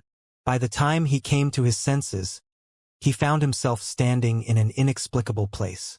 Yang Kai ordered, "You stay here and recuperate. I'll talk to you later." Yang Kai turned around and vanished in the blink of an eye. Wu Kuang didn't find this strange at all. Yang Kai was proficient in the Tao of space, and now that his cultivation was an order higher than Wu Kuang's, It was indeed difficult for Wu Kuang to catch his movements. Wu Kuang started looking around and soon had his attention focused on a huge, towering tree in front of him. The tree seemed to be ailed by some kind of illness as it looked sickly and most of its fruits were even rotten. Wu Kuang furrowed his brow as he kept staring at the tree. He vaguely found the towering tree a little familiar, as if he had seen it somewhere before. Oddly enough, he even got the feeling that there was some kind of bad blood between them. In another place, Xianxia once again arrived outside a completely intact universe world, and this time the refining process was quite smooth. After refining that universe world into a world bead, Xianxia returned to the great ancient ruins boundary and saw Wu Kuang sitting cross-legged in front of the world tree, staring at it. He didn't pay the sight any heed and continued using the world tree as a transit point to head towards the next universe world. After several more trips, he finally finished refining all of the still intact universe worlds. When Xianxia returned to the great ancient ruins boundary for the last time, he was beside himself in shock at the sight before him. The towering world tree was nowhere to be seen, while Wu Kuang was hugging the lower half of a short, stubby old man. By the looks of it, he was pestering the old man, begging for something. The dense and thick hair on the old man's head looked like branches, and countless fruits were growing on them. The old man's lower body did not have any legs either and was instead something weird that looked like it was composed of countless roots. Although Xianxia had never seen this old man before, he could tell that he was the world tree at a glance. After all, the branches on his head and the roots on his lower body were too obvious. What surprised him was that the world tree could actually transform into such an appearance, something he had never seen before. The old man was also holding a walking stick in his hand and looked completely incensed as he beat Wu Kuang's head with it. Wu Kuang appeared to be in quite a sorry state, bleeding from his head with red liquid pouring down his face. Even so, Wu Kuang was still tightly holding onto the old man's lower body, refusing to let go. Xianxia could even sense him using the heaven-devouring battle law. Wu Kuang was pleasantly surprised after seeing Xianxia appear, and shouted, "Yang boy, this is the world tree. Quickly help me refine it." It had taken him a long time to recognize that this was the legendary world tree. But once he had, how could Wu Kuang resist the temptation of such a precious treasure? Over the past few years, he did not even let off black ink strength, so Wu Kuang immediately expressed his desire to refine the world tree with practical actions. If he really succeeded in refining it, he would definitely be able to reach the heavens in a single bound. At that time, not to mention territory lords, he would be able to devour even royal lords with ease. Had he still been able to use his 7th order open heaven realm cultivation, he wouldn't be in such a sorry state, but this was the great ancient ruins boundary where no matter what one's order was, it was difficult for him or her to mobilize the world force of their small universe. At most, one could only display the strength of the Emperor Realm. A mere Emperor Realm master couldn't do anything against the world tree. The old tree kept bashing Wu Kuang's head with the walking stick to the point that Wu Kuang had started to feel dizzy. Be that as it may, Wu Kuang held on, seemingly willing to die for his great cause. The roots of the old tree's lower body also kept lashing him like thousands of whips, tearing his skin and flesh. While they were entangled with each other, Xianxia walked over. Old Tree immediately voiced his grievance. "Boy, why did you bring someone like him here?" The old tree was not just angry, he was also exasperated and even a little frightened, for this was actually not the first time something like this had happened. He had faced a similar situation a very long time ago. At that time, when that fellow named Shi saw him, he had also acted in such a manner, clamoring to refine him, making him panicked. What's more, at that time, the secret art Shi had used was exactly the same as the one in front of him was using. The old tree immediately understood that the fellow in front of him was definitely connected to Shi somehow. Otherwise, how could he come to possess the same secret art? Xianxia was also rendered speechless by the scene before him. He quickly stepped forward and grabbed Wu Kuang by the neck, lifting him up with a little force. Having escaped from Wu Kuang, the old tree quickly hid far away and breathed a sigh of relief. Wu Kuang, who was being held by Xianxia, turned to the latter before stoically and indifferently stating, "This king is still your senior. Is this how you treat me? Put me down." Apparently, he was more ashamed of being held like this than anything else. Yang Kai put him down and warned him in a distressed voice, "Stop messing around." Wu Kuang adjusted his clothes as if nothing had happened, but the bruises and bloodstains on his face made him look miserable still. "Why aren't you restricted by this place?" Wu Kuang asked curiously. His cultivation had been suppressed to the Emperor realm, but clearly Yang Kai had not been suppressed and was still able to display the strength of the Eighth Order Open Heaven realm. Otherwise, it would have been impossible for him to pick him up like a chicken. Yang Kai explained, "I have refined many universe worlds and obtained the old tree's approval, so naturally I am not restricted here." Wu Kuang was absorbed in his thoughts after this revelation. Yang Kai then looked at the old tree and asked, clicking his tongue in surprise, "You can even take human form? Since you could assume human form, what was the point of shaking your trunk to communicate with me?" The old tree replied, "This old master has lived for so long. It would be stranger if I was not able to transform like this. Anyways, why did you bring him here?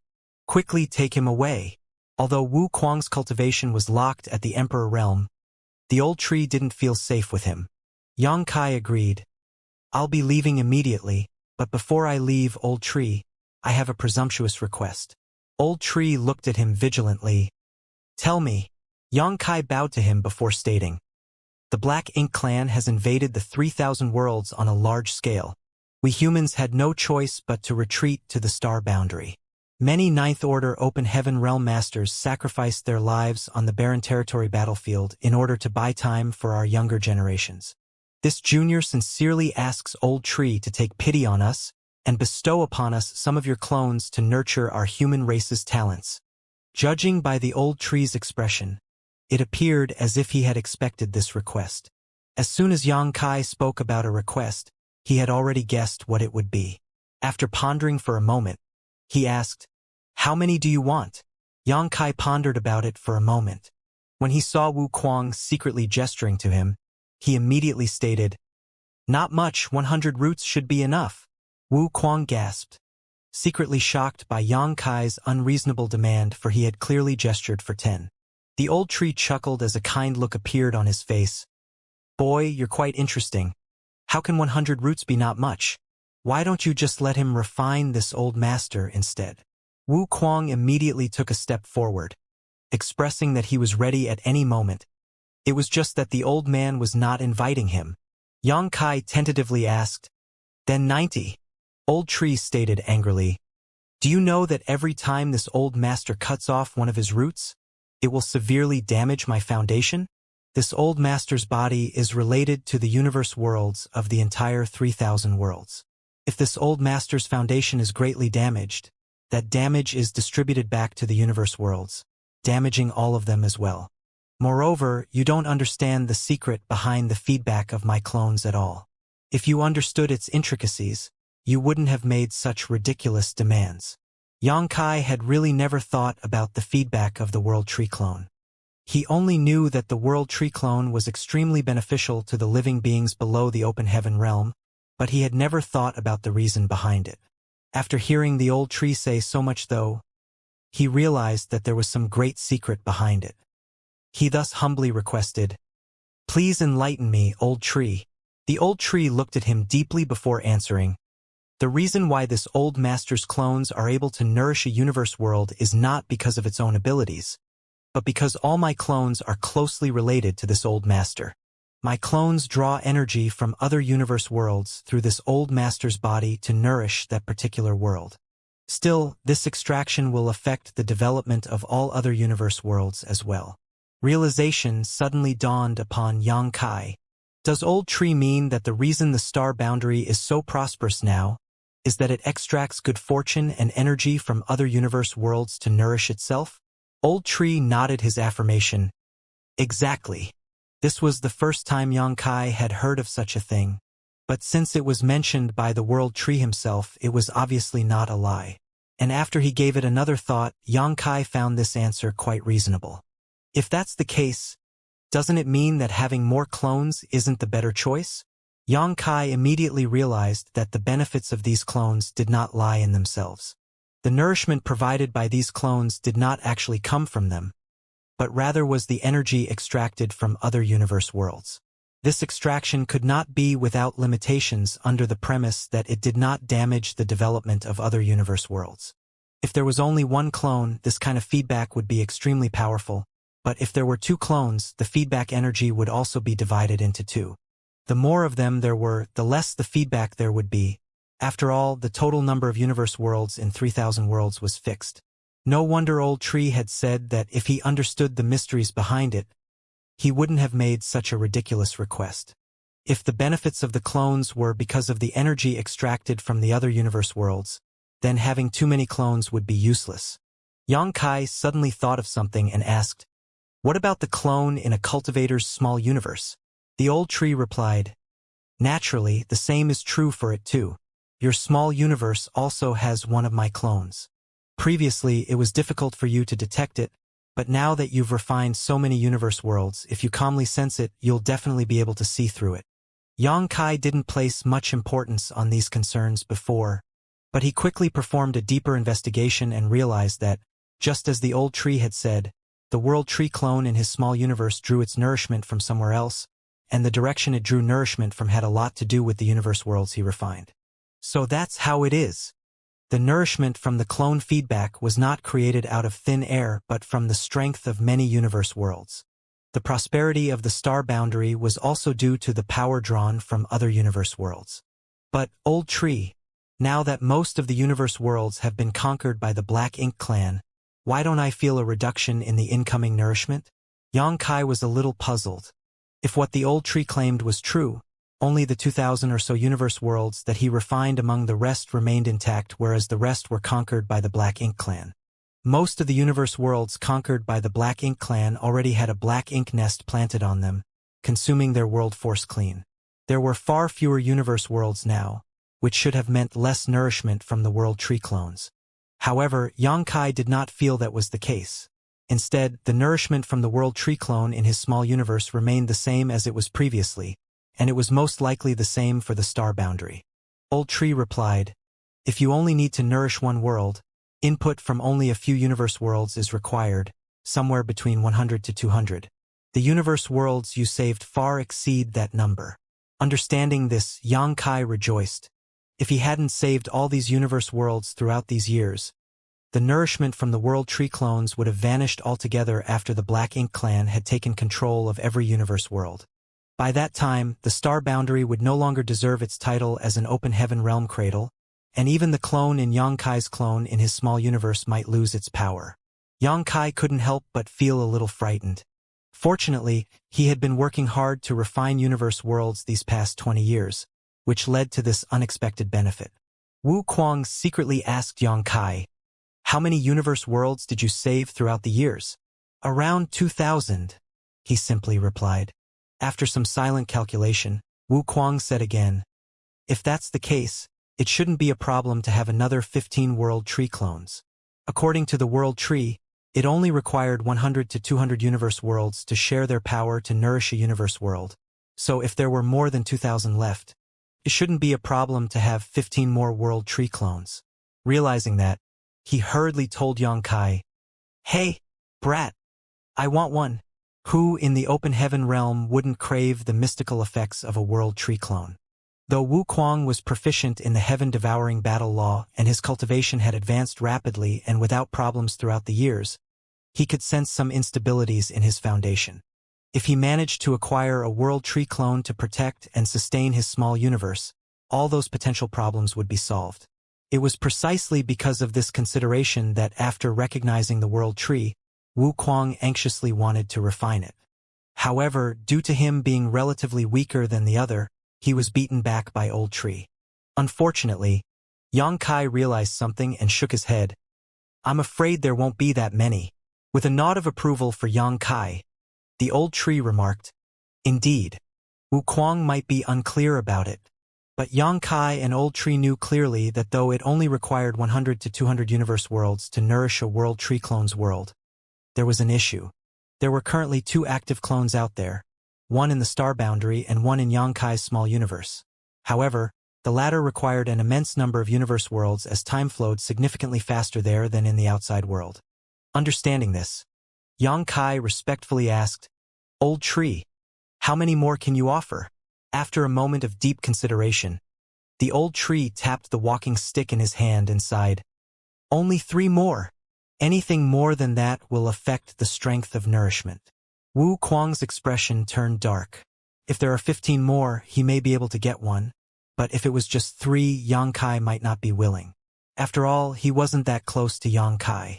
Without trying to negotiate, as he knew it would be pointless, Xianxia bowed and said while cupping his fist, "Old tree, please give me 3 of your clones." The continuance of the world tree was linked to the survival of 3,000 worlds, so Xianxia believed that at times like this, old tree would not be stingy. 3 world tree clones was likely the maximum he could offer. The old tree gave a light nod, and the numerous roots on its lower body squirmed. 3 of them eventually broke off and sprouted into 3 tiny saplings.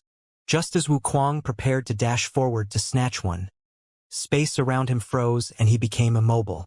He knew clearly that it was Xianxia's doing. This brat who manipulated space principles was stopping him, causing him to squirm and glare at Xianxia. Xianxia naturally ignored him. After carefully putting the 3 clones into his small universe, he thanked the old tree. The old tree waved his hand. "This old man can only do so much. The future of the 3,000 worlds is in the hands of you humans. If you win, I can continue to live. Otherwise, I will inevitably perish as well. Old tree may rest assured. The human race will not be defeated. However, Junior may come visit you somewhat frequently in the future," stated Xianxia immediately. Now that he could use the world tree as a transit point to travel around the Great Territories, he would undoubtedly arrive here frequently in the future. However, this method of travel had its limitations. After using the world tree to travel back and forth many times, Xianxia realized that, though this approach enabled him to connect to the world tree at any moment and arrive at the Grand Ancient Ruins boundary, he had to connect to a universe world of a particular great territory if he wished to travel from the Grand Ancient Ruins boundary to that great territory, as he needed to make use its world will. The reason he could travel across almost every great territory currently was even though most of the universe worlds were occupied by the Black Ink clan, the universe world's wills had yet to completely vanish. As long as the universe worlds still had some semblance of will, it indicated that the world tree was still linked to it. But after some time, it would become difficult for Xianxia to do this. Even right now, he couldn't go to the Black Ink battlefield because the universe worlds on the Black Ink battlefield had been dead for many, many years, with their wills all having been destroyed long ago.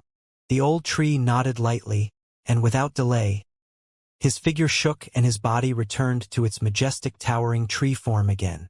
Most of the fruits on the tree were sick and rotting, a worrying sight. "By the way, old tree, this junior wants to bring out all the divine spirits here since they have strong combat abilities." Xianxia made such a request. There were no other sentient living beings in the Grand Ancient Ruins boundary except for the divine spirits. These divine spirits' strength were restricted by the Grand Ancient Ruins boundary as well, so they weren't very powerful. Even once they departed from here, it would take many years before they completely familiarized themselves with the outside world's principles and slowly restored their true strength. This was the case with Zhu Jiuyin back then. She had power equivalent to an 8th Order Open Heaven Realm Master, yet when she first left the Grand Ancient Ruins boundary, she could at most display power similar to a 7th Order Master. After that, it took decades to slowly return to her peak. There were quite a number of divine spirits in the Grand Ancient Ruins boundary, with Xianxia having seen dozens of them back when he first came here. There were also a number who he had not met. Every single divine spirit here was like another high-rank Open Heaven Realm Master, so bringing them along would be of great help now that the human race was in a vulnerable state. Additionally, these divine spirits had always wanted to escape from the Grand Ancient Ruins boundary, so Xianxia thought that they would also be willing to leave with him. Old Tree replied, "If you wish, this old master has no objection, but do keep in mind that the ancestors of these divine spirits have histories of wicked deeds that put the 3,000 worlds in jeopardy. The current generation is innocent of those crimes, but you should be careful." Xianxia now understood why there were so many divine spirits gathered here. It was because these divine spirits' ancestors had done something to threaten the stability of the 3,000 worlds. Therefore, the old tree imprisoned them here. However, he was not a merciless jailer and gave a chance for these divine spirits to escape this prison. Each time the grand ancient ruins boundary opened, the divine spirits could select a bearer from among the humans that were swept inside to engage in the spirit-seizing war, and the bearer that won would be able to leave the grand ancient ruins boundary with the divine spirit that chose them. Back then, Zhu Jiuyin had chosen Yang Kai. Otherwise, she would not have been able to escape the grand ancient ruins boundary. To the human race, the grand ancient ruins boundary was a sealed world that they yearned to enter, but to the native divine spirits, it was a prison. Many divine spirits never got the chance to leave this place and simply passed away here. After all, the opening of the grand ancient ruins boundary was too rare. This junior will tame them well. Saying so, he flashed and disappeared into thin air. Wu Kuang, who was still left frozen in place, cursed Yang Kai furiously. The next moment, a branch from the old tree flicked over and knocked Wu Kuang to the ground, causing the latter to explode in rage. He had never suffered such humiliation in his entire life of cultivation, not even in the brutal battle with other great emperors in the Shattered Star Sea. In a certain mountain valley, a divine spirit resembling an ox with a height of about 3,000 meters was sleeping soundly. It looked exactly like a mountain as it lay there, with white smoke puffing from its nostrils as it snored. In the grand ancient ruins boundary, the divine spirits remained essentially inactive because there were no other sentient beings besides them on usual days. It was not until the opening of the grand ancient ruins boundary that humans would flood in, making the atmosphere slightly livelier. While this divine spirit was sleeping soundly, a voice sounded next to his ears.